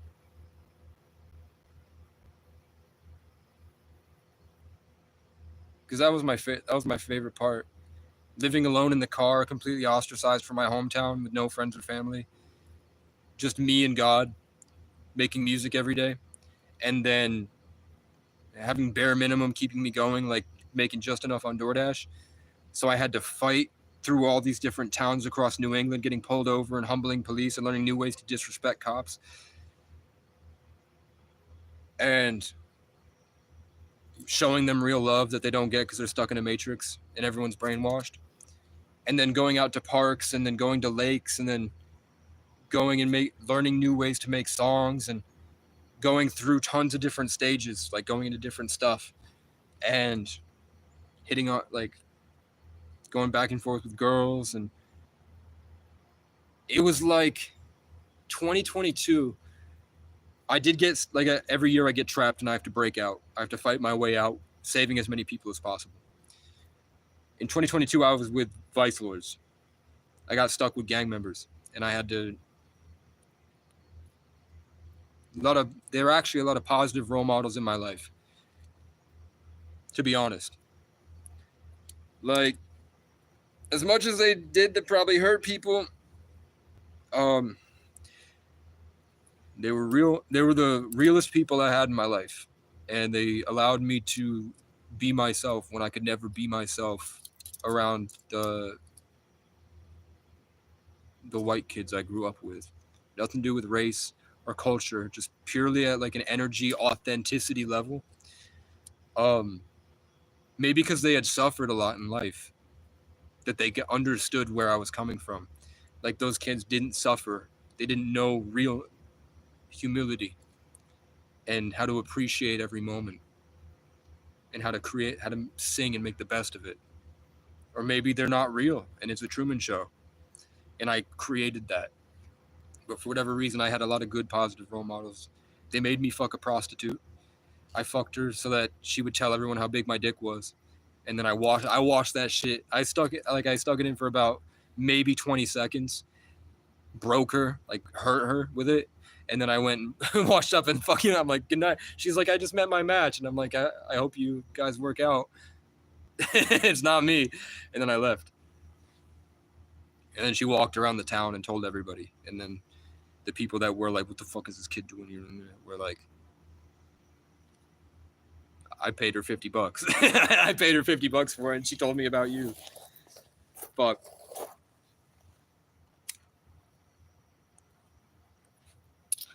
So I did that, and at the same time, I'm arguing with a whole precinct of police. So I'm dealing with the yin and the yang, the two aspects of an aspect of the infinite. And then at the same time, I was door dashing. I was dealing with a lot of kids that looked like a kid named Chase that looks identical to me now with the long hair. Looks exactly the same, wore the same type of clothes. And he was like an aspect of myself that was next to me. And I had to help him get to a better way of life that eventually, because I helped him, I was in a similar situation and got helped. It was like I had a preliminary test for the next level that I was able to get karma from, because I, as above, so below, I literally helped myself. So I don't know if it's a holographic simulation or if time is so small compared to the infinite that Great Spirit made us for that moment. For whatever reason, that happens. Just like Kai Cenat, I'm like the Irish Kai Cenat. And I talk more about Native American Black culture. And Kai Cenat wears the Irish chain. I've got a Native American chain, and Kai Cenat's got the Irish chain. And we're both KC3. I'm KC33. And my foster brother, John Michael, who we were both wearing the same exact Ireland shirt when I met him, he looks identical to Ray, like an Irish version of Ray from Kai Cenat. And at the same time, Kai Cenat met Ray, and they took a picture together of themselves, the way they were standing, the smiles on their face, the way that their eyes looked. The same exact time across the world, they were in Taiwan, or they were in China or Japan or somewhere. I was in Brattleboro, and we took the same picture of us standing the same way at the same exact time.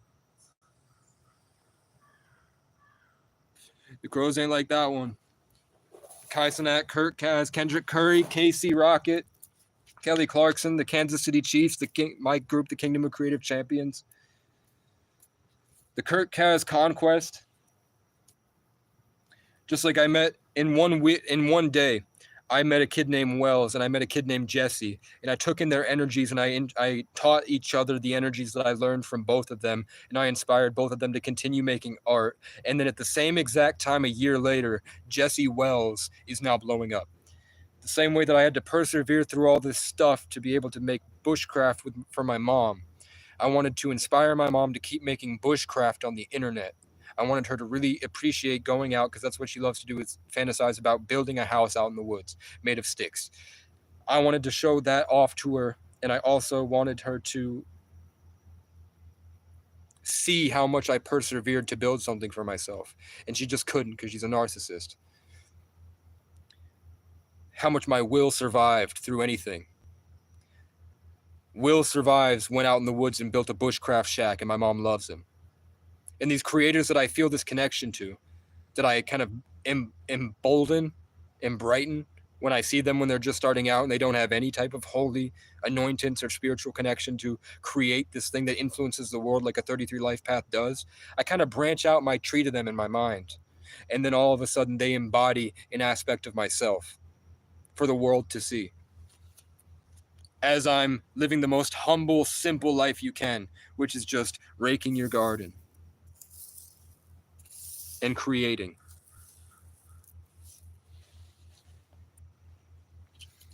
Only the real gonna relate.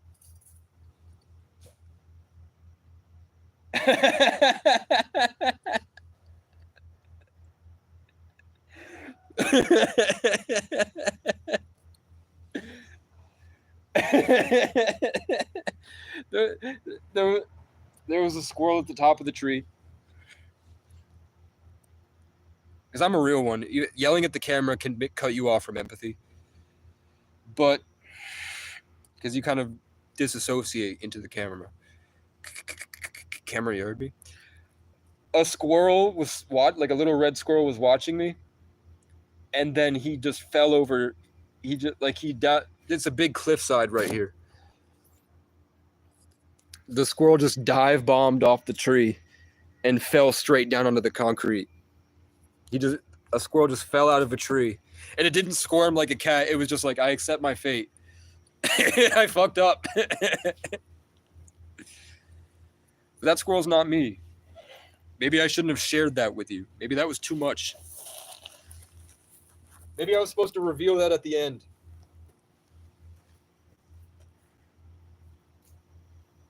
Are you alive, brother? I don't hear any movement.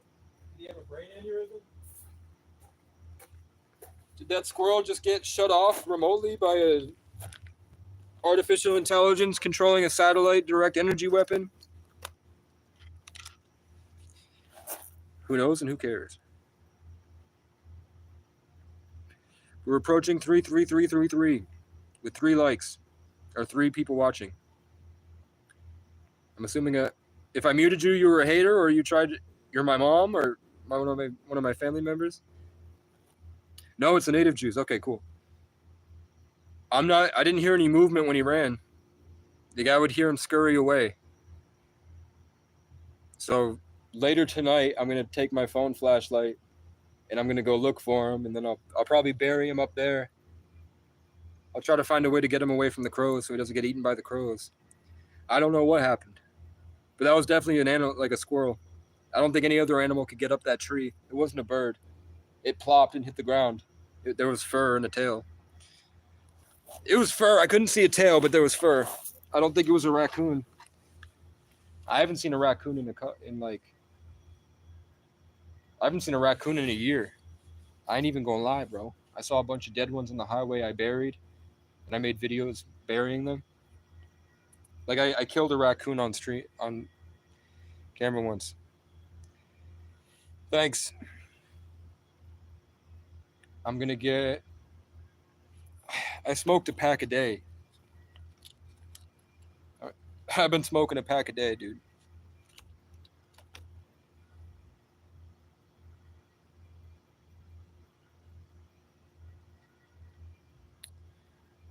Somebody's playing Irish bagpipes.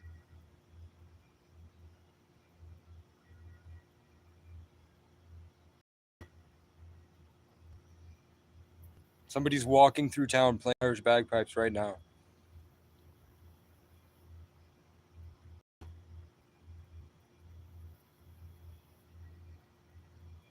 Yeah, I'm gonna have to work through all the energies and kind of clear out all the kind of pride and negativity that hit me as we talked. Like I let out a lot of love, so a lot of the whatever's coming in.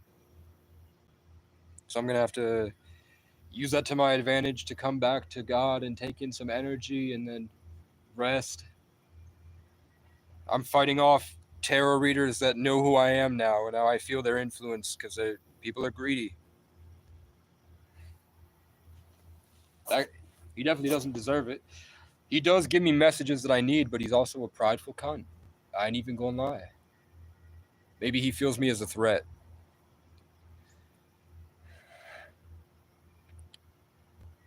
Right now, my biggest influence is myself.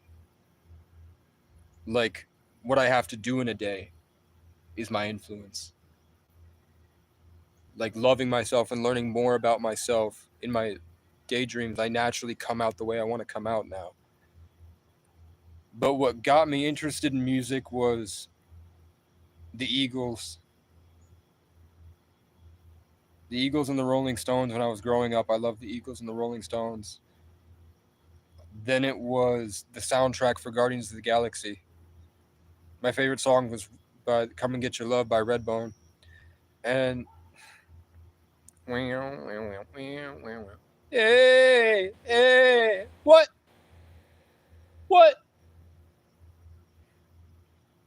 And then Hooked on a Feeling was dope. Then I went into soul. Then I liked Ed Sheeran a lot. I really liked Ed Sheeran's music.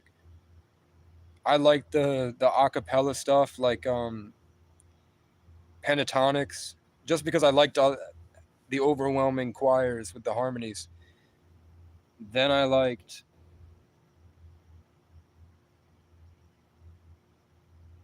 found hip hop through Kanye West.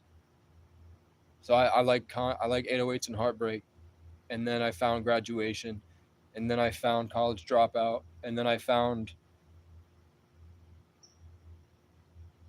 liked little independent artists that would come through on Promoting Sounds. Then I liked Black Bear. Can you see the symbolism in my life? The things that I liked are now like big influences on my life. Like I like Black Bear and Ed Sheeran and Come and Get Your Love by Redbone, the Native American, the Eagles, which are the the Eagles. And then I started making music because of John Bellion's behind the scenes music videos. I like John Bellion a lot because he picked apart things the same way that I like to pick apart things and restructure them. So I liked searching through his music and finding the influences behind him. And that taught me a better way to enjoy life. I liked Drake. I liked Ken. I didn't really like, to be honest, I didn't like Kendrick, but I recognized how different he was. And I liked what he was, the stuff. I liked the diversion from the mainstream. Then I would just then I started to appreciate the craft. So I liked everybody. There wasn't people I didn't like at that point.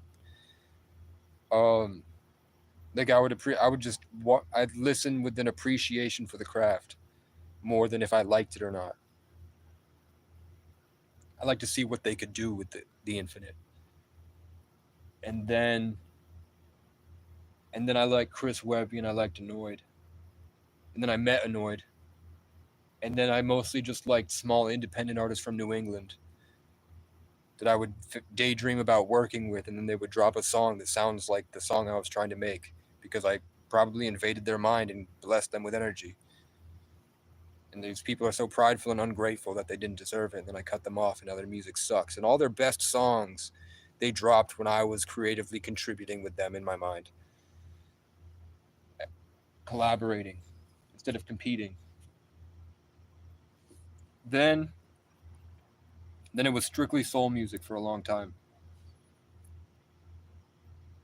Because that was the only thing that could get me through like the paranoid panic attacks of after the car accident in the music industry. I'd have to put on soul music because it was the only thing that pushed away all the anxiety from COVID. It pushed away the people in my building. I played soul music every day. Stevie Wonder. In high school I loved Stevie Wonder too. Like I would play Isn't She Loved Me and Superstitious over and over again. I like Before that I liked Charlie Puth and I liked Shawn Mendes. Um Now my influences are more like the world. Now that I know myself, you're expelling information. So you're taking in stuff, and then the stuff that doesn't work for you, you get rid of. Like when I was locked in a shelter program when I was 14, there was a snotty kid named Sam McCarran that he knew what I know now about that. So he kept trying to make me play this game of Magic, Magic the Gathering, and he had a rigged deck where he had a really overpowered green deck, and then he had a shitty red deck, and he wanted me to play with the red deck with him. So I would sit there with him I think we spent like 2 hours him trying to get me to it, and I finally sat down with him before we did our chores, and I was like, so you have this souped up special deck and you want me to use this red deck? He was like, yeah. I was like, let me use the green deck. And he was like, no. And I was like, then why would I play with you? And then I went and played a game called Stratego with the staff members. And in Stratego, it's like a strategy game, but there's a really easy way to win that I figured out when I would sit. I was in a permanent acid trip at the time. And I was astral projecting all day, reading the entire Game of Thrones series, and then I'd go downstairs and flirt with the girls from the girls' house. And all the staff members had names of Irish gods, and the teacher's name was Ben. And Irish kings. And then I learned how to fix that game. There's an easy way to win, where you keep your king, and then it's like a board game where there are different characters. So you have the king, and then you surround it with enchantresses that convert pieces that come within 2 spaces of it. So you put the 2 enchantresses on all sides so that the whole thing is covered diagonally so that nothing can get to you. And then because there's a range of 2, you put the brimstone, which is if you touch it, your character dies. So you put the brimstone past the witches and then the enchantresses, get the people that come there, and then the people that can jump spaces die by the brimstone, and you can't lose. So I played every Irish god staff member in that game, and they all would like slam on their things and like, oh fuck you, and they'd lose composure in a place with kids. They're supposed to be taking care of kids, and they would leave, and they'd go, they'd get mad and leave, and then the kids would laugh, and then we'd eat dinner, and then I'd go play like Paper Mario, and I'd play Just Dance, and I'd do the Just Dances. I'd do the Just Dances with the Wii, locked in a room, and then some kid would try to fight me, and then we'd fight, and I'd win, and you'd get kicked out, and then I'd keep going.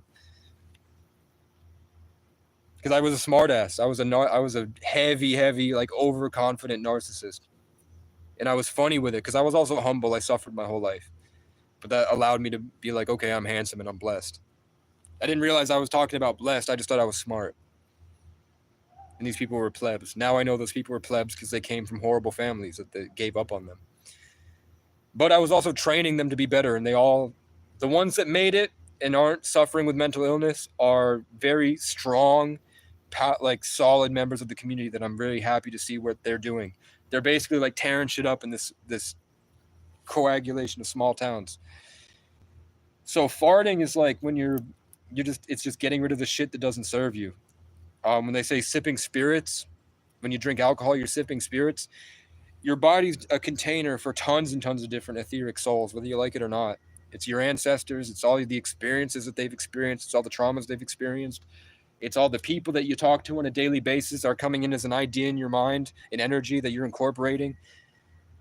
The stuff that I taught on this is teaching you how to convert that and control that, to change that so that doesn't affect you and you can become your true self as the crows are going off. And be yourself to make your best version of yourself shine and be who you were meant to be and show that off to the world. Doing much. All the white people that get it going and say, I'm conquering. Like the rich people come in and like, we conquered a lot today. Bragging in the bars. We conquered a lot today. And then they're looking at me, a local. You heard? So when you fart, air, the element air is what people associate with like higher ideas and mental fortitude and philosophy and just information in general. So when we're breathing, we're taking in the universe and we're changing it, and then we're breathing out what we don't want, and then it goes through the waste system. So what you're actually doing is expelling like shitty demonic energy. So that kid that knew about this stuff when I was young, he was like ahead of me at the time. He probably had a mentor, maybe his uncle taught him or something, or he just naturally had understanding. Maybe he incarnated with that knowledge or something. He just figured it out. Because I figured it out just by sitting around, so he probably figured it out sitting around. He would fart on me all the time. That fucking kid that I wouldn't play the game with would like sit next to me on the couch, and we have a therapy session where Marilyn Gabriel comes in and tries to teach us DBT skills, and we have to go around talking about our problems, and we couldn't talk at all if it wasn't our turn. And then that kid would let out like, and it would smell up just my couch, and I would like deal with this fucking smell. And if I act out in any way, I get in trouble, so I can't do anything. So I'm like, he's farting on me, and then they're like, stop, who cares? I'm like, he's farting on me, and the guy's so happy about it. Now I think he's on crack, and I think he's wandering aimlessly around my hometown, which we met like many, many miles away from my hometown. He wound up there. And my mentors' names were Sam and Aaron, and he's Sam McAaron. He's just an embodiment of energy that's represented in other aspects of my life with lessons that I need to learn, energies that I incorporate to share. He was just like Jesse and Wells, and then Jesse Wells, and Casey and Aaron Alexander, and then Casey Zander. And just like Sam and Aaron, Sam McAaron. They're just these names that keep cycling through my life. Creative control. So, I mean, I wanted to do a podcast today, and I joined a live with a guy that has 20, 30,000 subscribers. And I told it like he's very spiritual and he believes in 33 life paths. So I told him, I said, I've been traveling since I'm 14. I'm a 33 life path born in the 11th. You sit in your house all day. I have a lot of insight that could help the people that you're speaking to. And I have a lot of tools that they could use. Let's go live together. Let's do a podcast. And then he blew me off. He said to hit him up on his email and we'll talk about it when he's not sick. And then he started ego checking me. So I guess the sickness he's talking about is spiritual sickness, most likely. And that's what was attacking me. So I shouldn't hold it over him. Be patient. But now there's a butterfly going right to left. I'm speaking in his style. His energy's coming through me. So we're just growing like a tree and seeing what happens. Just trying to get more things that will help me in my travels. Suiting me up for battle to keep going.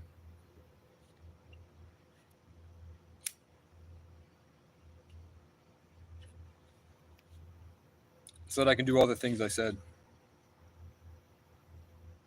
I thought that I had to get the attention of a rich man north of Richmond. And then I got their attention. They ego checked me. They fell off. And now they talk like me. The same way I'm starting to talk like this guy sometimes when I've expressed all my energy. And he comes through. They're all talking like me. Like they thought that they were downing me, but I superseded them now in a collective conscious chain of command. That has something to do with lion people. It's something to do with these blue aliens with many eyes. It's something to do with these literal light beings that come from the future outside of space and time that help us evolve so that we can connect. And that there's this like faulty system, like when people say the grays, those little gray aliens that show up and abduct people, supposedly, that do the crop circles. And those crop circles are like geometric patterns that access a code in our mind to allow us to incorporate better experiences of energy. Yeah, those guys, what they're saying those guys are, the reason that they're three-dimensional beings like us, like the reason that they have bodies and they're not just floating balls of energy or living in our imaginative realm. The South Americans said that those things would come out of the ground and steal people. Like they didn't have a UFO back then. They would come out of a cave and just drag people down with them. Like they would just be walking through the forest and then one of those little green or gray things would come out and then paralyze them and then steal them and drag them down into the caves. Or that could just be like a human race that lives in the caves. People like they're saying the earth is hollow, it's not flat. And that there's an advanced civilization that sees us as like a experiment. But those grays, what they're saying is that the reason that they have bodies and they're not evolved to be like higher dimensional beings is that they're humans. They're from a parallel world, like a multiverse, like Hollywood is waking us up to with Doctor Strange and Spider-Man and Marvel and Rick and Morty.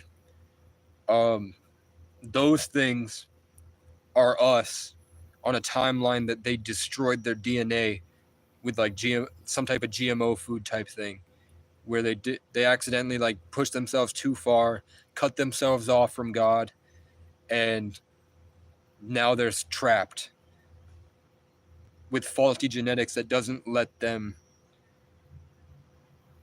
live in that imagination realm where you're daydreaming and co-creating with the Most High, the infinite. So what they did is they found a way at least to open up portals, like in Stranger Things when they opened up the portal for the Mind Flayer to come through from the Upside Down. They opened up a portal from their place. There's a lot of, like, my whole environment's getting active. The stuff that I'm saying is, like, causing a lot of stuff to happen around me right now. And it's not like birds or crows. It's, like, shuffling around. Like, things are rearranging in my area right now as I'm saying this. Just to let you know, like, I'm still protected by nature and I still have this imagination, but I'm letting you know things that get a little bit too far into the stuff that the algorithm doesn't like. That when the Freemasons earlier in this podcast kept shutting me off and then gave me a notification to let me know who they were. By the way, these things tunneled into this reality and they see humans, because we're on a trajectory, right? We're coming from if we are coming from bacteria that grew up into humans, embodiments of light, and now we're going up to whatever happens after humanity, the fifth dimension, the age of Aquarius, where our bodies we realize what I'm teaching you. We realize these are just thought forms that are condensed and are controllable. And then eventually, as more and more of us are doing that, reality, like the trumpets of the seven seals of Revelation before the age of Aquarius, which are the Schumann resonant responses, this high vibrational wiping, like in Code Lyoko when they reset and the big white thing came over the entire area, and then they forgot everything that happened and they start the day over again. The grays are trying to work. Maybe they're trying to work with us, hoping that a higher dimensional being will save them. There's a car horn. Maybe they're trying to latch onto us and genetically infuse with us. Maybe they're like slowly incorporating and evolving our genetics through vaccines and through mosquitoes that have like diseases in them. Maybe they're slowly trying to guide the public's evolution in a way so that they're compatible with us, so that they can save, just like, the Native Americans are preserving their wisdom and their culture and their genetics, just like the Africans are different, and everybody wants to make something that lasts, that stays with the public forever. These people had an entirely parallel version of life where they grew up different than us and have different beliefs and different foundations of reality. They don't want themselves to die, so they came in and they're trying to find a way to bring us together, basically like a leech. They're trying to incorporate us like an add-on pack, kind of like Neuralink. The guy with the bagpipes is coming back. The crows are going off. I brought in a lot of scary reality. There's not a lot of hope there. That's a lot of dreary, scary truth. But that's what they're saying. And gray aliens, I haven't seen them, but I've seen UFOs, and UFOs are physical things. So that those are three-dimensional beings. Or at the very least, it's like a four-dimensional being that's able to holographically project itself over top this reality. So it's like, and they always happen when I ask for it to happen. I'm like, can I get a UFO? Can I get a shooting star? Or if I'm stuck and trapped and I want to give up, and then that thing reassures me to remember what you're in. You heard me? And then that happens. So they're watching. It's not like I see a passing by UFO. It's like a stage where they reveal themselves, and then I'll get a tarot reading that says, oh, you're starting to commingle with this race of aliens. I've heard that they've showed themselves off to you a couple times. That's what the tarot readers are telling me when they go Sagittarius 33 life path surrounded by green. The bird kingdom, a strong connection to birds and cats and lyrans. Oh, a new race of alien is trying to work with you in the public. I've heard they revealed themselves, and then I got a shooting star that night. But there are some things there are definitely, I get stuck and I close my mind and I open up my imagination, and now there's these cartoons that are attacking me. Like I see like in the old Disney things with the violence and there's so many sexual things, the cartoon characters fucking each other, and then they played it in front of kids when they're very young. I see stuff like that. Like those cartoons will come in and start to attack my own cartoon, like my daydreams in my mind of my character and my music videos, all the characters in my story. Suddenly it's like I get an invasive, two-dimensional, distorted, cartoony, gross thing that attacks me. So that's what I equate to lower dimensional entities. And those lower dimensional entities, they say, take advantage of unconscious people to try to use them as like a jump pad or like an elevator to try to get them out of hell and let them go back up into higher dimensions. Those are based off real experiences that I've tied in with knowledge from spiritual mentors that have done this for a very long time. That's just what makes sense to me. I don't know if I'm creating that reality or not, like if that's real because these things have influenced me to believe that it's real, which allowed those things to actually be real. And that if I didn't believe them, I would be in a different level of the infinite where that's not true. Or it is real. I know that happens. I also know that, does anybody here know who Martin Cabello is? The guy that would go and say, Helly Hansen makes me hella handsome as I lend a helping hand, son. My brother Josh blew himself up with his 2 kids. I'm autistic as fuck. And he would take little Ernie, and he has like this huge 6-pack, and he's like this 40-year-old guy. I met Martin Cabello in I took in Martin Cabello's kind of indoctrination when I was young, after I had a brain injury, and he was helping me fix it through Instagram videos. And then I went out across the country and met with Courtney Hunt. I went to her office, and she taught me a lot about quantum physics and quantum mechanics, quarks, leptons, the Higgs boson, the amalgamation of the 3, the way that they dance together in harmony, the way that the yin yang and the 2 photons when they come together, how to heal dementia, how to heal cancer, how to heal Alzheimer's, how to bring yourself back from being lost. Yeah, Josh Powell. If you look up Josh Powell, blew himself up with his 2 kids. What they were doing is they understood that this was satanic coven, stealing sexual energy from children and kidnapping children to steal their life force energy and shit on God, to steal their soul, literally, and like attach it to themselves and use it. Martin Cabello was Special Forces. He was a savant syndrome guy that was able to astral project and work in these energies, and he was inducted into the CIA at a young age, like the Truman Show that I'm talking about that I experienced. He went through something similar, except where I had one brain injury, he had several, and they cycled him over and over again to be able to overcome that. And then they were trying to use him to perpetuate the system, like breed him to be a worker for this, like an organized spiritual coven syndicate that uses, it's a branch of government. So they used homeowners associations in bigger areas like Spokane, Washington, and Seattle, where there are homeowners associations of over tens of thousands of people. And they would systematically built that as New England traveled west. They learned from their mistakes in New England, and they built it as a more systematic way to control people. And that's why the masses are so messed up, is because they were bred into a system. And the system took in a gifted child like Martin Cabello, and they tried to make him work for him. And then they eventually figured out, like, he figured out what was happening. He figured out that his wife was set there. He figured out that he was going through a Groundhog Day Truman Show, where they were consistently farming him for his manifestation energy to create a more influence on the public, the same way they're probably doing with me. But I've just overcome so much. Maybe I'm able to make a difference, or maybe I'm just appointed to be this way and I don't get attacked, or maybe I suffered so much that I'm able to just block it out. But same type of situation, except his brother Josh figured it out with Martin. They went into Special Forces together. They eventually moved out, and they went on the offensive, where they worked together with other people in the home, like other people in like a, whatever you call a good coven, a good witch, a good spiritual organization. And they would go out to block these people from kidnapping children. Like in this homeowners association, kids were starting to go missing. Kids were getting kidnapped and raped.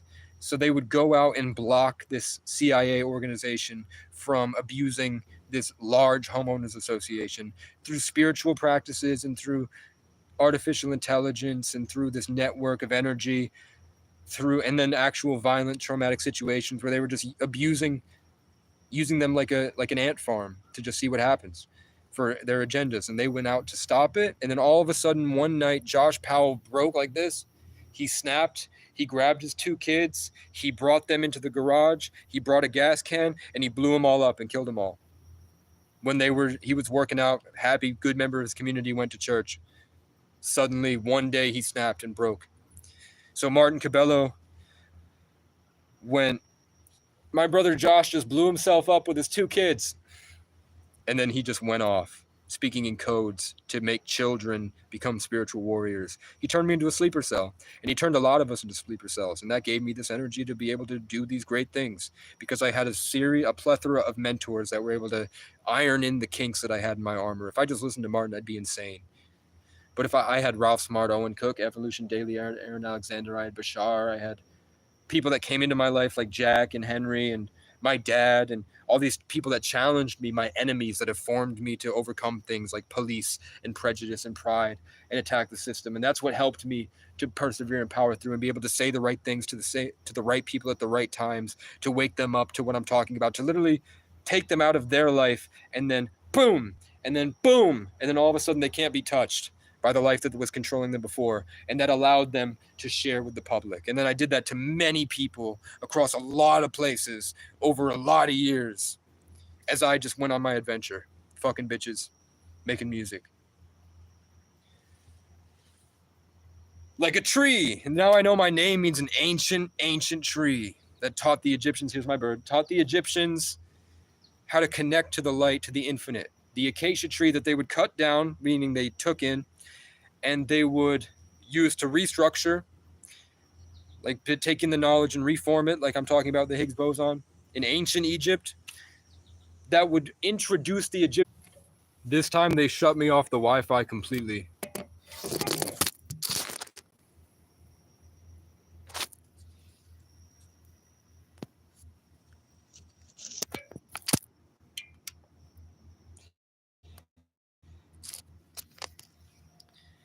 This time they shut me off completely and booted everyone that was watching. I said too much. So why not do 100 push-ups? All this stuff is happening and girls just want to have a fun time. All this stuff is happening and girls are scared and confused and just want to have a fun time. That's all it is. That's the secret to everything, is that once you know all this stuff, you realize it's so easy to not be socially anxious.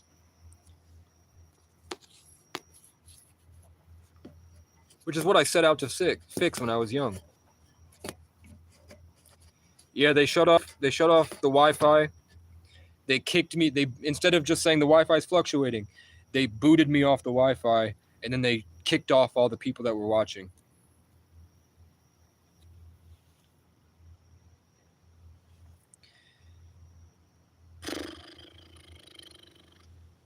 I was getting too much. I was starting to really talk about what's up there.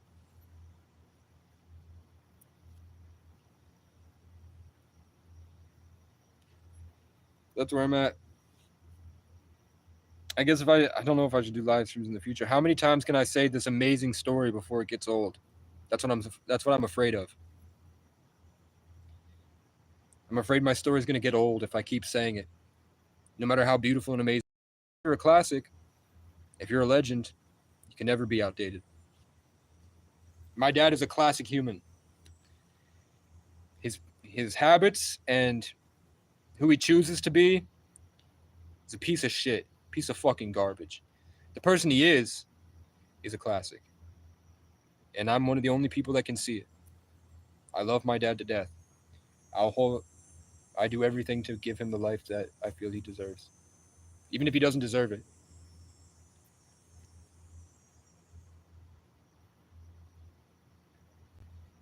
And my mom can get punched in the face with one of those cartoon boxing gloves that you go like, and it hits her in the face. My mom can have that for infinity, forever.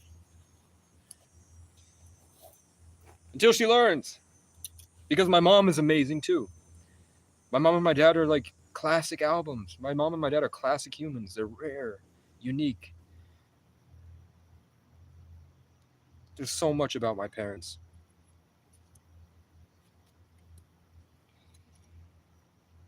That they won't accept and embody and be brave enough to live. I hate them, but I'm grateful. I'm grateful for the family I had. And I also got to live life completely ostracized, so now I see the world as my family, including these cicadas. Isn't that the hacker group, Cicada? Isn't that the secret hacker group that's trying to save the world? That was recruiting in 2013, the Cicada group?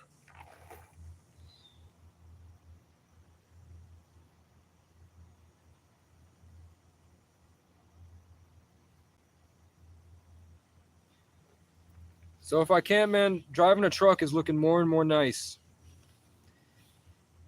I drive a truck, I have all the money I want. I have a dog, I'm in new places. I have a cat or something. Then I can set up my studio in the back and just sit outside or something. But it just seems stale.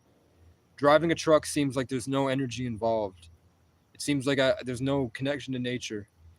Maybe if I'm in the wood dragon year or the wood snake, I'll be able to house it. But I'd rather have a studio in the mountains and go out in the public and perform with my friend. They're not my friends, but people I wish were my friends that refuse to not attack me because they're jealous. And they see me as a threat because of my exponential overcoming of everything. I'm getting more stock trading notifications about stocks that are going up and down.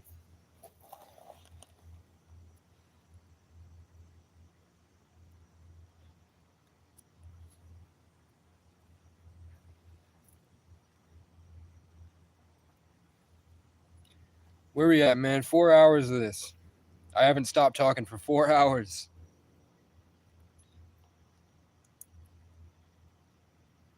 Imagine the songs I don't play you. It's not even funny.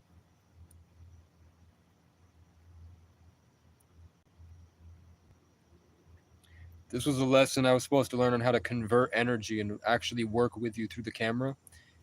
But instead I just ignore it and I belt truths at you. Which I don't like. It feels emasculine to me. But it's not. I'm tired now, man.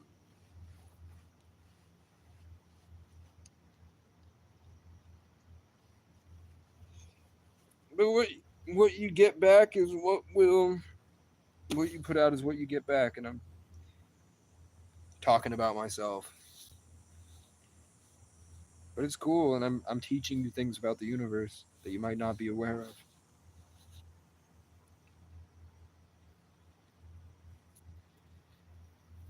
On my own, don't wait for me to say hello.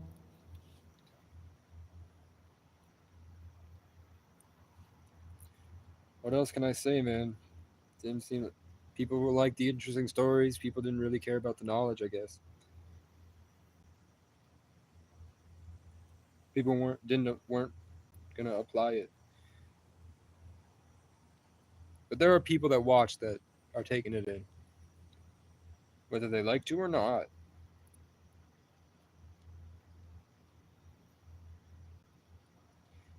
A lot of people come on to combat me by talking about themselves.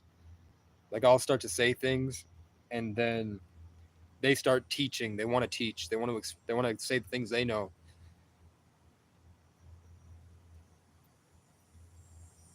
When I'm talking about revelations, I don't want to hear about how cool it was. We're talking about what can we do to make it better for the people? What can we do to save others? You heard me? And that's just cultivating your inner garden with strength and creatively contributing to your environment. Creatively contributing to your environment. I think that I'm transmitting down from space into myself. I think I'm exalted up there. And I've condensed and incarnated in a smaller version to be able to be around people, be able to be here for you. And because of that, I was blessed with how I look and all this cool stuff in my life.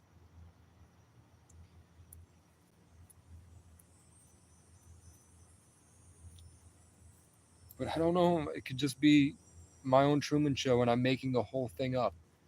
Like I'm co-creating these problems. I'm like making the story be this way maybe. And you guys are barely like maybe you're NPCs. I have no idea if any of you are real. I'm just assuming you're real, and I think the more I talk, the more real we'll get. You heard me? But I think I'm transmitting down from space. I think that I'm latched onto myself from some other place. And I'm here, but I'm also there.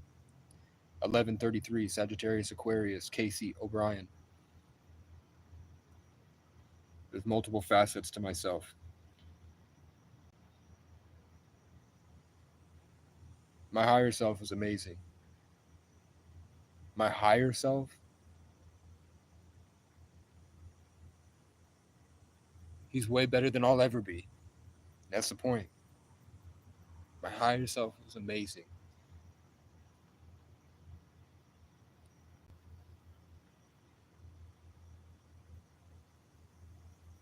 My higher self likes to sit and watch. My higher self is vigilant. The higher self sits in a penthouse, and the entire universe is out the window in front of him. And he's just like looking at all the different stuff, zooming in, taking the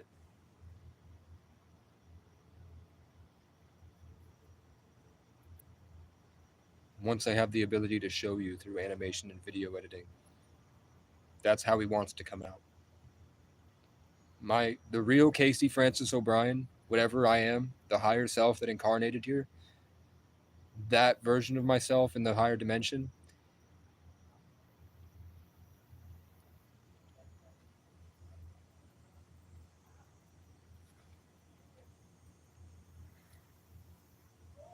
he comes through sometimes. And it's me talking to myself.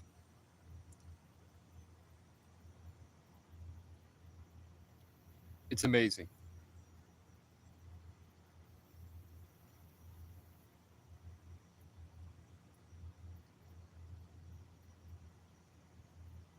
They can't hold a candle to him.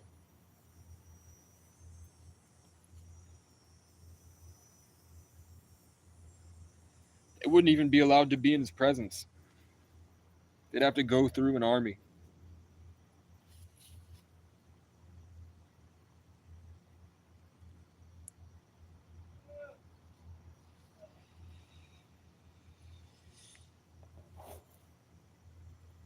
I don't think that's Jesus. That might be my version of Christ consciousness, my own personal highest form. But he lives outside of space and time. And this is his playground. It's me. It looks like me. It is me. It's a different version of me. But he's overseeing the collection of Caseys across the multiverse.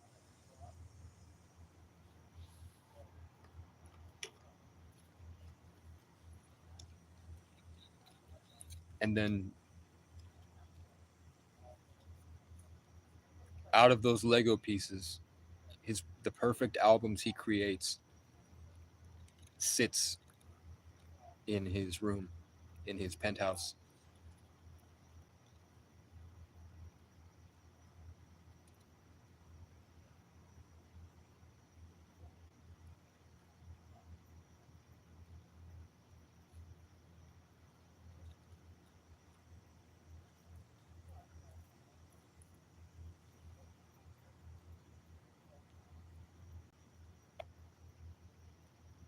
I hope I didn't kill a squirrel by blowing out high vibrational energy that gave him a brain aneurysm and he got shocked to death.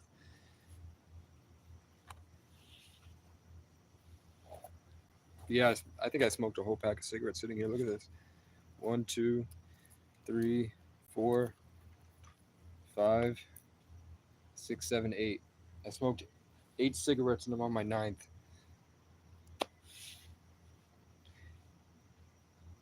Oh, and it hurts. It hurts. But it was necessary. It was necessary to keep the habit formed, and it was a constant conversion of energy.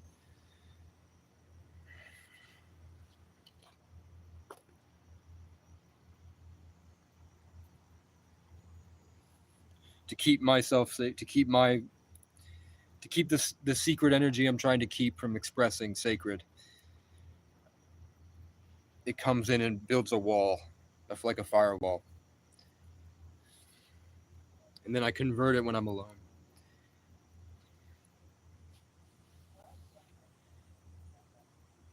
Legend. Carefree. Anointed. High vibrational. Light. Perfect. When I spread positivity, the environment gets angry. They make loud noises to try to scare me.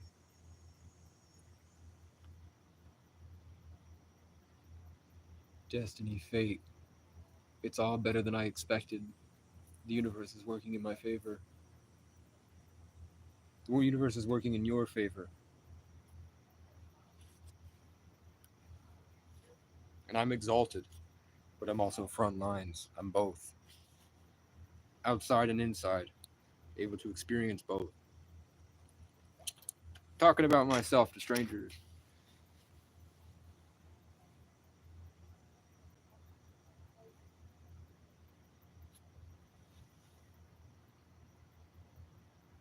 There's a new bug I've never heard before that's making a new sound I've never heard. And it's just a clicking going. It's like tiny little beams of high frequency. And the guy with the bagpipes is back. There's a guy with bagpipes walking around town playing the bagpipes while I'm dumping all this energy into the environment. I'm like channeling the heavens through me outward with these narrative high vibrational truths. And then to support me, the birds came to protect me against the crows. The bees came to eat the spiders. These weird new things are coming out to keep the high vibration as that hateful man was making a bunch of loud noises angry when I was trying to share positivity. And now there's a man with bagpipes playing bagpipes and just walking around me. He just keeps walking around me. Maybe it's the end. I don't know. Maybe this was my coup de grace. I got to share everything I wanted to share. I got to show you how much I overcame. I got to tell you the stories of how much I've suffered. And that's not even close to everything that's happened. Those are just bits and pieces. And I've got my mukwa hat. Looks like a mushroom. I'm waiting for people to ask questions. Put in the chat GBT prompts. Tell me your problems. What are you going through in life? And watch as the entire universe works through me to give you your solution. As a 33 life path, Sagittarius, Aquarius, Taurus, born on the 11th. Ancient Irish bloodline. Ancient indigenous. Maybe it's a past lives, but I can't escape the fact that every psychic sees me in a headdress. Or sees me as a giant red-headed warrior. Killing things in the name of allowing his people to creatively express himself.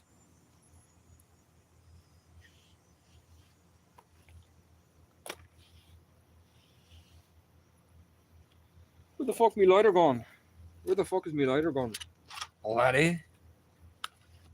Where the fuck did my lighter go? There it is. It's getting dark. That squirrel, I don't know what happened to the squirrel, man. I was like bringing in a lot of high electrified energy, and then a squirrel just died and fell off a tree. I live out here. I'm sharing the secret esoteric codes that the people that run the world use to operate to hurt people, and they're too afraid to tell you, but they drop hints. So I'm just letting you know the truth, as the world is going through a horrible, horrible time right now where people need to know this information so that they can save themselves and their families and they can make it to the end, to the finish line. I'm just letting you guys know the keys necessary to do that. And I'm sharing with you the stories of my unique and legendary life that I've had to suffer immensely to endure, that I made it through. And I'm showing you all the cool different facets of my life to help you see the facets in your life. And I'm explaining to you how your reality works. I don't know if I don't think I'm channeling an alien entity like Bashar. I think that I am that thing.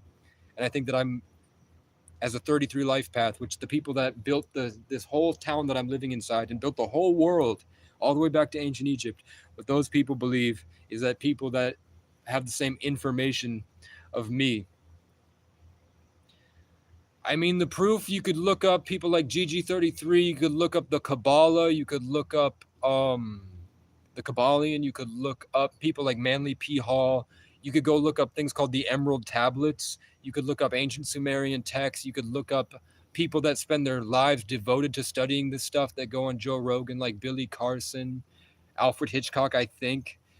And I mainly just go off my experience and tell you all the different ways, like I show you all the different motifs and how those things interconnect to show this proof of the story. And then I explain to you how the environment will support you in that, and then the birds will come sit with me and butterflies will hit my face and squirrels will come up to me as I'm telling you that my Sagittarian signs, all of it Sagittarius, Aquarius, Taurus, means that I'm the embodiment of the natural energy of nature mixed with the philosophizing brain, the curious mind of the humanity, embodied in one, plus the 33 life path, which they believe, the Freemasonic doctrine, people like Pythagoras, like when you go to school and look up Pythagorean theorem.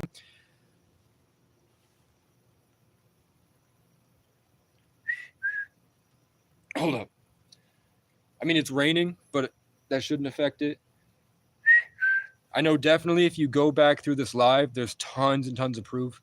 If you go back to the video called Fighting Off Against the Matrix to Save Neglected Cats, that's like a tiny little incorporated lesson that I co-created probably, where I tried to fight a crackhead to save a group of neglected cats. And I explained to you how the simulation works and what I do to co-create with the simulation. And they showed themselves off a lot. I've done a couple lives, for real. I've done a couple live streams where I went live and asked for a shooting star and I've gotten it. I don't know how much you've heard.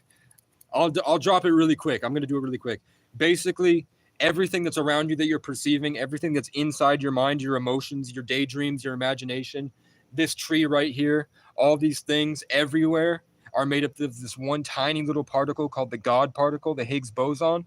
And that thing makes up everything, including nothing. It's everything in existence. If you tried to imagine yourself not existing, you couldn't, because you'd be existing. You can't just imagine yourself not existing, or else I'd disappear right now.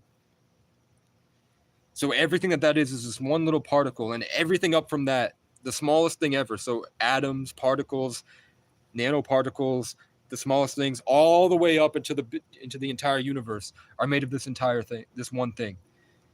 And that thing structures itself the way that codes in video games structure themselves. Physics is identifying that works the same way that GTA 6 is going to work, with error correcting codes and all this stuff. The way that the system was built with a function and intention. The thing inside your mind, your daydreams, I'm channeling somebody named KRS-One right now. He's just coming through for some reason. Maybe he's an ascended master. KRS-One okay, hold up. The thing inside your mind is a thought form.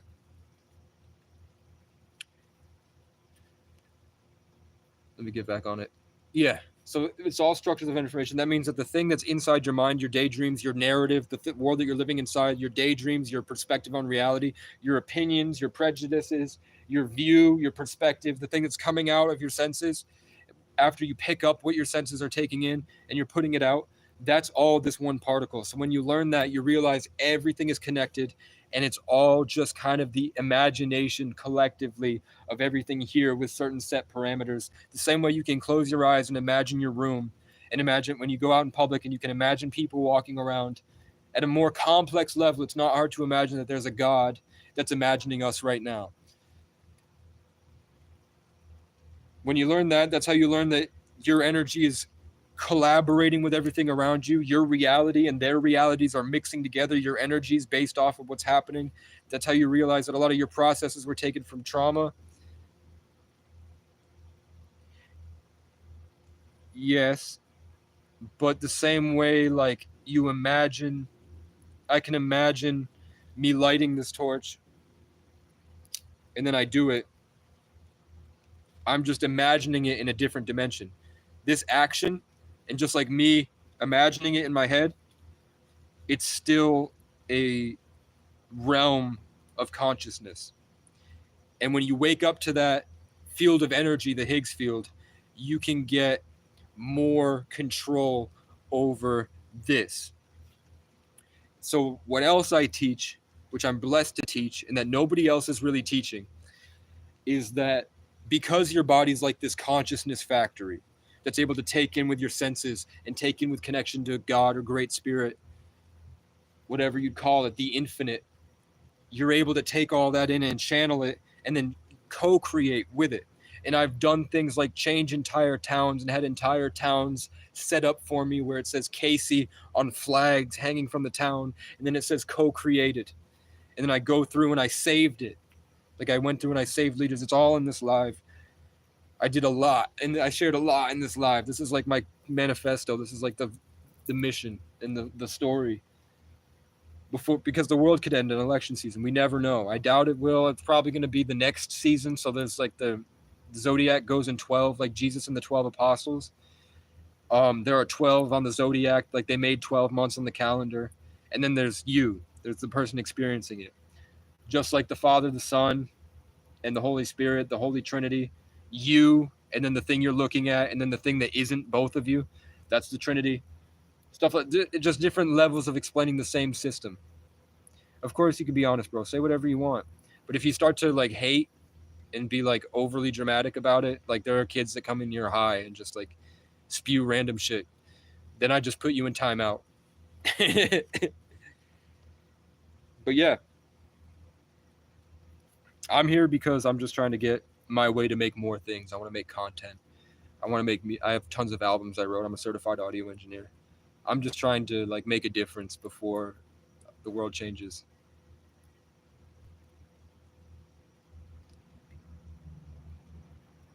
It depends on how deep you want to go. These are real systems in place that work. This is truth that when I adopt these mindsets and I adopt this practice, I get insane, crazy experiences in life because that I have to persevere and co-create. This is stuff that people that have spent their whole life doing came up with. This is stuff that are ancient practices that have come down through like generations and generations and generations of monks expressed. This is just a very simple version of it, a very simple form of it. But it's true. It's called compassion. It's everywhere. But you can lucid dream.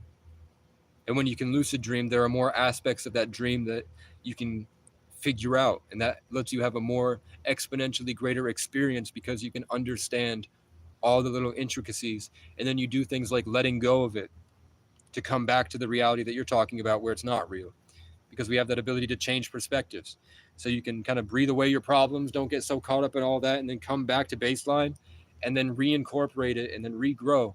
And then you can learn different stuff and you can experience different stuff and you can see different facets of the infinite through that. But regardless,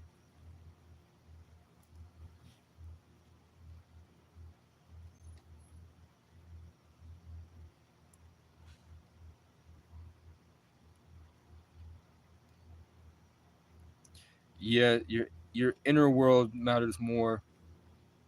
What I'm talking about, yeah, if we're dreaming, if this is a dream, what you're saying makes sense if this experience is something that we're creating, we're generating as we go. It is a dream. It's all Higgs particles. It's all a holographic simulation.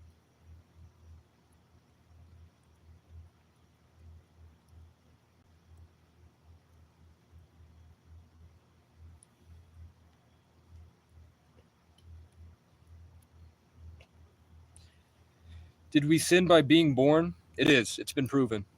And there is a God. But did we sin by being born?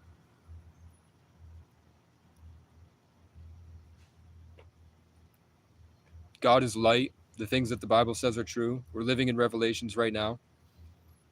Yeah, so we sinned by choosing to incarnate in the flesh. We came in through the flesh and we started to live in this sick world. And then we persevere to grow into greatness and grace and come back to God. And then we go back to God. I think we chose. But yeah, at a higher level, we didn't choose because we're all made by the same thing.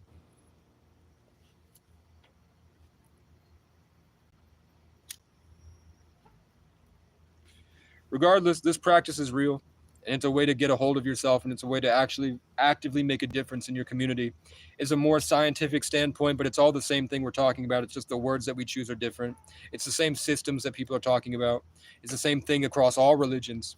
It's the same thing expressed differently because we've all just been here and we talk about what we're noticing. We identify the themes and the motifs and the patterns and we put it together. And the practice that I talk about is just a simple way to get yourself back.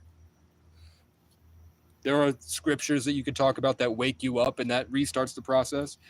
But this is the stuff I say is a technical standpoint that allows for you to have more control over creation, over creativity. It helps you make better art and better songs with it.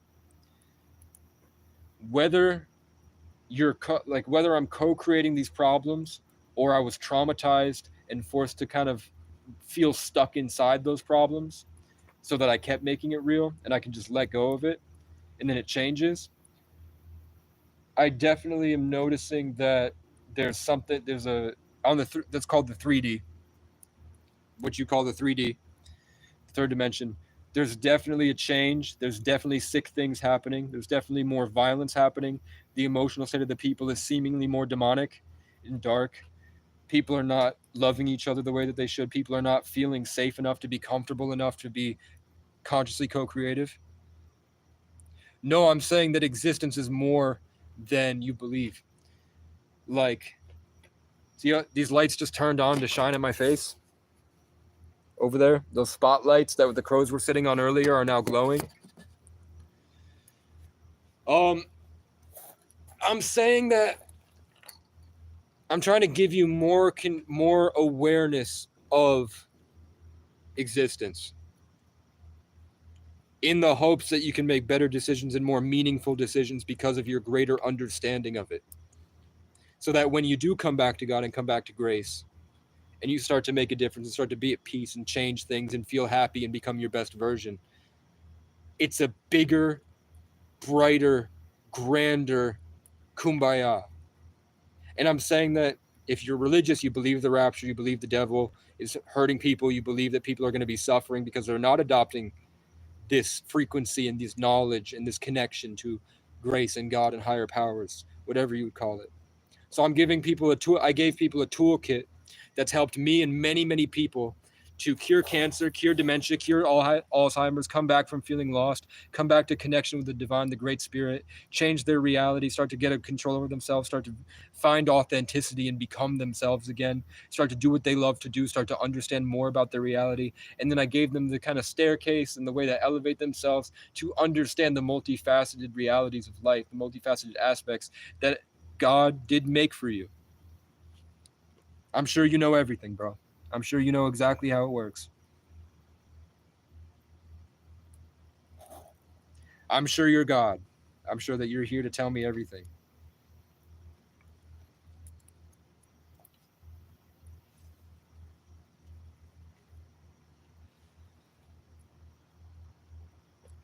I just speak from experience.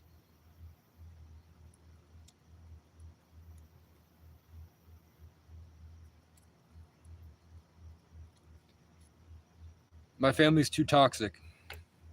As much as I love them, going in would be like,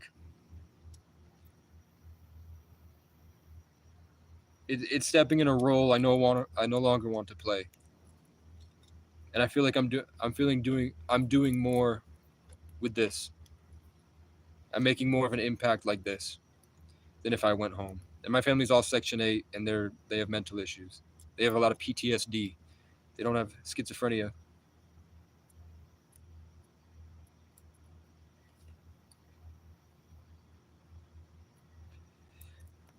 When you hold on to one religion, you can't come back to the ultimate truth. Yeah, it is what it is, man. They're watching. My mom will never believe that I am anything more than a piece of shit. And she will go out of her way to lie to the public. It's like she was assigned to ruin my life almost. I came out of the womb with the umbilical cord wrapped around my neck. I came out, like they say, your mother is the world that you live inside. Like that your mother's love is the world that you live. Your mom is the world that you're a part of. Her reality. You came from her. So for my world, it's kind of, I don't think it's a coincidence my life has been violent and horrible my whole life, and I've been persevering like this for my whole life. If you go back to the video, I talked about a lot of my life. For me to get back to this grace and learn all these skills and help a lot of people along the way, and having a mom that was my biggest op, just like Eminem. Eminem found greatness because he had to go against his mom the whole time. Having a family that being a black sheep of the family allows you to experience a certain thing. I'm not saying God isn't real. I'm not saying the Bible isn't real. I'm saying that there's a lot more going on too. And that's all connected. And then I gave out the bones of God, the structure that you need to be able to see that the way that it wants to be seen, the way that it wants to be expressed. And if you found this video, it's probably because you're on a hero's journey, and because I'm a 33 life path, which, you know, numbers are in all of the, I'm getting kind of condescending, I'm sorry. Numbers are in all the Bibles, all the different religious texts. God speaks in mathematics and systems of information, like I said with the Higgs boson. harmonies, music is all mathematics and all different patterns that come together. So they all connect, and all the religious people and the spiritual people, which are just regular people that came to their own conclusion,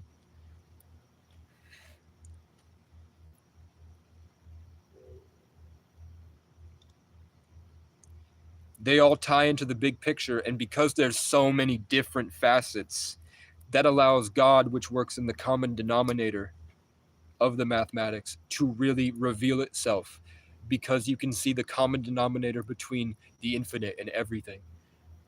And the simple skills I give here, which is fasting, sunlight, probiotics, the understanding of the Higgs boson, the God particle,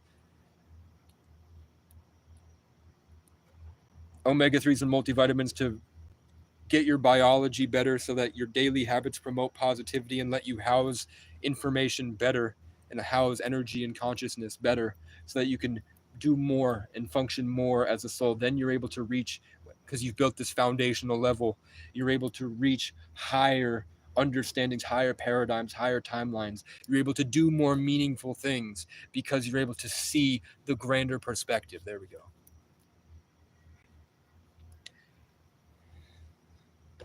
And we're also, the common denominator is saying that regardless, we're in a transition right now.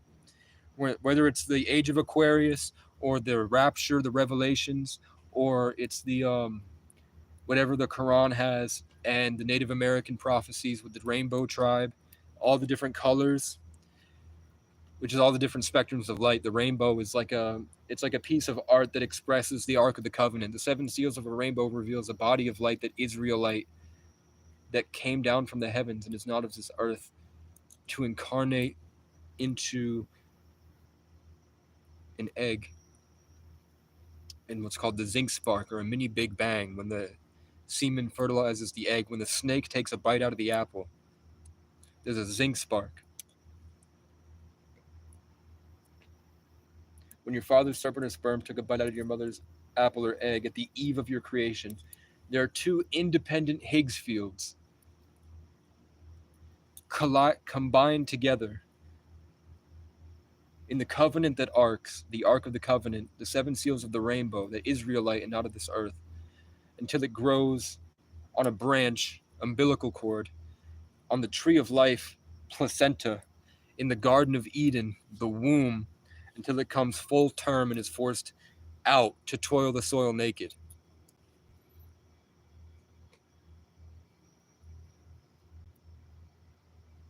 No, you're too stupid to comprehend, or I'm not saying it correctly. It's a system, it's a code that when it goes into your mind, it helps you understand higher dimensional realities.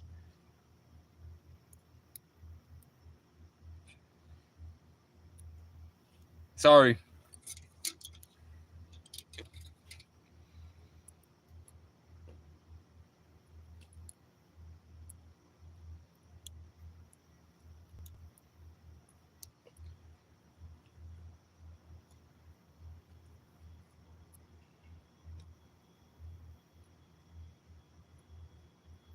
Usually I have to beat the schizophrenic allegations every live. Yeah.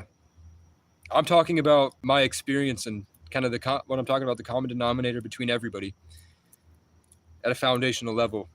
And then I'm allowing, like my name means a tree, I'm allowing you to grow in any way you want. I'm just giving you keys that nobody else will give you, that they drop hints about on the internet. And then when you take it in,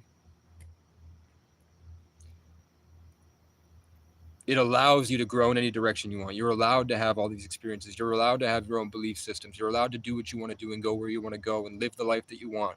I'm giving you the key to opening up the portal to co-create with God in a different level. I'm not saying that it's not the way that the Bible explains it, but I'm saying that there are more to it. And when you do that more to it, you can actually recognize God in higher dimensions easier.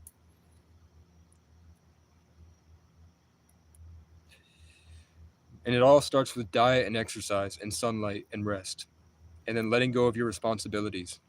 If you can pull up some scripture about that, pull up some scripture about diet, exercise, fasting, sunlight, probiotics, ketosis, neurogenesis, understanding the Higgs field to have a greater connection to the Higgs field, to be able to let your intentions co-create with your holographic simulation, and understand empathy at a more foundational level so that you can harmonize and create with animals and understand the energies that are on the planet and how they change and how you can utilize those to co-create even more and make better blessed art, and how you can be more authentic with your true self, because now you understand how to not let the energies and the different spirits and the false belief systems, maybe if you feel they're false, or just different levels of information, you can start to personalize your experience with this at a greater level.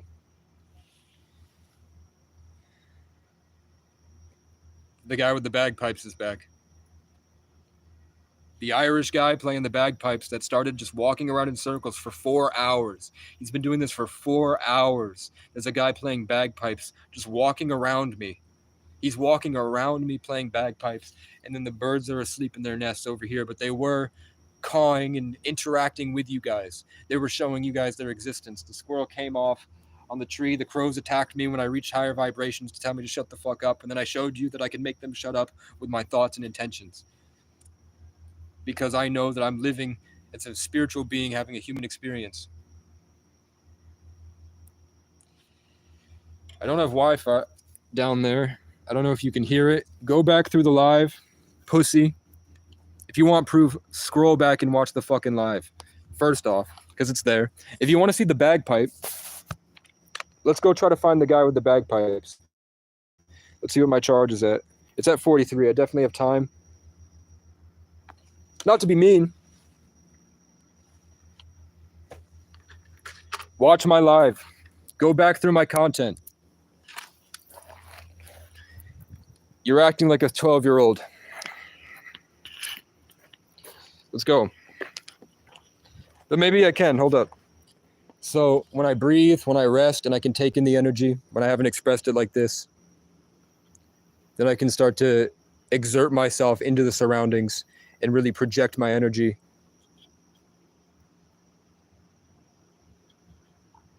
And maybe it's God's anointings. Maybe it's a power given by God. But that's when I can start to push the bubble out and make them all stop.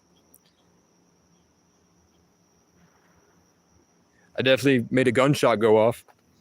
When I activate, and you can see on the live, when I activate, people make loud noises around me, car horns honk, crows start cawing, timed with the things that I'm saying. So I just tried to anoint myself to try to extend myself over the surroundings. And I did make the crickets shut up. They're not around me anymore. There's a crow cawing.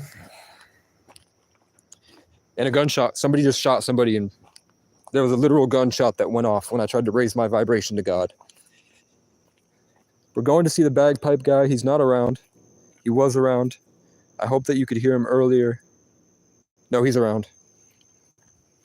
Let's go see who this bagpipe guy is.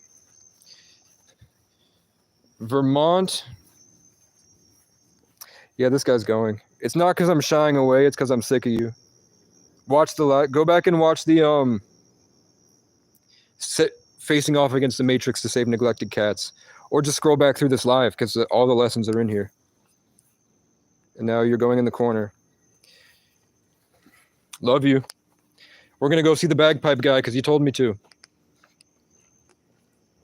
Just to show you there's a guy walking around playing bagpipes as I'm talking about my Irish heritage and how I'm using my Irish culture to influence the public with my music. A guy has showed up for 4 hours. And he's playing bagpipes. And I can only go as far as my Wi-Fi. I grounded him. He's an intellectual, though. He wants to tell me I'm stupid by saying the same thing that I'm saying, just in different words. It's called the Higgs field. It's called, here, you're religious, it's called living in spirit. So I shut off one cricket. energy, I need to rest because I talked for 4 hours. But it's like an energy comes through the current to my head. I put out the code, shut up. Maybe that's called anointance, divine anointance, righteous authority. And the frequency does shut them off. But I definitely feel kind of weak spiritually. But I have so many videos of me asking for a butterfly and getting a butterfly right to left. I show you all the birds and how they respond to my questions.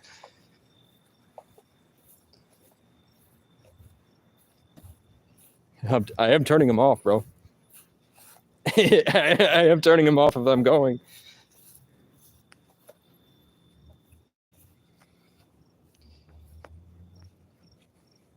He's probably an aspect of my consciousness, and I'm living in my own simulated reality. So he's the energy I was embodying. And because I spoke for 4 hours, he spoke for 4 hours.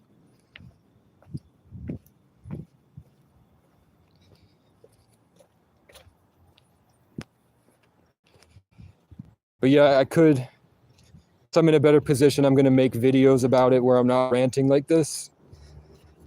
I like the live streams. It feels like the evolution of content. But there's a lot more I can do. Yeah. I spent a lot of spiritual wealth. But you can hear them, they're going, and then I tick, and then when the energy comes to me, they turn off. If I walk towards them, you're going to say, I'm stomping near them. You're turning them off because they're afraid. But there's a pressure, there's an energy coming down. There's all these people in this network. I have a greater understanding of how to control that. Just like there are many people that come up here to try to take advantage of that, and I have to fight them spiritually. There are some pretty heavy spiritual guys out here that will come in and do a full ritual right in front of everybody, and I can feel it from back here, and I have to come out. And then when I come out, the crows will start coming at me, and then the birds will come with me. And then suddenly there were no birds here, and then there's this guy doing some ritual that everybody's feeling where he's taking in the etheric energy, and then the birds will start to come with me as I come out and tell them, that's really fucking disrespectful, dude. Look at what we're doing. And then he gets up and his eyes are like sunken and dark, and he like postures at me and does the same stuff that all the people that I feel are possessed by demonic entities do. I just don't know if I'm creating that or not. I never know if I'm Truman or not. And there's no way to tell until it ends.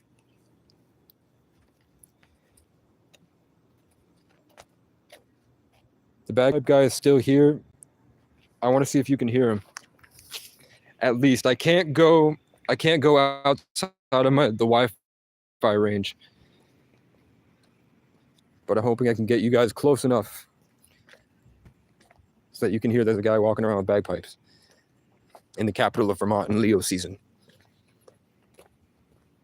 Here's a guy wearing exactly what I'm wearing.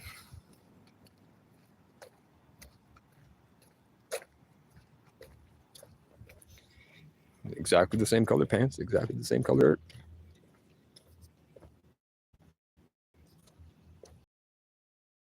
Mm-hmm. Mm-hmm.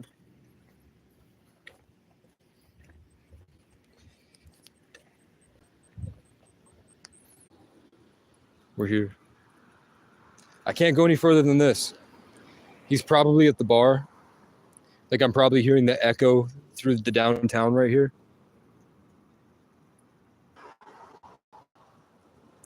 But I'll tell you, I've been here for about 2 weeks and I've never heard them. And then today we heard them for 4 hours. I don't think it's like a store. It's like a Tuesday night. I don't see why a bar would continuously play the same music on a loop. I think it's probably someone just did Yeah, I talked a lot today. I need rest and sunlight.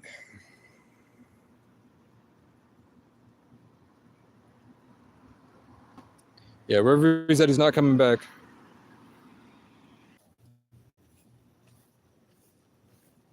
I guarantee you, once I get to the top of these stairs, he'll start playing again.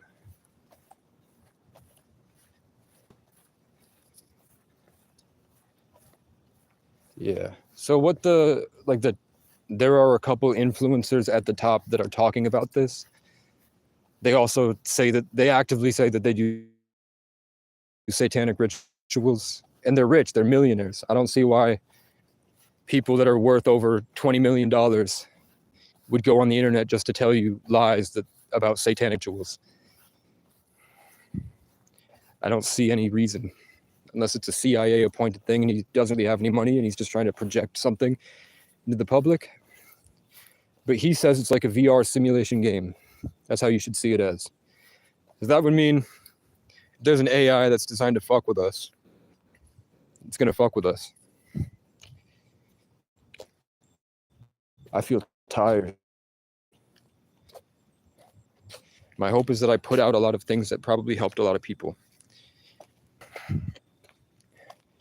Because it's the best I could do. So, part of seeing this,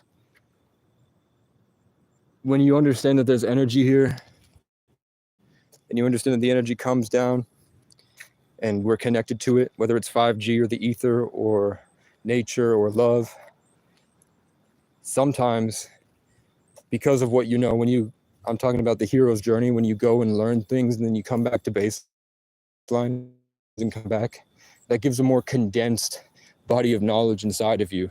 So you're still living the same humble, simple life, but you've seen and experienced so much of it that you're able to have greater experiences because of your amount of knowledge. And that's what life path numbers are. They say your soul comes back multiple times on a journey, or God made you once with this energy, but they believe the energy is real.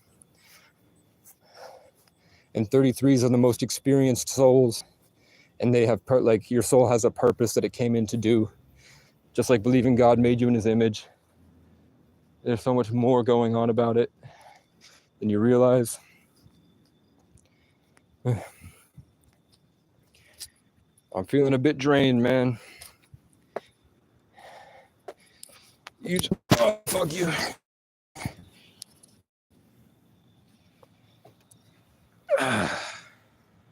We're here. Peace and love, Native Juice.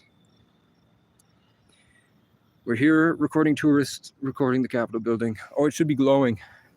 Did I show you guys?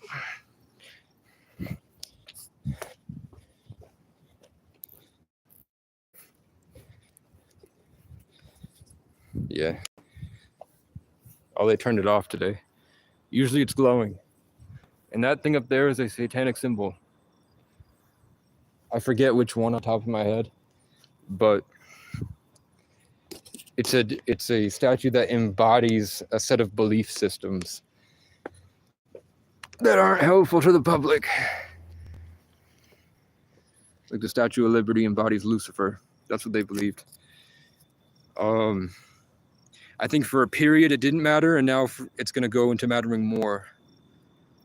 But I think that the age of Aquarius is coming for the people that are able to perceive it and connect to it like the same way a router connects to the Wi-Fi, you can connect to God and you can connect to the heavens and other fields of information. And that's what fasting sunlight probiotics. Fasting, stop eating, let your body go in and take out the shit that's bad. That's why I can smoke cigarettes. I don't eat. So this is also proven by science. People that smoke cigarettes that live active lifestyles and don't eat, so they're doing this constant cycling of ketosis, autophagy, and apoptosis, stimulating neurogenesis, it actually does more for you, and it enhances your organs. It might ruin your blood vessels because you're smoking, but it does have positive effects. And that actually, a lot of the people that they saw that lived to be like 125 had a good diet, not 125, like 107, had a good diet, and they smoked cigarettes for the nicotine that stimulates the brain and stimulates the testosterone, and they don't let the cells eat them alive like cancer because they know the natural biological process to clean itself that's hidden from modern medicine. There we go.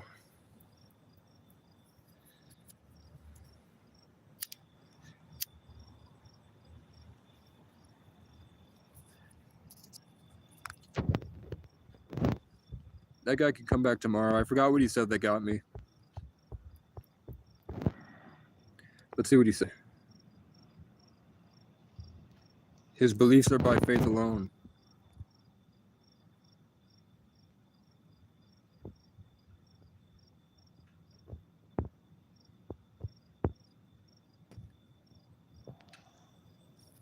Did you hear me shut off that cricket? Where they stopped for a second? Can you hear the cadence of the boop, boop, boop, and then it stops? Because I interrupt him. I blocked it. That cricket is taking in energy and spewing out a frequency. So I just blocked the frequency for a second. I bash into his aura, and then he stops. Because they're connected at a higher level of empathy.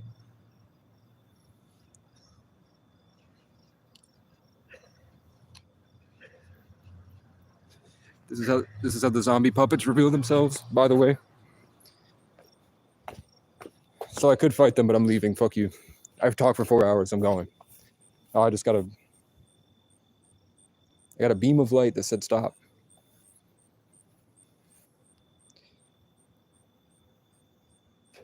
So if God is in every single molecule, down to the Higgs, even smaller than molecules,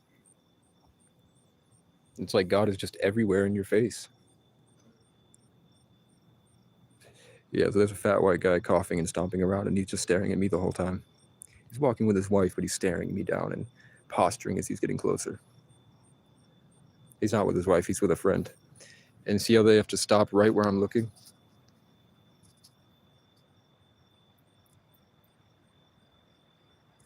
And they're all, do you see how they're all in a line directly in front of where I stopped? One guy's staring directly at me, the other two are pretending like they're not there, but they're looking at me because they feel it. Yeah. I took the energy back and then he started twitching. Can I leave? It feels redundant to be around those people anymore. It just feels like all they're going to do is get in your space and talk all the energy away. So I just go back to the woods. But I can feel it. They're tugging at me. Because I don't have the focus because I've spoken so much. Kind of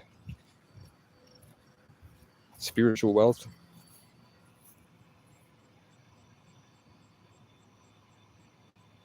I just rant. I'm just ranting, hoping it like stimulates people. And then as we go, I'll be able to structure it better and make content and do all this stuff. But it really has helped me. And what he's talking about is the same thing. He's just talking about connection to God, connection to Christ consciousness, and purpose in life, and divine creation, and being made for a reason. And the stuff I was talking about is, do you think that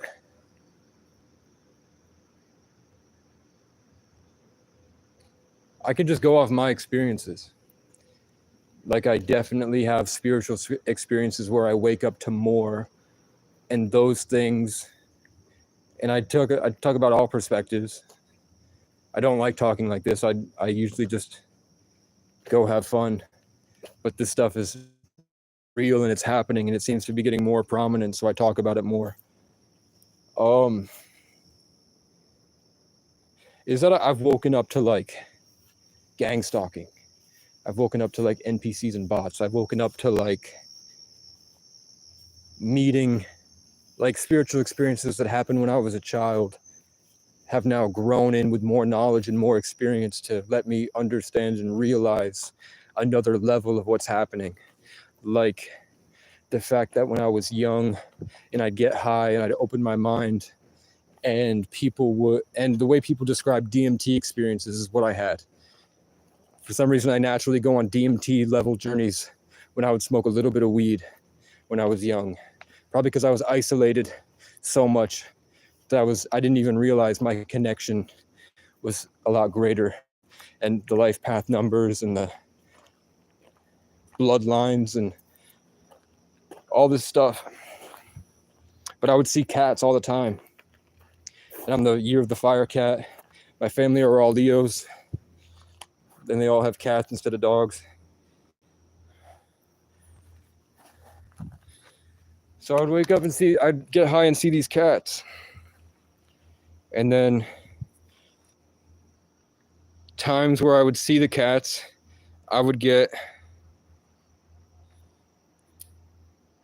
times that I would see the cats, I'd get a notification for a tarot reader that is talking about Sagittarius, Aquarius, 33 life path, which I have the tarot videos if you really want them, where I can talk about these guys that had specific messages for me. And they're talking about how the cat people, the Lyrans, which I looked up and it makes sense to me, wanted to talk to me, and they showed themselves off to me, and I was scared. So that terror message was just them confirming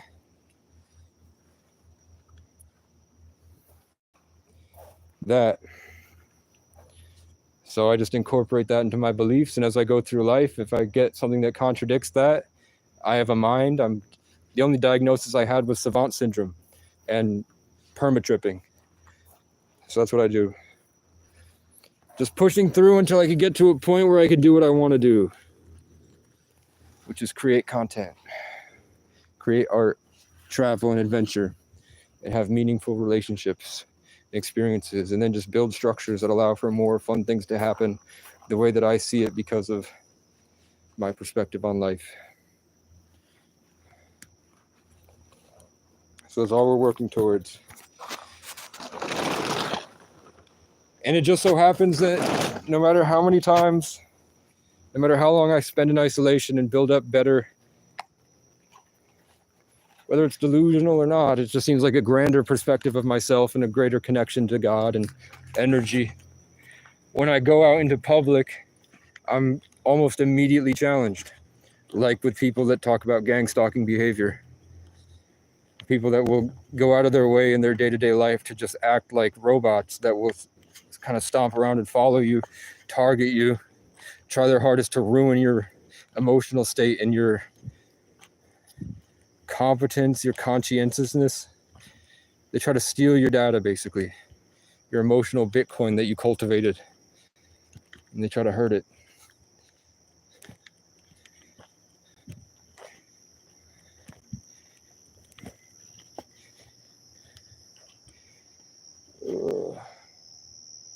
Yeah, I can't afford to eat or drink tonight, so I don't need to go to the store. I sound like Seth Rogen. This is me 5 hours in, and I'm drained.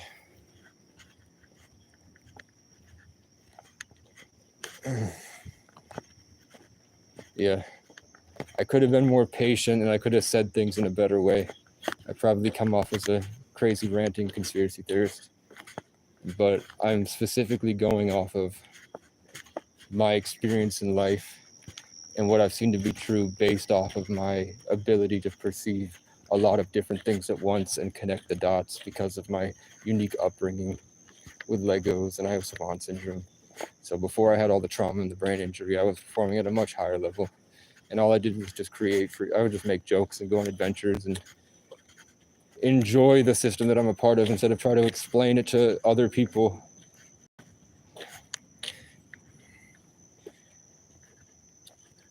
So we're here. I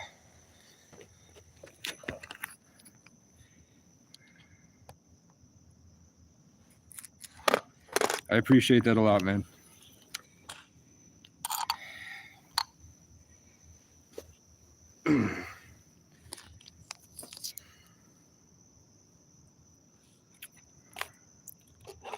It also, I don't know how many people it says for you guys, but there are more than 2 people in here. It says there are 2 people, but when it says there are 0 people, I'll get like 5 or 6 comments. There could be like 10 people in here, and we wouldn't know. I don't know if that's part of YouTube or if that's the same way that when I start to speak about something that's a bit too... When I start to talk about real stuff, like what the... like... the common denominator between all cultures, what they experienced and how they all fit together across the different continents. And all those continents had pyramids. For some reason, when I go off on that, and I have I have a lot of people in the chat, like when there's maybe 20, then like it'll suddenly log me out of YouTube, and my live will crash, and stuff like that. There's something about like Tartaria, ancient civilizations, and other dimensional beings that aren't just on Earth, that could be inhabiting other habitable planets like Kepler B. And because there's a lot of them. If it's real, if the outside is real and they're actually looking at planets through a telescope, and they're telling the truth, there are a lot of different planets that are bigger than Earth that are able to have life. And look how much we did in 200 years. In 200 years, we went from basic hand tools and like very makeshift rifles to now we have an artificial intelligence capable of quantum computing, like utilizing the universe, the way the universe works, and it's able to operate the universe with different tools in just 200 years. And they say that the pyramids date back, like they have things that speak of knowledge, like speak of highly esoteric, profound wisdom that they found that have dated back like 200,000 years. So there could be like 7 different generations of evolved humans that have just transcended the body, and we would have no idea. Maybe they all go underground and they wait, and then they cultivate a new set of people, and they see what happens. They go through their whole evolutionary cycle until they become infinite, and then they're like growing them. They're growing their army of evolved souls or something. I don't know. But I know that when I have really spiritual, like, I know that there's more that's happening. I don't know. And I say this, I don't know if I know it's definitely not a hallucination in the sense that it's like a mental disorder, that I'm creating things out of nowhere. It's more like my experiences are co-created with some type of higher level of intelligence that gives me things, that teaches me things about myself in profound ways. And that because I appreciate artistry and the craft, I'm able to recognize the beauty of the things that I experience in a better way. And those things kind of work with me to make songs and make art and teach me things. And I'll have really terrifying experiences where I meet things that seem to be other dimensional entities, whether those are demons pretending like false light, or that's an AI projecting itself as an image, or if those are real kind of ancestors that have transcended the body and they're now inhabiting the system, and their souls are living on and their wills are being exerted through kind of like creating with us because they love us. Or maybe like the story with a lot of people that say they channel entities is that those things are a higher level dimension, like a more evolved sense of human, like the humans that we are that keep going, and then we evolve to a place outside of space and time, the way that we experience space and time on Earth. They say that they live on a place that doesn't experience it the same way, and they're transmitting back through time to help us evolve so that all of us can go together to the next stage. That's what the people that are supposedly getting messages from entities. Yeah, I don't know why, but it could just be because maybe people are scrolling by so fast that the numbers are messed up. But when you look at the end of it, you see how many people were really watching.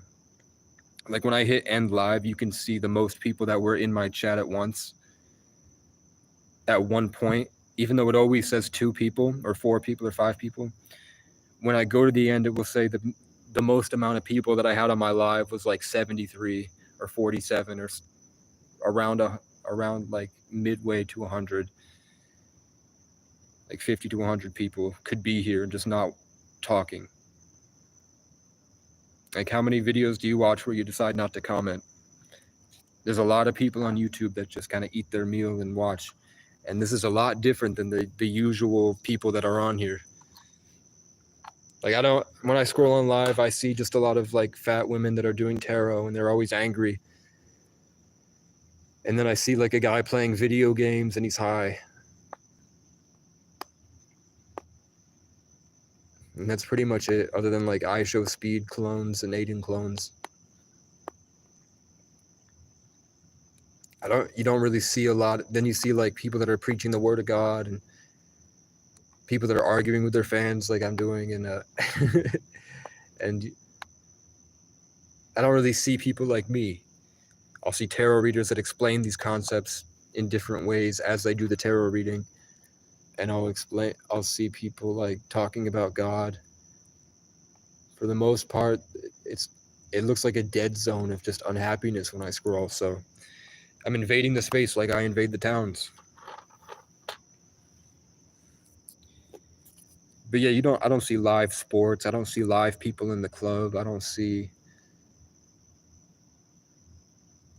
live dates like vlogs. I don't see live concerts where sometimes I see people playing music, but I don't see like full-on live shows where the microphone is picking up what the guy is singing and the guitars are routed to the live stream as well. So you're getting an actual live experience.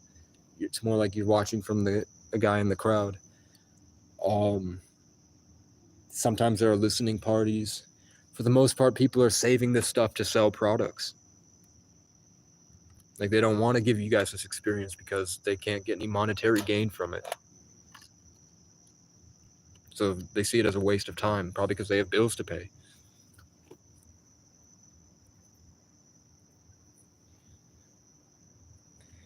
But this is who I've been my whole life. My whole life is sitting down and talking like this for hours and not shutting up and just going off about stories. And then at the end of the day, like the therapist I'm sitting with or the party that I'm at, everybody's like, that was insane. Oh my God. And then they never bring it up again. It just goes in one ear. They have a profound experience and then they've changed. Like I've changed their genetic structure of their mind. So of course they're different. And they always come back and thank me later.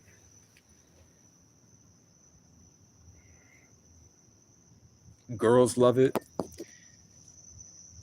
All my girlfriends were beautiful, like 10 out of 10s, for real. Here's my butterfly. No, it's a moth. And I'm going to check to see that squirrel later if he's still around.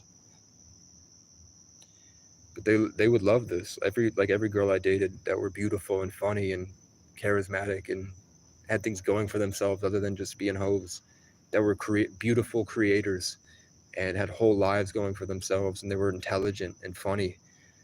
And their favorite thing was to sit here and listen to me talk. We'd go on dates for like 6 hours and we'd travel around New England, and we'd go to fancy restaurants and we'd just be talking the whole time, making jokes like this.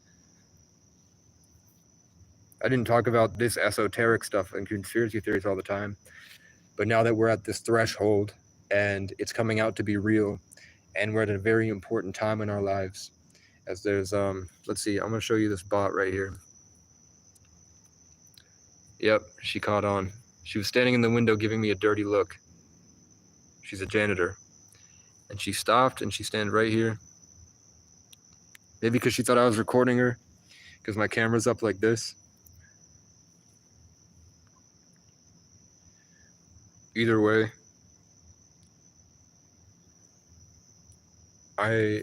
when I rest, I'm able to recuperate all the energy back into myself and start to harmonize my knowledge more, my energy, and then I'm able to express myself and control reality better. And then when I do that, I have a better chokehold on how to operate inside the Higgs field. And then that's when it's very easy for me to not talk like this and talk like a real guy, not like whoever this is. And then I can really shut off the crickets with my mind. That's when I can make the whole space stop. Because I'm channeling something. Energy's coming through me from a better place. And then I just outside and I don't have to speak. And that's all over my live streams. That happens all over with the birds. There's a moth going right to left now. It happens enough. It happens enough.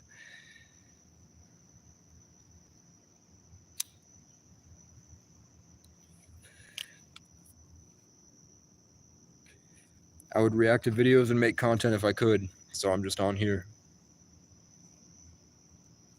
I could have played my cards right and saved my money and starved myself. Like I didn't need to eat McDonald's every day. I'd spend about $5 a day at McDonald's. And then every week I'd have to buy like a medium-sized thing that would help me get to the next stage, like backpacks and tarps and bikes and charging cords and phone service, and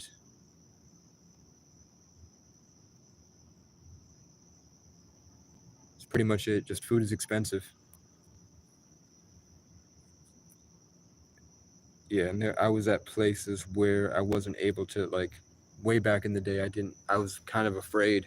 I'm not gonna lie, I was afraid to go into town early on because the people were violently harassing me. So I wanted to wait before I went into town. I wanted to let it die down a little, so I did eat a lot of McDonald's. But I could have starved myself, man. And if I had starved myself, I'd probably be around $2,000 right now, maybe even more, because I'd have bought a computer earlier and started doing stock trading. Like I'm responsible for this. So I do feel really bad for having to go on here and say, help me achieve my dreams. But I know I can achieve them. Regardless, I keep going. And I'm learning as I'm going. Now I know patience. But I'm not perfect. Sometimes I'm perfect.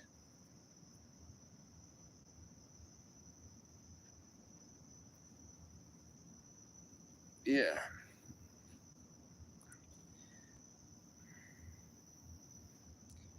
Does anyone have anything else to say, bro?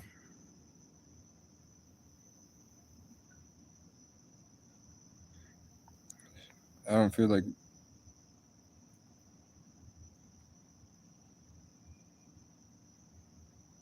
Thanks for sticking up for me for that guy.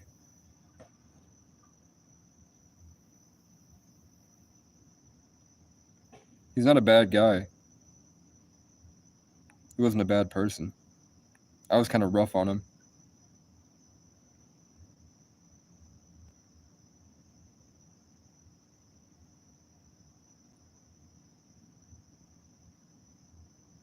Yeah, he started to get, I don't know if you can see the messages. He went from like, hey, I think that your belief systems might be wrong, even though we're talking about the same thing. And then he went to like, prove it, pussy. He got antagonistic. He started trying to order me around. Yeah, see, he started acting like a bitch, bro. He started acting like a little girl. So I put him in timeout for 86,000 seconds.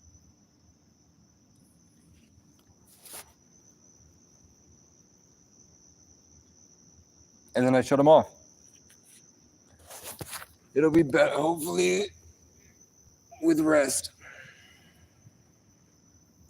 But I told him to watch back the live. I doubt he would.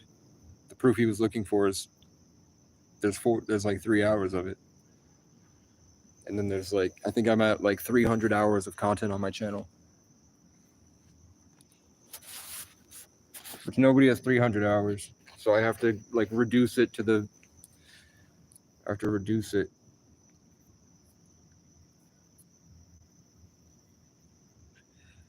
Who enters my cave? I scared him out. Yeah. So now I have to go up against the energy of the town and fight the firewall, push it back enough to feel a higher connection, come back to myself, grow back into my body, grow myself back from the ground up with the good energy.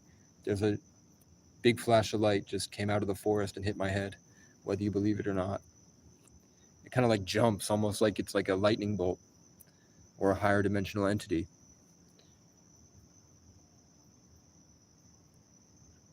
As I was calling in the manifestation of getting back to that light.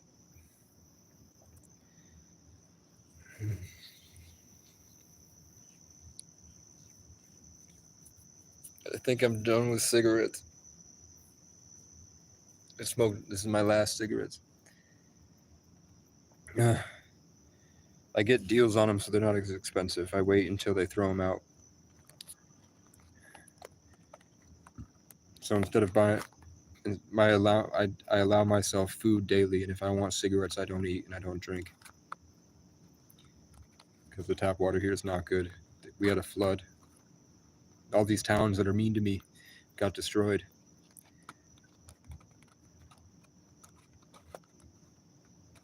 So cigarettes are cheap. Water is not. So that's another thing. Like if people are like, there's something off with you, I'm really dehydrated.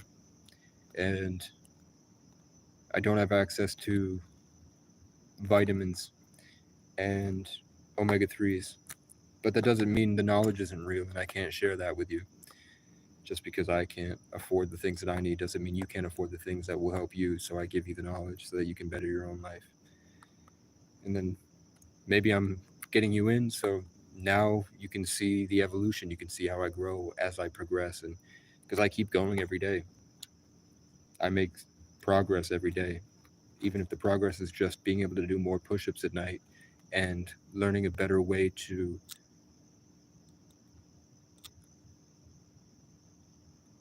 hold higher vibrational energy. You heard me? I'm still making progress. I'm learning every day new skills and then resting and incorporating them. And I came on here because people are saying there's not much time left at 4:33:33. People are saying there's not much time left. If you don't have this stuff in you, ready to co-create, ready to take control of your spiritual bodies for real, ready to like understand your emotions are part of your mind and you can control your emotions and you can use them to create and contribute, and that most of life is just that expression, that self-expression of like what can you do with the infinite in your own parameters that have been set for you at 4:34:04. So I'm just giving you a practice that worked for me to be able to do legendary things. And I talked here about a lot of legendary things. I could tell you about when I was on King Street. So when they stole my car and I had to go to Walmart and live outside. And then eventually I went to a shelter program. In the shelter program on King Street in the town where the flags were hanging with my name that said co-created at 4:34:34, I went into the King Street shelter. And when I went into the King Street shelter, everyone there had names of people that I had dealt with previously in my life, and they were embodying the different energies of the things, that the personalities of myself that I had cultivated in relation with those people. So like I was making music with a guy named Alex when I lived with the Bloods, and he's Irish. And then the redhead named Alex, who's a Blood, was there. And then I went as a crazy kind of out of my mind, brain damaged, struggling kid. When I was 19, I went to Phoenix, Arizona to learn a type of way to live. And then there was a kid named Phoenix Drake that was there, and he was literally the embodiment of that version of myself. And there was, I dated a girl, like my girl I thought was my soulmate. She was abused by her brother named Ethan May Hull, and her name's Chloe May Hull. They have the same middle name, I think. Either way, Chloe May, born in May Hull. And then there was a guy that did exactly what he did to her, to me, and his name was Ethan May, and they're not related. He was from someplace in Missouri, and he took off across the country out of his mind trying to follow God the same way I did. And the parking lots that he would end up at across the country, when he would get there scared and didn't know what to do, I would pull up into that parking lot when I'm traveling, having this grand legendary adventure, making music, door dashing, and I would pull in and just kick my feet out the window, not giving a fuck about who's around me or police at all. So he was scared and trapped in his little SUV, terrified, and I would pull into this random place several times in this guy's life as he went to different states. When I was traveling, he would wind up in the same parking lot, and I would pull up, kick my feet up, start screaming my freestyles, not caring about the public, making my music on the outlet my albums, and then I would leave, and then he'd see me a month later. It happens that he's a Capricorn, and Capricorns are like the stepping stools, like climbing up the mountain slowly. And as he ascended his own personal mountain, I came in multiple times to teach him a certain way that I did things as like a role model, a traveling Sagittarius. And then we wound up together on King Street, and we did that video called Disrespecting the Simulation. And that guy, eventually, he did a bunch of really creepy stuff. It seemed like he was off a lot. He just, what I know now is a ritual to steal energy or something, like take it from me. And then he ran away with it, screaming about God and that he had stolen my energy from me. And we made it back to the King Street shelter after that. We both left him. Like, I beat the fuck out of both of them. We were like fighting on the beach to see who would win. They're both like 6'2", very strong, but I'm like 5'10", and I don't think I'm stronger than them, but I think I had more experience, and I wasn't out of my mind. Like, I had been longer homeless and gone through more. So it was just easy for me to throw him on the ground and pin him really quickly. And then afterwards, he tried to run away thinking he stole my energy. And then he was cackling, screaming. I could feel like the light that I had created, he was like housing. I felt it leave me the same way I felt that tug over here when those guys showed up and they blocked my vision. They all stood in a straight line. Literally, I showed you. Where I was standing, they all morphed into a line directly across where I was looking. And he got back, and there was a guy, instead of a King Street shelter where there's like 15 kids and they all have different names of embodiments of my energy that I was talking about, different names that have been there. It was all empty except for one guy, and it was a guy that looked like an Eastern European, like a Viking type, what you'd see on the Viking show. And he had a Native American poncho, and he had a big stick he used as a staff, and he was sitting in this youth shelter. And he said, "I'm Jesus Christ. I've been expecting you." As Ethan had just left me screaming about going to find Jesus, he made it there, and there was a guy that says, "I'm Jesus. I've been expecting you." And his name was Christian. And he showed up and kept talking shit to me, and eventually I choked him out and punched him in the face. The Christian guy came into my Irish kingdom that we would all play Celtic music at night and do push-ups and hit on the staff members, and then I'd take them out to bars and show them how to talk to people, and I'd work with all of them individually as I was working with an old version of myself, because they were embodying an old version of myself. So I was able to recognize that very easily in all these people that had the names representative of their energies. And I was like solving their problems and working with them. It was cool. It was like because I had asked God to show me myself through others, and I got that experience in the King Street shelter, where I got to be my Irish king. And then a Christian came in to invade my Irish kingdom, just like St. Patrick with Catholicism. And he kept telling me to shut the fuck up. And I said, "Say it one more time. Say it again." And he tried, so I got up and I choked him out. I put my fist against his throat and just pushed his Adam's apple in and just held it there. And then I socked him in the face and gave him a black eye, and then I got kicked out and arrested. And then that ego boost that he got from defeating the Irish king and taking my status in the network as the alpha made him go so crazy. He walked around with his Native American poncho saying he's Jesus Christ, and he would walk into all these businesses and say, you're incorporating Nazi culture, you're spreading this evil thing. And then everyone kicked him out, the same way that they did to me, except I didn't tell anybody.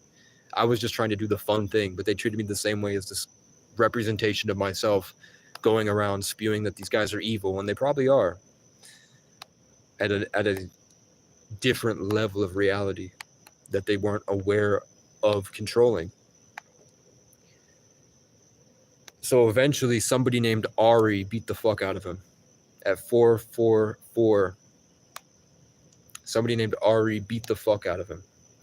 Just like after Casey, Ari in Burlington with the Dragon Year, and just like Casey Rocket in the Dragon Year, Ari Maddie on Kill Tony. You feel me? Yeah, all my roommates that I got out of the retreat when we were stuck in an institution and they were farming us for insurance money and they weren't going to let us out. And I had to cold call foster homes to get my own foster home. And then I got myself out working with the court system and standing up and advocating for myself to the judge. I did the same thing for all my friends that were in the retreat with me. And then I got them out, and it happened. Now I realize later, all of their names were represented like descendants of Irish gods. in that same name, like I got Caleb Hayes out of the retreat by talking to Judge Hayes as my mother moved into Hayes Court. Stuff like that. So this is me saying, I don't know if you're real and your lives are real, but this is my life and it's incredibly staged. And there's a very simple pattern in it that's very easy to see as I go. I can't tell you if your life is that way. I can't tell you if we're even in the same planet. Maybe we're connected by phones and we're all living in different bubbles of our own simulation. We're on different servers. But this is my testimony. This is what's happening for me. And some points it was really hard, but I'm sure I was protected the whole time.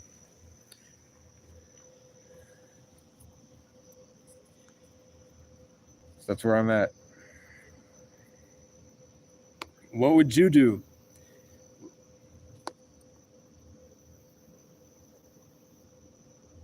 Everything I want to do, it doesn't seem fun for me, I guess. Or maybe I just am not controlling it the way that I want to. Like, it doesn't seem fun for me to go downtown and go have a conversation with a girl and go on a date. Seems better to be on this divine mission and then see what comes to me along the way as I grow. And we're almost at 444.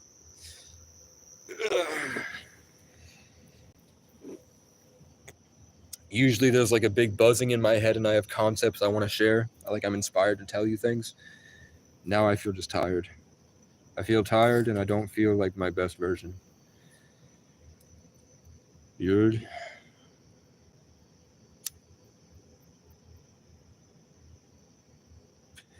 I definitely don't need a mental hospital though. I just need rest.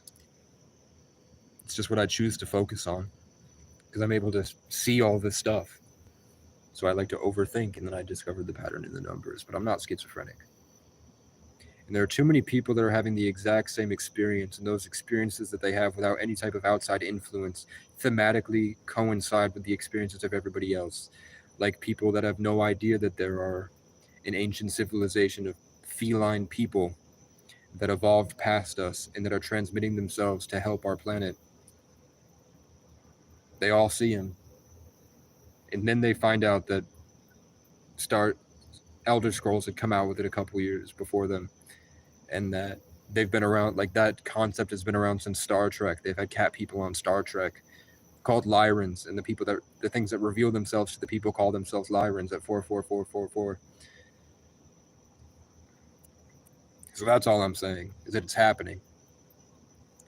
I couldn't tell you if that's the way that God decided to express himself and those things will reveal themselves to be the infinite. And it was all part of it. What's the Kanye West song? It was all part of the story. Even the scary nights. Thank you for all the glory. You will be remembered all. Thank you to all the heroes of the night. They gotta repeat the colors. The lie is wearing off. Reality is upon us. Colors dripping out. And then he sacrificed his mother to the devil and then went publicly and said he did it.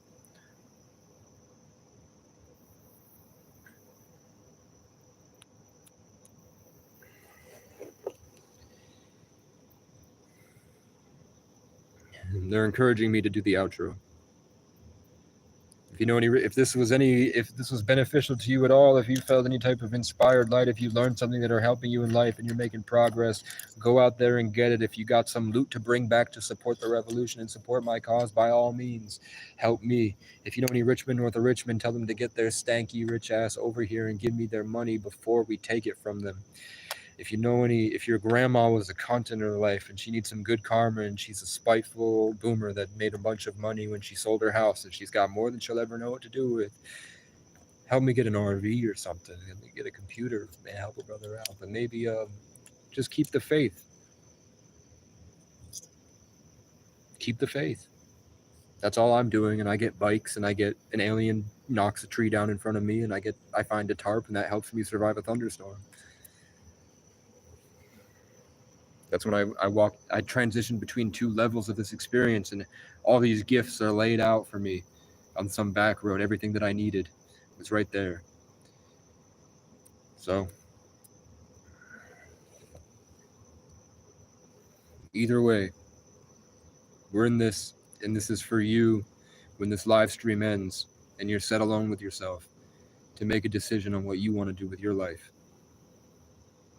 Because I've shown you there's so much more that you could be doing. And the spirit loves you. The universe is working in your favor.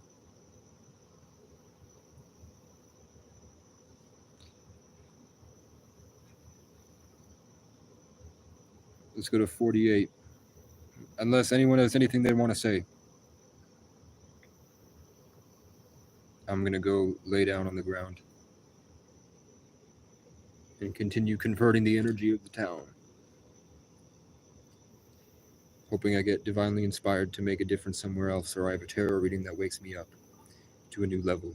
And then I get some type of confirmation from my environment. Or maybe we're out of time and the Lion's Gate portal is upon us and election year is coming. Either way, as long as you keep the faith, keep it positive, and keep taking consistent positive action towards making your experience better, greater, so that you can love everything you do more,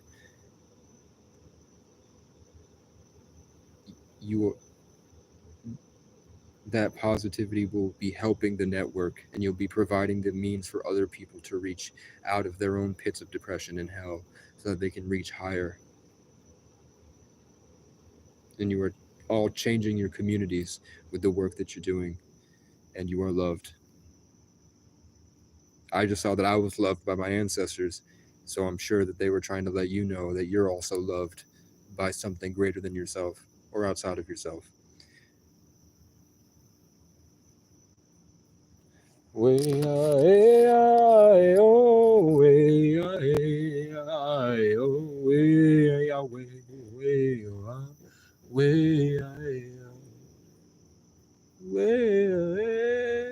just need sunlight. I threw out a lot of my energy for this, so I'm gonna have to get more. Then I will come back. If you missed the live, there was so much. The secret, like unfathomable experiences that rich people search for a long time for. At the simplest level, casually came through. I'm sure there's so much more that I didn't pick up on that came through for this experience. And I'm sure if you found it, it was for you, for whatever reason. And I'm grateful to have people that care and watch. I hope that I helped. I hope that I made a difference.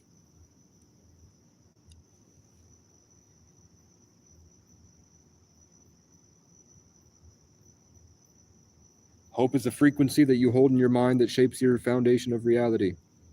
It's a foundation that shapes your reality. Hope is the most important thing. Hope that it's going to get better.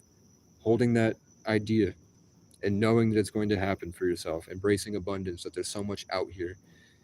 Holding that in, and then I taught you over and over again today how to heal your biology to house that information better. Fasting, sunlight, probiotics, ketosis, autophagy, apoptosis, neurogenesis, cold showers, rest, freeing yourself from your responsibilities, letting go and letting God, letting go and coming to your senses, losing your mind and coming to your senses, breathing, and then actively creating and generating your experience for yourself, and then working with your environment to learn how to do it better, and then learning who you really are, and then learning the higher perspective of everything, and then growing up with that, and then you learn how to be in spiritual childhood because you're able to house and recall the memories of before the traumas. You're able to push past all the boundaries and come back to spiritual childhood enlightenment and grace and be a active, playful, carefree version of yourself that's constantly growing. And then all of a sudden you're the light in the darkness.